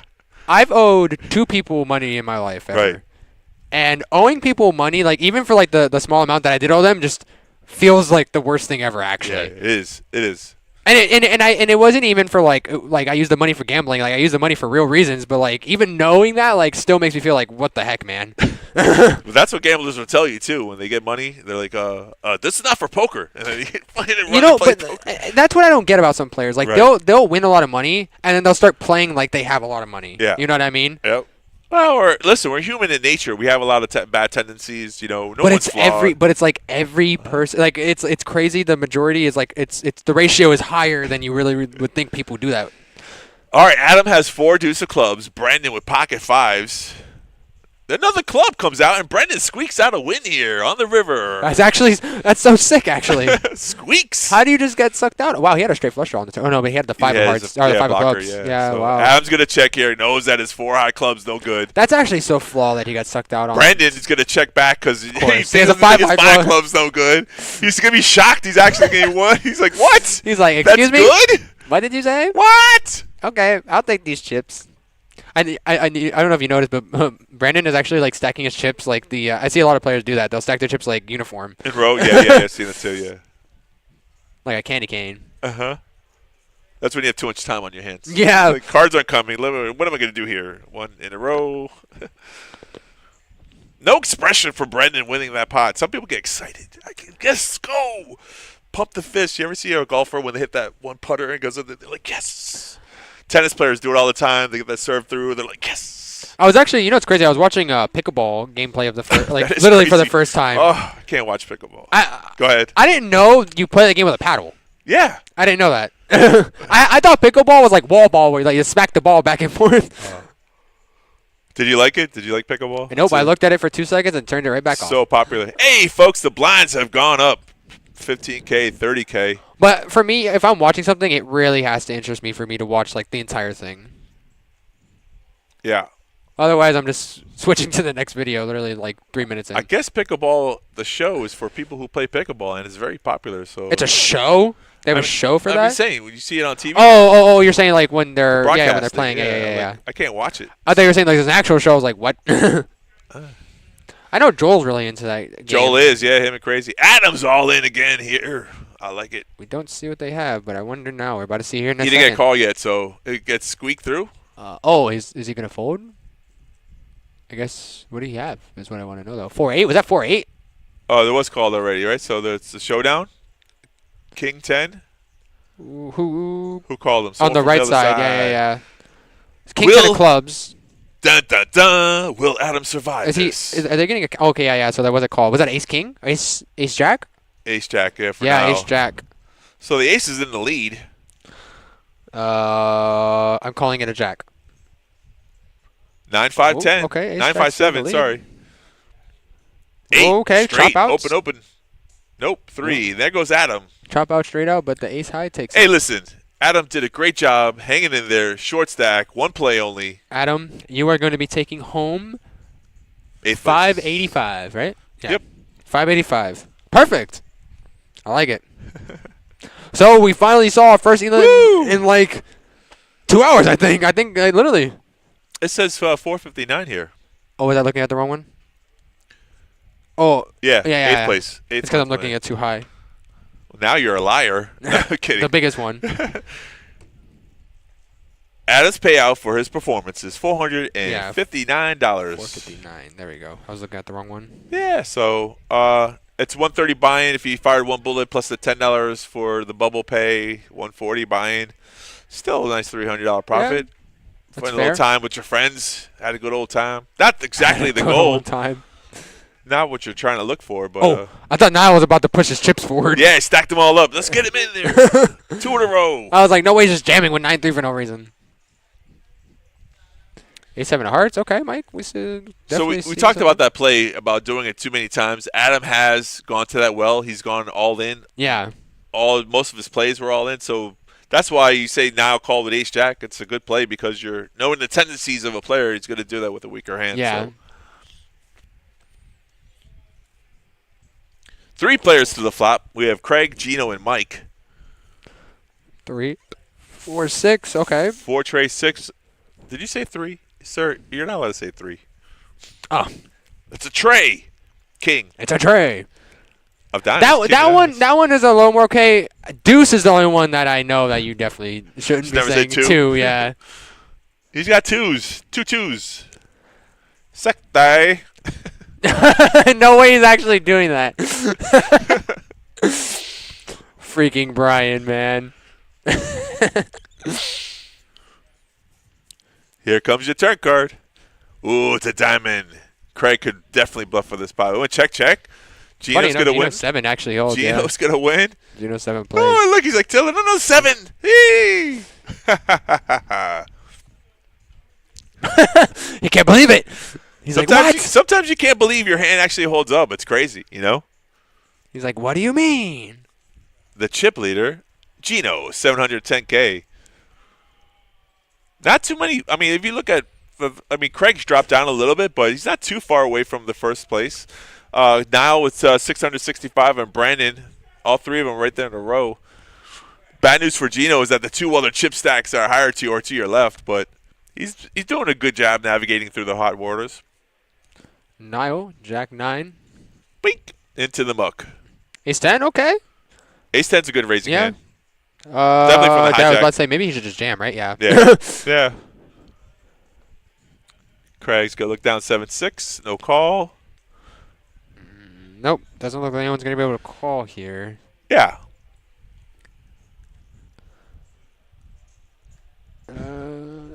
Yeah, Gino's the only hand that is even remotely close, and it's still not even that good. Brendan disgust shows 8-4. You know, one time, can I wake up with aces in the big blind? Someone jams on me. Can I one time? Can I? Just give me my money. The chat's been relatively quiet today. But I do thank all the viewers for watching, you know, whatever reason you're watching.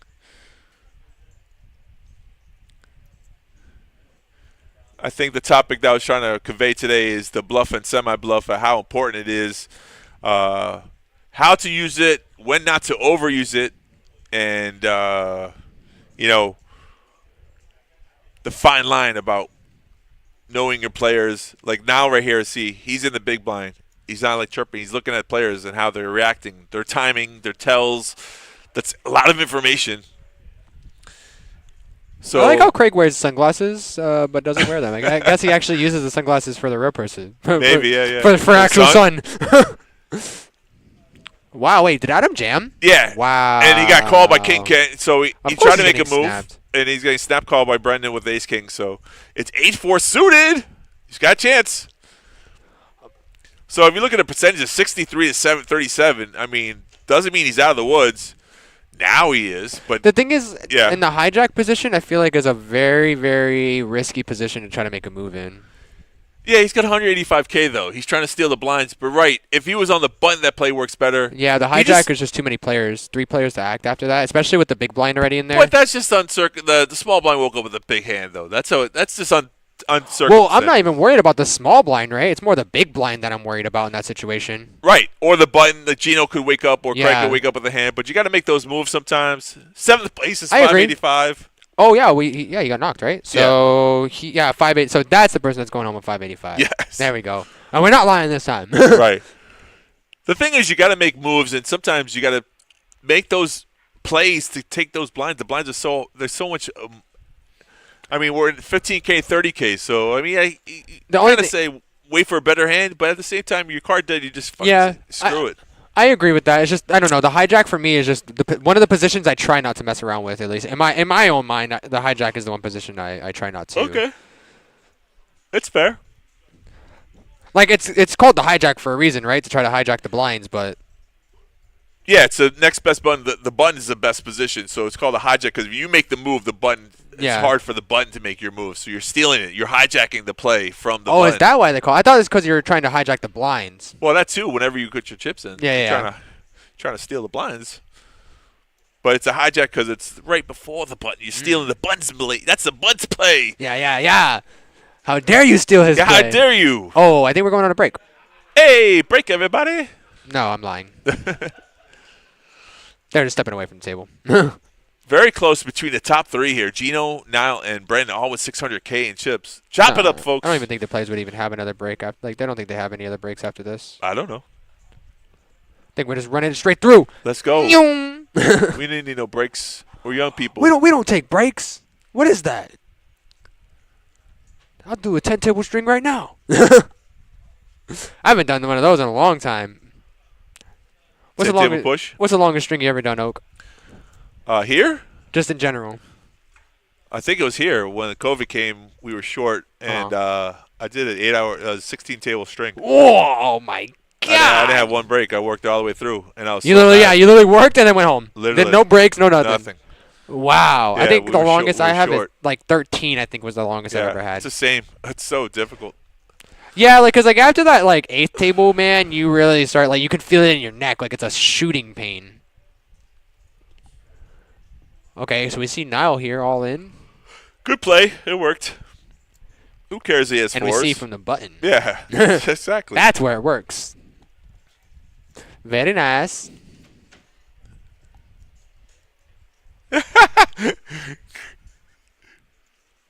You're playing like a lunatic. Well, because he made the move, and then Chino said, works every time except for the last time. And I was like, do you have to make a comment every single time I went ahead? Can't you just say I love it, I love it, I love it. I do like it. Niall's not used to this, I don't think. I don't think he's used to someone just like constantly Bantering on. him? Yeah, Yeah. just constantly on him. That's Gino for you. Bro, but that's the thing I love about like players like Gino is like they always choose that one person. Right. And then when they choose that person, that is always on them. It's always that one person. And it's because Niall's making himself an easy target. That's why. Just by responding to Gino. Right. You shouldn't respond to Gino. Yeah. Because Gino's just going to keep going. Yeah. I agree with you there. Oh, my gosh. Is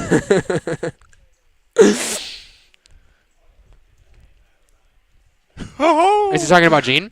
Yeah. Yeah. Now I was talking about Gino. Has to be like, it's talking about Gene. Yeah. He must have. Has to be Gene. Oh. Now firing back. Talking about picking on Gene. I ain't scared of nobody. Gino didn't like that one. No, he didn't. Gino really didn't like that one. Now push the right button. That was good. Set him off. Gino said, don't play like that.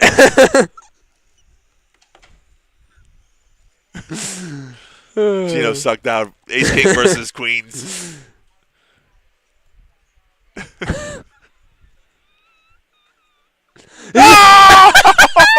That's brutal. Yo, that boy said you took old Look how man's happy money. Niall is for that comment. 'Cause he knows it's getting he to got him. the right one. I love it. The smart banter. I love it. That's Gino good. literally said, "Don't tell me something I didn't do." Gino just all in. Put Gino on tilt. He's all in. 10 high. Gino getting in there.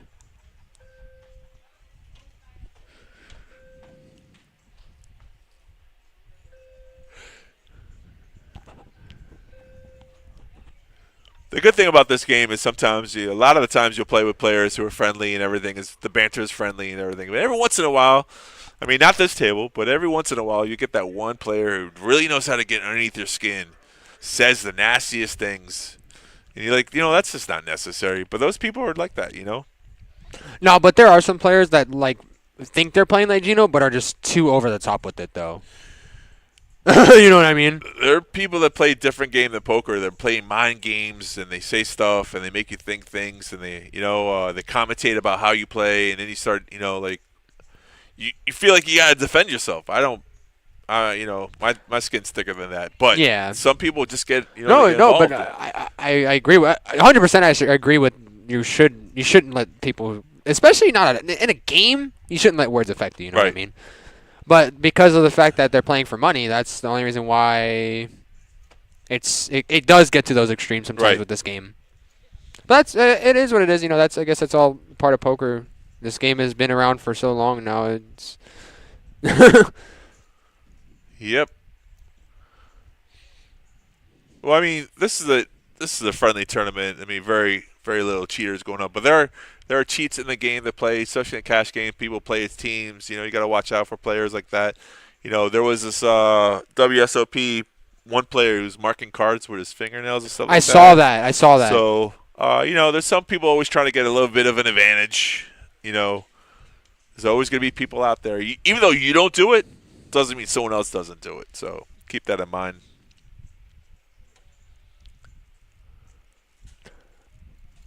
Gino from the button, Jack 8, suited, 65K. Going against his friend Niall. Now I was like, how many chips do you have here? Serious face. See, he went from friendly, joking to serious mode. I'm in poker mode right now. I might try to steal these blinds. I might re-fire back at you. Okay, just going to do the flat call. I'm going to see the flop. Now playing the king 9, trying to outflop Gino. So 175 in the main. Let's see Yep. here. With the blinds and antes, 175 or shooting 4. Is that all hearts? Oh, no, okay. Wow. Not a bad flop, though. Both players have a straight draw. Yeah. But Gino with the better of it with a flush draw as well. Now checks. Gino check back. Deuce on the turn. Not going to change anything, huh? Yeah. But because a player checks, you have to. Is he checking the trap or is he checking because of weakness? So you have to decipher that code. And when check to the river. See, so, but yeah. I wouldn't mind to see a bet there from Gino, though. He should have from the button. He'd probably tell a better story now on the river. Now it's going to be hard, but now it's going to check. And then if they go to showdown, now it's going to win this pot. And Gino's just going to give up. But Wow, Gino's going to bet now, though. Okay. Okay, good. See? It is going to win in the pot. But I don't know. I feel like betting on the turn there, like you have a lot of equity with your hand, too, right? You have a flush draw. You tell a better story draw, if you can bet the turn and the river, I think. But and then when your draw does get there, you know what I mean? You now put more money into the pot. Yeah, that's not a bad play. I agree with you. And however, this play works as well too because now it has nothing but king high. So the only thing he has is called a bluff catcher. So if he makes this call, which would be sick, which would be so sick.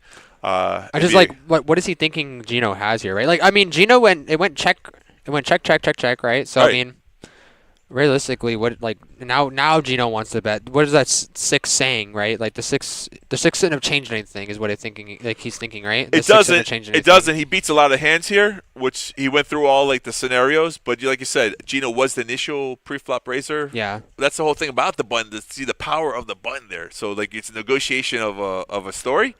So he's the last to act. He's the last to tell a story. So what happens when you check the river? Gino can tell a story. Like, okay, I had a pair. Yeah. Now I have 2 pair. So you have to.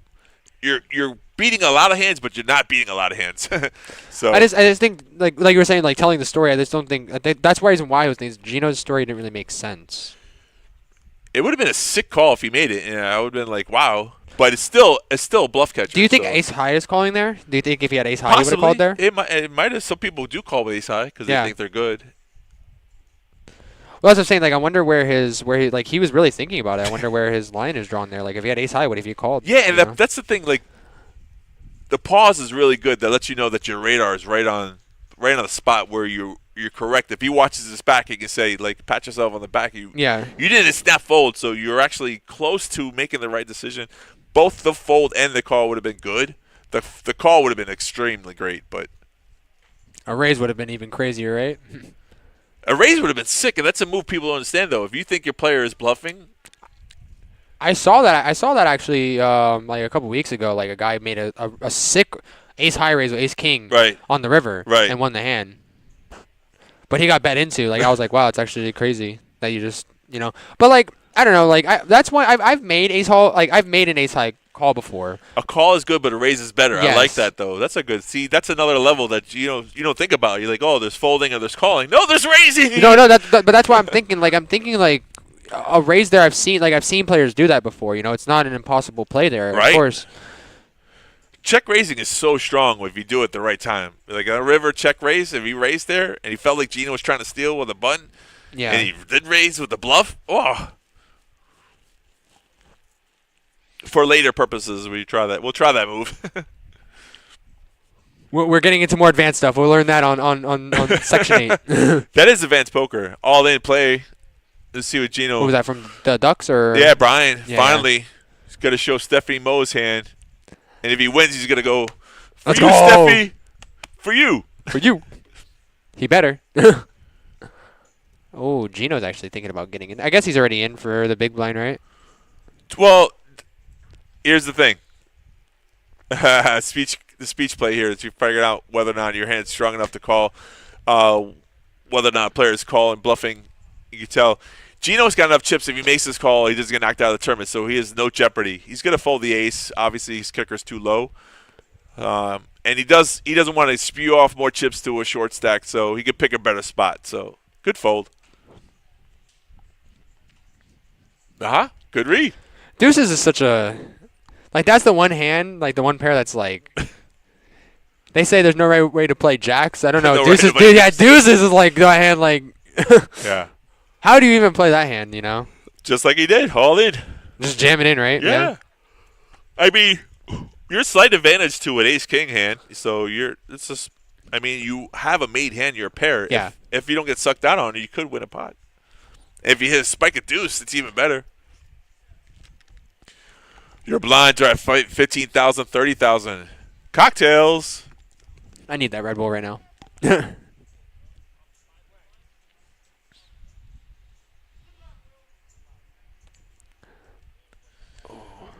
Gino folded and now said, "How are you folding knit?" I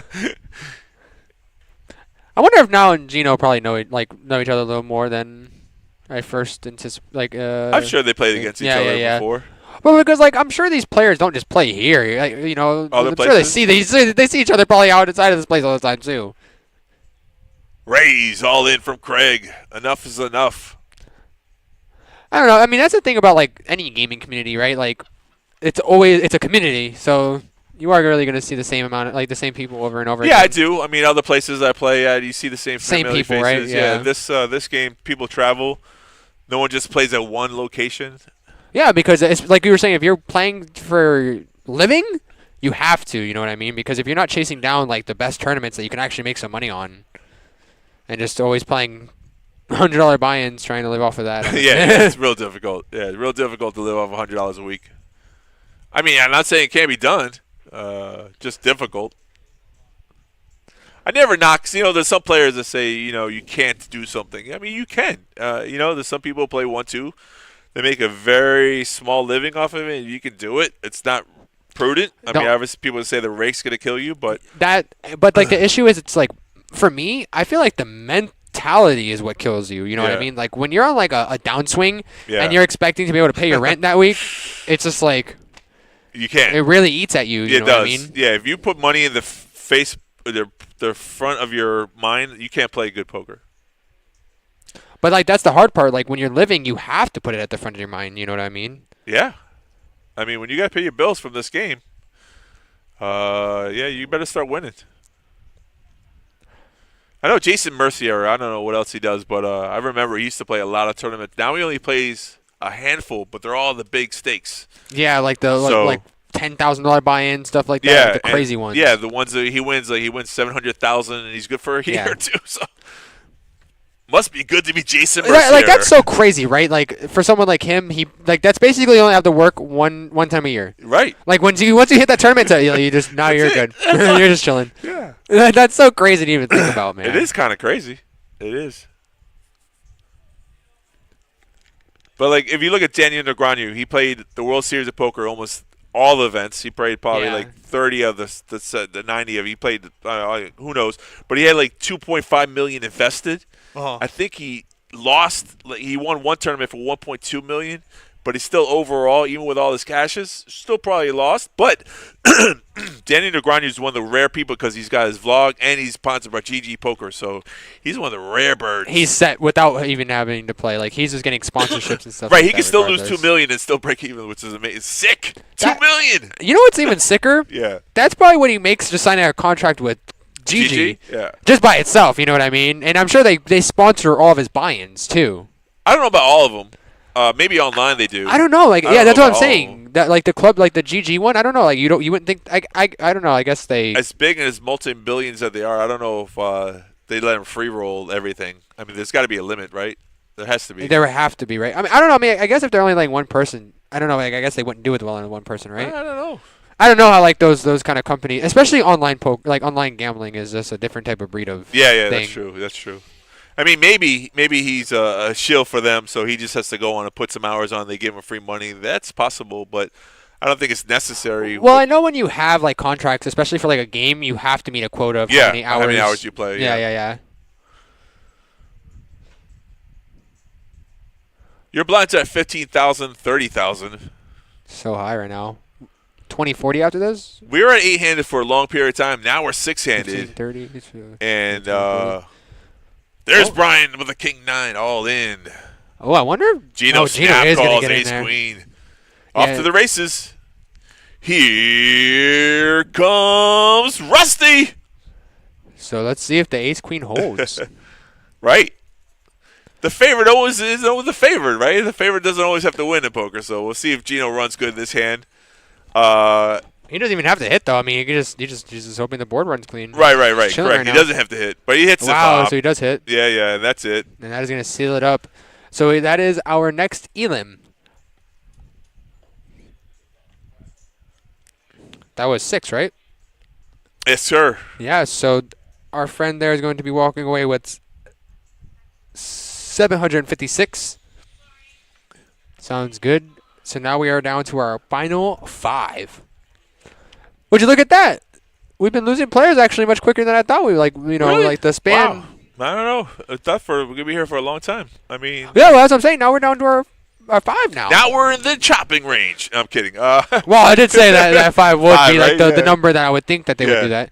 Because I know Gino is always down for a chop. I don't know. I don't think I've never seen Niall. I don't know. Some players don't want to chop. They want to take all the money. But No, I'm saying have you as Niall? but here's the thing. So let's say Gino and Niall were really getting at each other's throat. Uh-huh. So and then someone says chop, and I was like, no, I don't want to give this guy extra money. That's a no chop. That's a no chop. Yeah, that's a no chop for me. So What do you mean no chop? And that's just pettiness. I love it though. You got to throw some There's a pettiness in reason. this game. now the ranges have gone up. We're 5-handed. So You reap what you sow, Gino. that's true. Brendan all in with 8s. So he is It's a gonna good take jam this for one down. 500K though. Woo! Pocket 8s. Snowman. They melt in Florida. Look how happy Gino is. He's chip leader on the He's loving table. it. He's having a good old time, knocking out players with ace high. Woo! With his eye. Gino's just like, what can I say? You got me. You got what me. You got can I me. say? So now the player stacks are starting to become less of a blind issue. Really relevant. They're really close. Okay, we got Brandon. Bubba Brandon, King Queen of Diamonds. Definitely would like to see raise 75,000 here. King Queen suited 5-handed is a really strong hand. And he raises 75. You've been pretty good today. I've been lying to everyone. My hand and mob earnings are actually 5 million. Look me up. Imagine I'm just a secret like pro. Yeah, why not? And have been trolling this whole time. You know, the great news is because of the moneymaker effect, it shows that any amateur player can become a professional. And Moneymaker started as an accountant, really wasn't in the professional poker business, and he hit that one boom and I think changed his life. Moneymaker just cashed another tournament not too long. He did. Like actually a couple weeks ago, I think, or a month ago, or something like that. Yeah, yeah. recently he won. He won really good at the Triton Poker. He won some tournaments up there, like over $1 million, which is great. Oh wow, he was just Yeah. out there just killing it. Just Okay. killed it, yeah. And then just recently he won a tournament, like you said. Yeah. Whoa, Oh, they did whoa. Ah, wow. What Yeah. a sick jam here from Craig. I know. So 2 of the shorter stacks here, racing it off here. Ace high in the lead, but ace in the window. Oh, straight! What? That's not What do fair. you mean? That's not fair. What do you mean we just lost Craig? Ah. Wait a second. What? Dang, bro. Small advantage, and you see the ace in the window. We are down to our final 4 now, I guess. Just like that, folks. Craig going to be walking out with 995. That all-in was very, very... I wasn't expecting it, honestly. Well, Craig was playing the percentages. He didn't think Brendan had a made hand, and kind of was right. I mean, King Queen is a nice suited card to look pretty, but his ace high was actually in the lead. I know, but do you think he was thinking that? Like he thought his ace high was actually in the lead? No, or I do you think he's thinking that he's going to fold to an all-in bet. Yeah, that sounds more realistic. That Yeah, he was that's thinking he was just- going to fold. That's just the play. If he doesn't have a premium hand, he's going to fold. I'm going to take down this pot, and I guess. I mean, he saw King Queen as. but it's premium. also 5-handed, so he just took a gamble there. So now we're 4-handed. So just like that. You know what I mean? and Mike's all in here with 255K. Gino with Jack 10. They call them ace crackers because they Ace crackers. They beat big pairs. What is it the hand that has like the highest percentage? Like 7-6 or something like that suited against aces? I think it's like 7-6 has the highest percentage of cracking aces. Really? I don't know about the math about that. You could be right. It's like 7-6 or 7-8, I want to say, and it has to be suited. Gino's thinking about it. He's like, well, if I make this call, I still have 700,000 in chips. If I make this call. He's doing the math. Oh, we get down to 3 players. No way, Gino's thinking about calling with Jack 10 Yeah, he now. is. Yeah. That's a player that thinks about making. Yeah, he's weighing the odds. He's just like, all right, I'm gonna let it go. I don't know. Jack 10 is just. I feel like that's a little bit loose, right? No. A little loose, but then again, I mean, they are live. He just feels. I think he's in the chip leader position.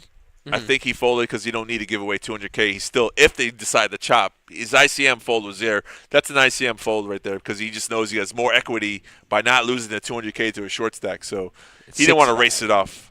6-5 suited is the hand. Okay, you found it? Yeah, you it says 6-5 has the highest percentage of actually cracking aces or kings. Like any high crazy. pair. Yeah, I'm yeah. gonna start playing 6-5 now. I'm kidding. every time they're like, "How do you always beat me when I have aces?" You're like, "Actually."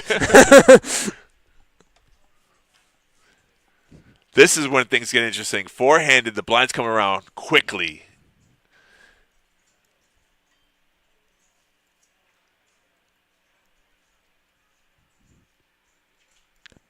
Okay. All in. I like to see Niall does this whole like pause before he jams. He doesn't just jam. Oh, let me ask you a question. Yeah. Jamming under the gun. Why do I feel like that's just like considering that he has a really big stack?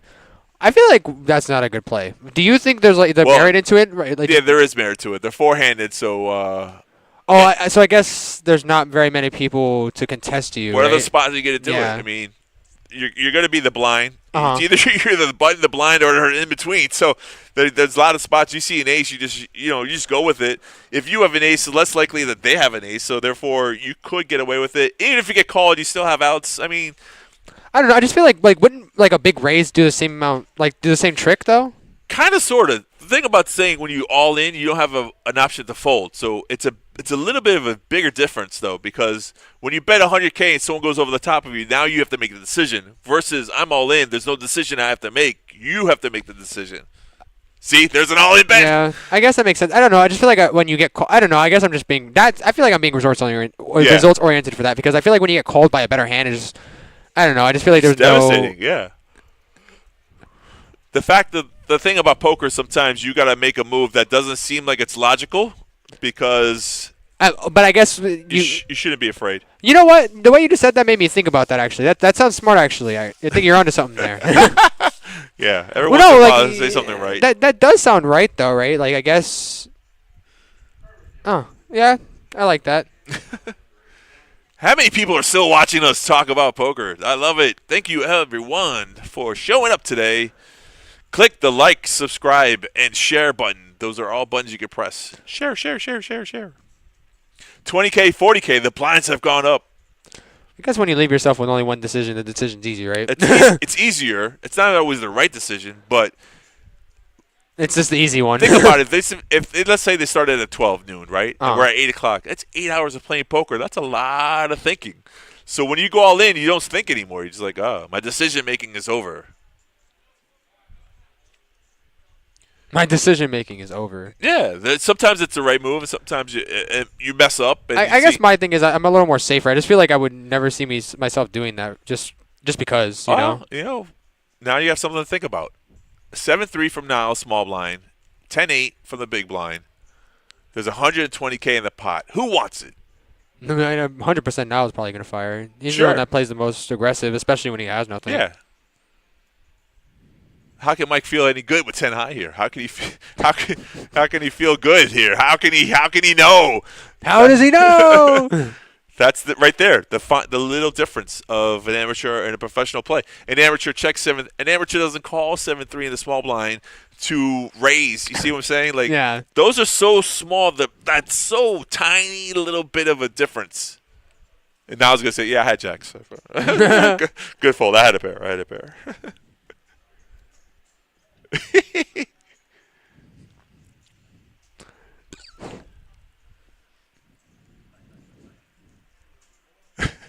Mike said if he had a stronger hand, like a king or queen, he calls, but he didn't have anything. So, yeah, it makes sense.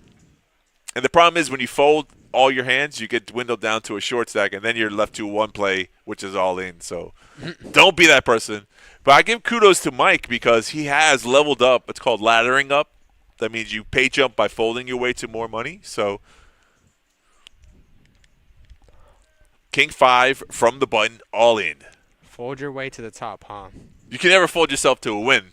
You can fold yourself to more money. We're going to see that story one day somehow. No, it'll never happen. Player folds their way to to first place. It never happens. You got to win a flip somehow. There's no way.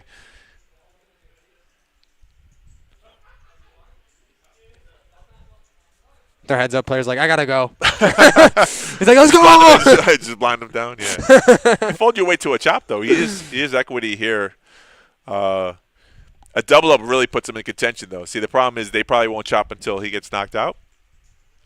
But you never know. Small blind might. Oh, you're saying 3 players is where they're probably chop? Possibly. They're all relatively even, right? The chip stacks, if they're relatively even. Mike's the only one with short stack, the 315K. ICM. Yeah, and ICM chop gives them all third place money. All right, let's go ahead and look up some of this stuff since the viewers don't like me asking you what stuff means. No, The viewers, are they still there? Hi, everybody. Hi, everybody. See, like, why would I even know what that means? I would never even think that's what that means. Yeah, that's what it means. Bang, bang. Gino takes down another one. So what exactly does that mean, though? Independent chip modo. Like, what are they? It's a module. So, okay. Yeah. What it is that you take all the chips and you put it into a calculation of what it's worth. So instead of like an even chop, let's say the prize pool is 20K, they all get 5K each. You're saying worth what? Like worth like to actual money or just like? Yeah. So your chip stack actually gives you the more chips you have at the time gives you more money. So it's called. That's why Gino folded earlier to the raise because of his ICM chop probabilities. Is if they made a decision to chop, he's going to make more money. So calling there is less equitable than folding. Yeah, well, I know in ICM chop, the more chips you have, the more money you make. Correct. I didn't know exactly why that factors into it. It does. No, not just that. It's just more like what the goal of an ICM chop is. Like what I guess math you're using to calculate it. Yeah, to maintain your chip because you just don't know when they're going to decide to chop, right? So you say to yourself, at this juncture right now, I'm going to get the most money because I have the most chips. So I don't want to lose any more chips. Therefore, I'm not going to play against a couple players. It changes how you play the game a little bit. That's all. But if you don't want to chop, then screw it. Forget the ICM. Just go for it, you know? He's like, yeah, at that point, you don't even have to think. It just, the money's there, go for it. You know, right, 4K is not going to change anyone's life. I mean, it could add to your bankroll, but it's not going to pay your rent. I don't know how your rent is. Whoa, but it'll pay my rent. Whoa, don't speak too soon. What is fourth place money? What does fourth place get here? I can't even see. Looks like it says 1,331. Yeah, so there's a big jump between fourth place and first place, right? You're looking at almost like 3K, 2,700. There's a big pay jump right there. But you're guaranteed $1,300, so you could play a little more reckless right now. I mean, your stack, if I'm in Mike's position, I would probably make more moves because you're not going to fold your way up to a bigger pace. Look, all these other 3 players here are doing great, have the same amount of chips, so.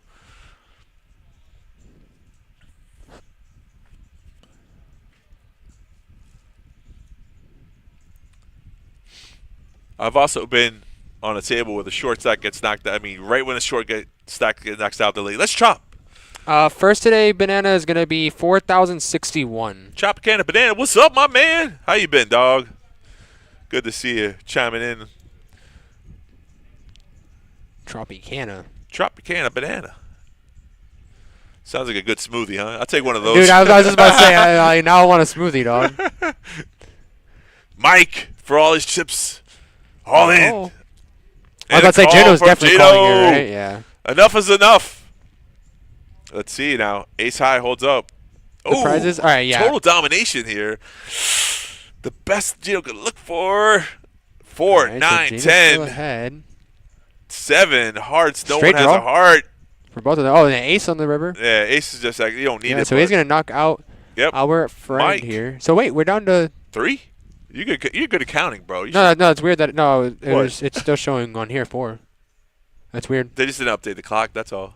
No, it's why that it hasn't been updating all day for some reason. What's the prize? A lifetime supply of free spam. A lifetime. Right, so we got. Yeah, go ahead. 3 So places left. we did just lose another player, so we might as well say that too. So 4th place, like we were just saying, is going to be going home with 1,333, and we are down to our final 3 players. So currently, 1st place is going to be getting 4,061, 2nd place is going to be getting 2,509, and 3rd place is going to be getting 1,811. And look at these stacks. Gino just jumped into the 1.2 million chip lead, but he's not that far behind. Both players have 800K behind him.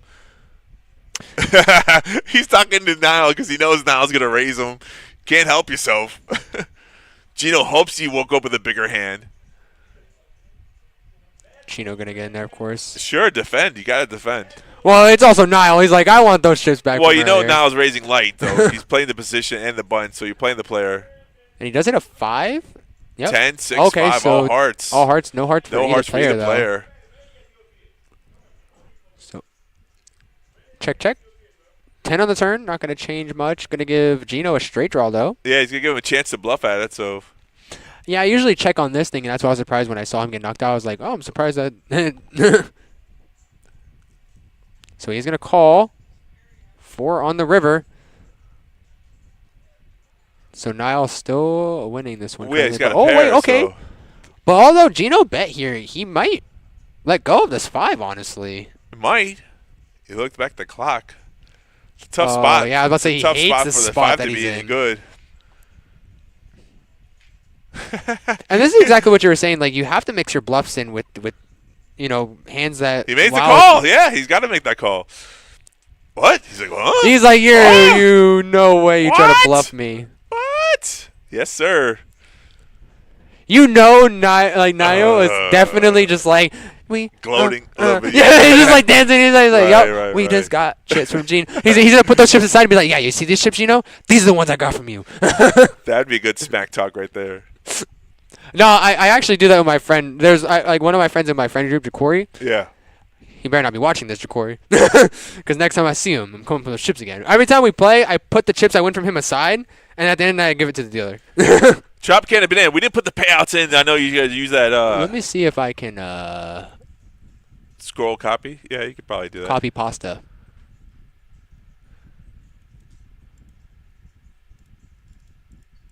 No? Nope. I'll let you do it? Nah.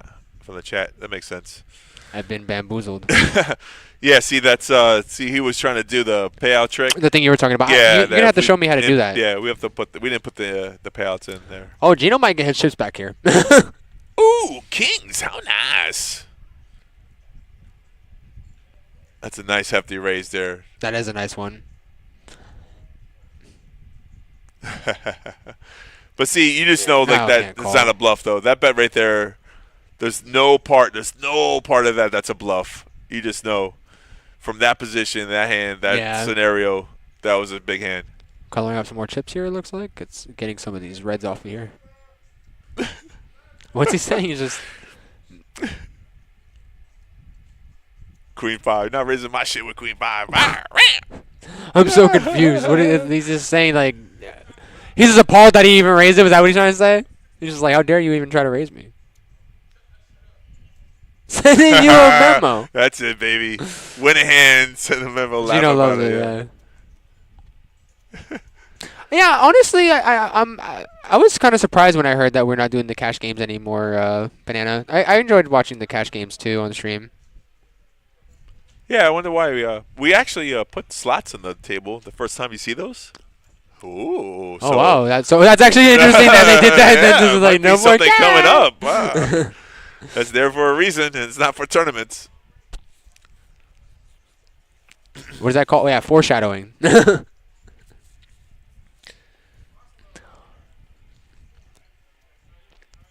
Man, so 3 players. Interesting.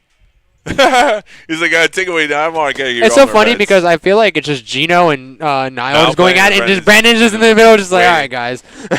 Yeah, collateral damage, just waiting for someone to knock out each other. They know they're going at it. So casualties of war is just waiting for it. Yep. Move up a pay jump, someone gets knocked out. Smart. No talk about the chop, though. They all want to play it out, I guess. Let's go. You knew that would happen if there's beef between another player. You know, you want to give up equity. Like, screw that. I don't want to play it. It's funny because I feel like if Brandon gets knocked out, we might see some heads-up play. Just for a little bit. We're seeing heads-up play right now. Yeah, basically. It's literally just Brandon just letting them just fucking just go. You guys got this. 10-8 versus Jack-9. The flop is... So he has an 8 right now. Yeah, one pair. Gino not really sitting with much. No, he's got 6 outs. 75K, is that what that was, or 100K? Position, 100K. He folds. Don't want to chase anymore. Can't. I don't want to chase no more. Brandon just chilling.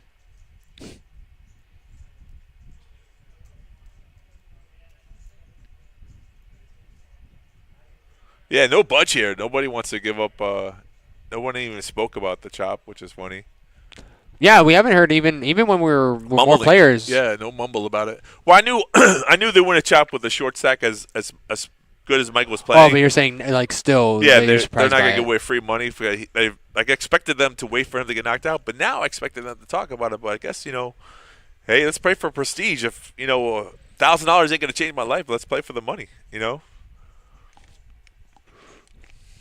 And there's nothing wrong with playing. I mean, I personally rather take guaranteed money than ego. Yeah. I don't have the for sure. There's no trophy here, so.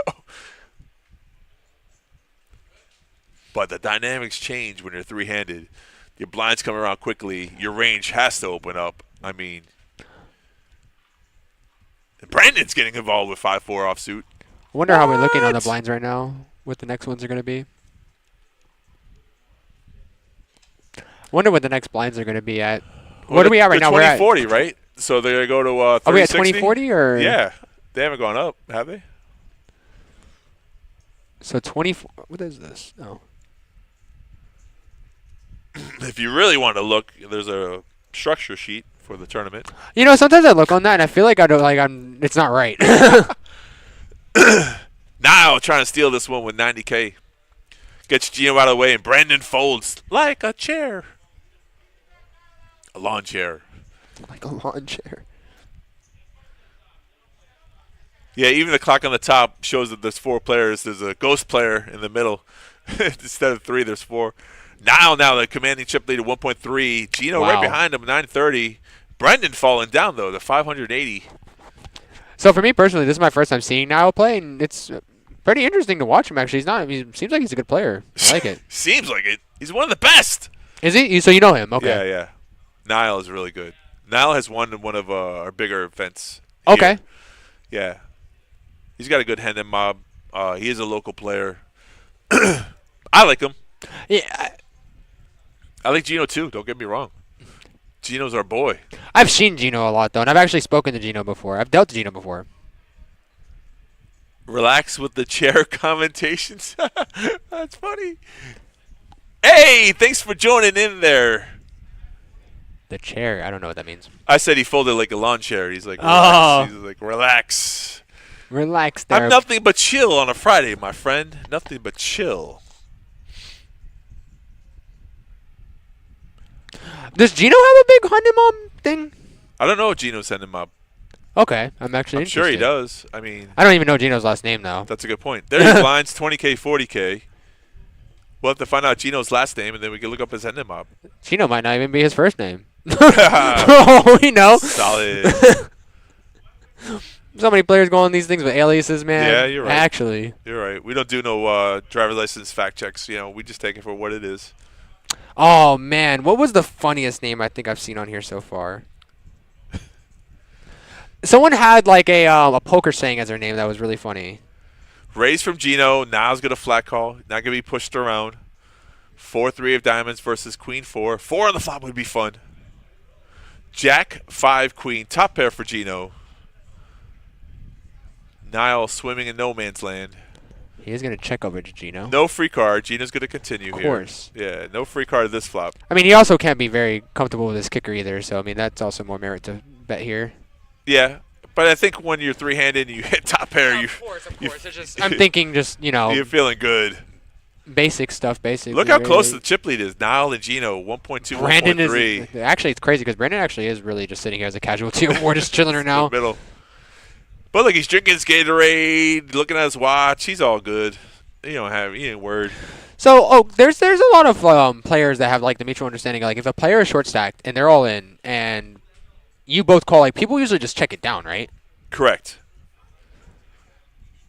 Now with sevens here. Got like two-handed mobs? That's crazy. Who? Gino got like two-handed Yeah, it's probably. Yeah, it's funny. That is funny. All in from sevens. I love it. Three-handed pair is really strong. That's crazy. Maybe for tax purposes. So Brendan asked him if he was blind. Niall honestly said he's not blind. So, yeah. I have no reason to lie here. That's pretty funny, actually. Yeah. But you could go blind from the button and hope that the small blind and big blind don't have nothing, and you just win. Crazy. Gino got two while I'm sitting with none, right? You got to start. Listen, everyone starts from somewhere, Well, when did you start playing poker, Oak? Right before the poker boom, before the Chris Moneymaker, I was playing cash games. Well, no, I'm saying, like, what age, like, how old were you? Do you remember? Okay, so the first time I played 7-card stud with my parents when I was 13 years old. Okay.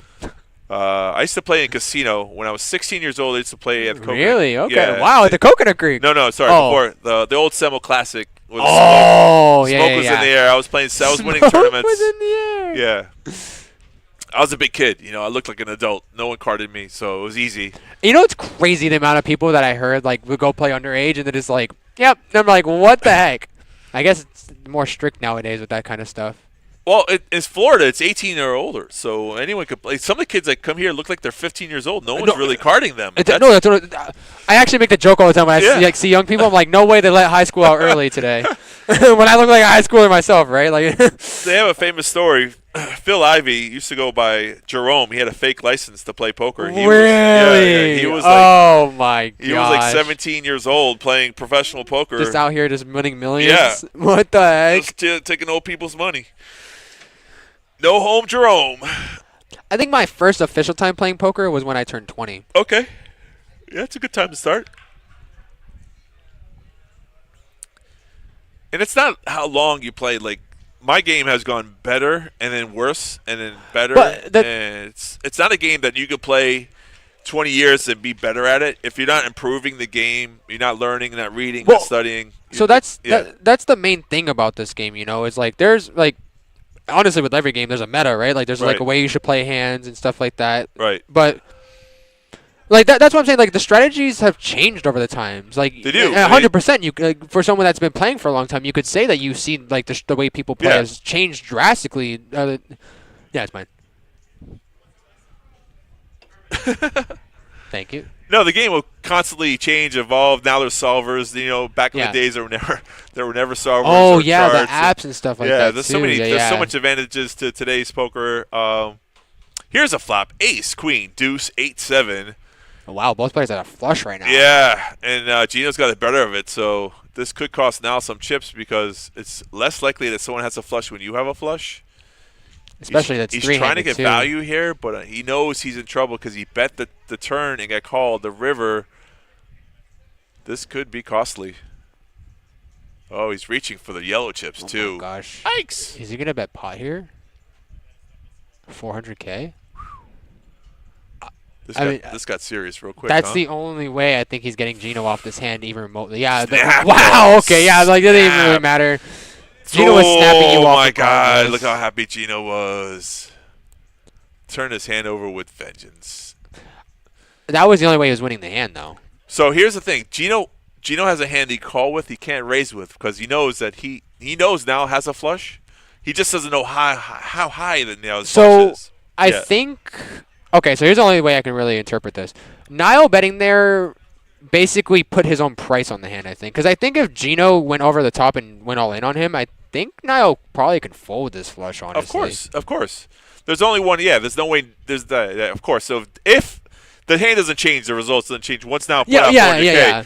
If Gino goes all in, he probably, I mean, he might call. I doubt So it. if Niall checks there, how much do you think Gino's putting in there? I don't think there's so much value to Gino's bet because he knows that Niall has a flush. So So so you're saying just Gino is just putting him on a flush there 100% of the time? I think Yeah? so in that spot because Okay. he bet the turn. He made the flat call there.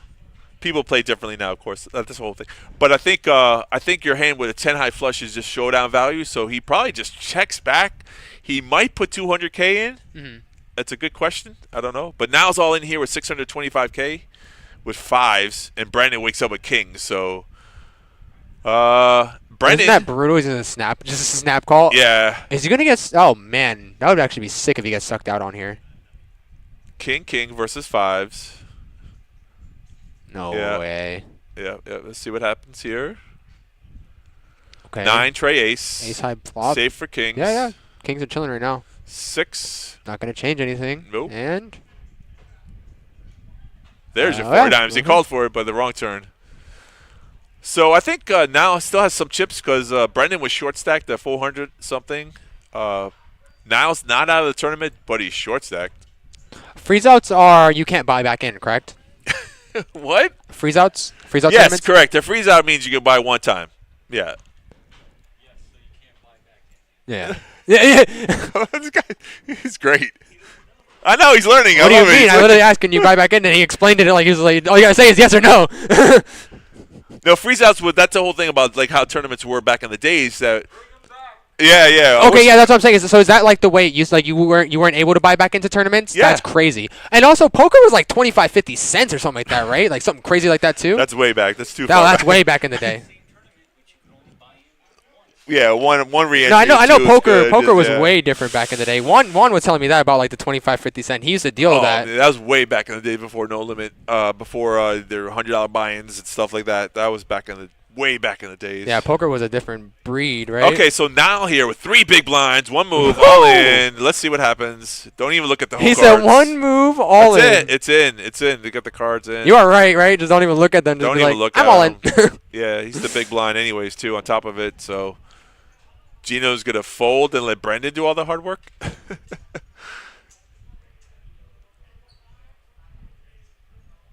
Yeah, it took easy fold. Brendan's going to call. I mean, Brendan, just don't even look at your cards. You call. He Okay. folded! What's Okay. the fold there? That was a Okay. bad fold. I don't care what two Imagine cards. they go chip chop right now. Yeah. Don't even let Lyle get knocked out. Just chip chop.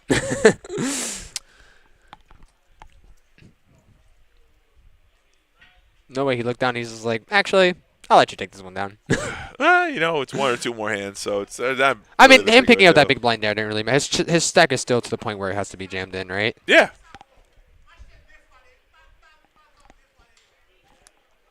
Brandon with 6 deuce on the button folds. All right, he's gonna leave it up to our boy Gino here. It's kind of. He thinks it's funny too because it's kind of Yeah. ironic. That it ended Gino like has this. 10 high. But look at this though. He Of course, calls. Gino's calling. Yeah, Of course, and it's just a sick. Now has 8-7 total domination. He's ahead here. right now. Gino's All right. ahead. Yeah. Yeah, let's see. Yeah. 10 high. Can it hold up? Oh, Oh, sitting both in got 8. an 8. King 9-8. Only a 7. A 7 out only. No one card to come. Oh wait. Chop. No chop. No. Gino did the work. Now he's down 3rd place.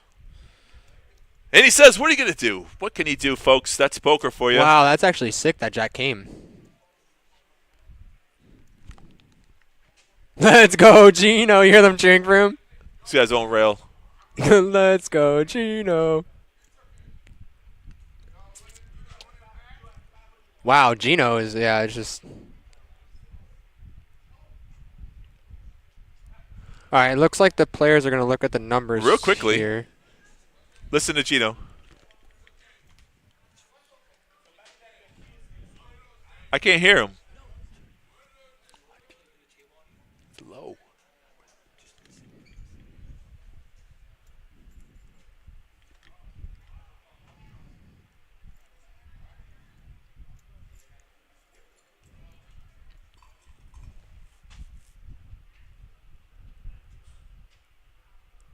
So the counts are 2.3 million versus 940. Dino's got 2-1 on chips here. Looking at an ICM chop.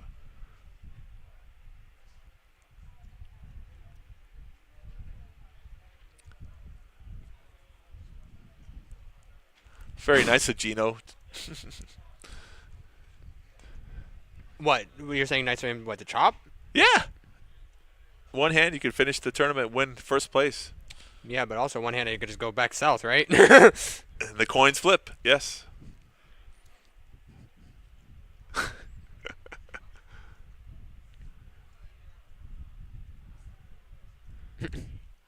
Yeah, that's what I was saying.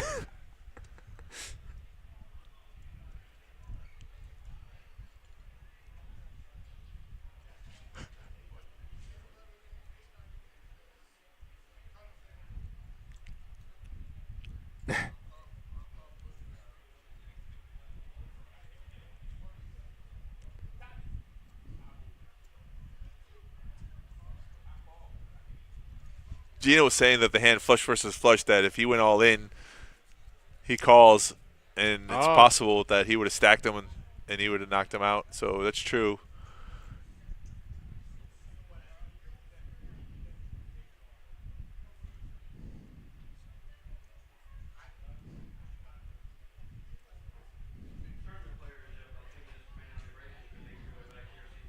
I don't know. You were saying he thought he had a flush, right? Like he Yeah, Gino he said it too, though. If he had a flush, he'd had a higher flush. So he did think of it. That's what your thought process is like. If I raise here and he comes over the top, I'm losing to a bigger flush. But what Gino's saying, like exactly what he's saying. You know, you can't always be scared of them to having the bigger like. No, that's why he snap called. Yeah, exactly. You can call the hand, but you can't raise there. It's a big difference. And you hear him. He's literally saying like he was expecting to see a bigger flush there. Yeah. But Hold on.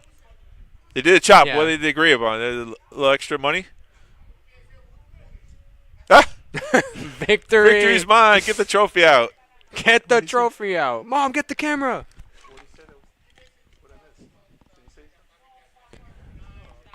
All right.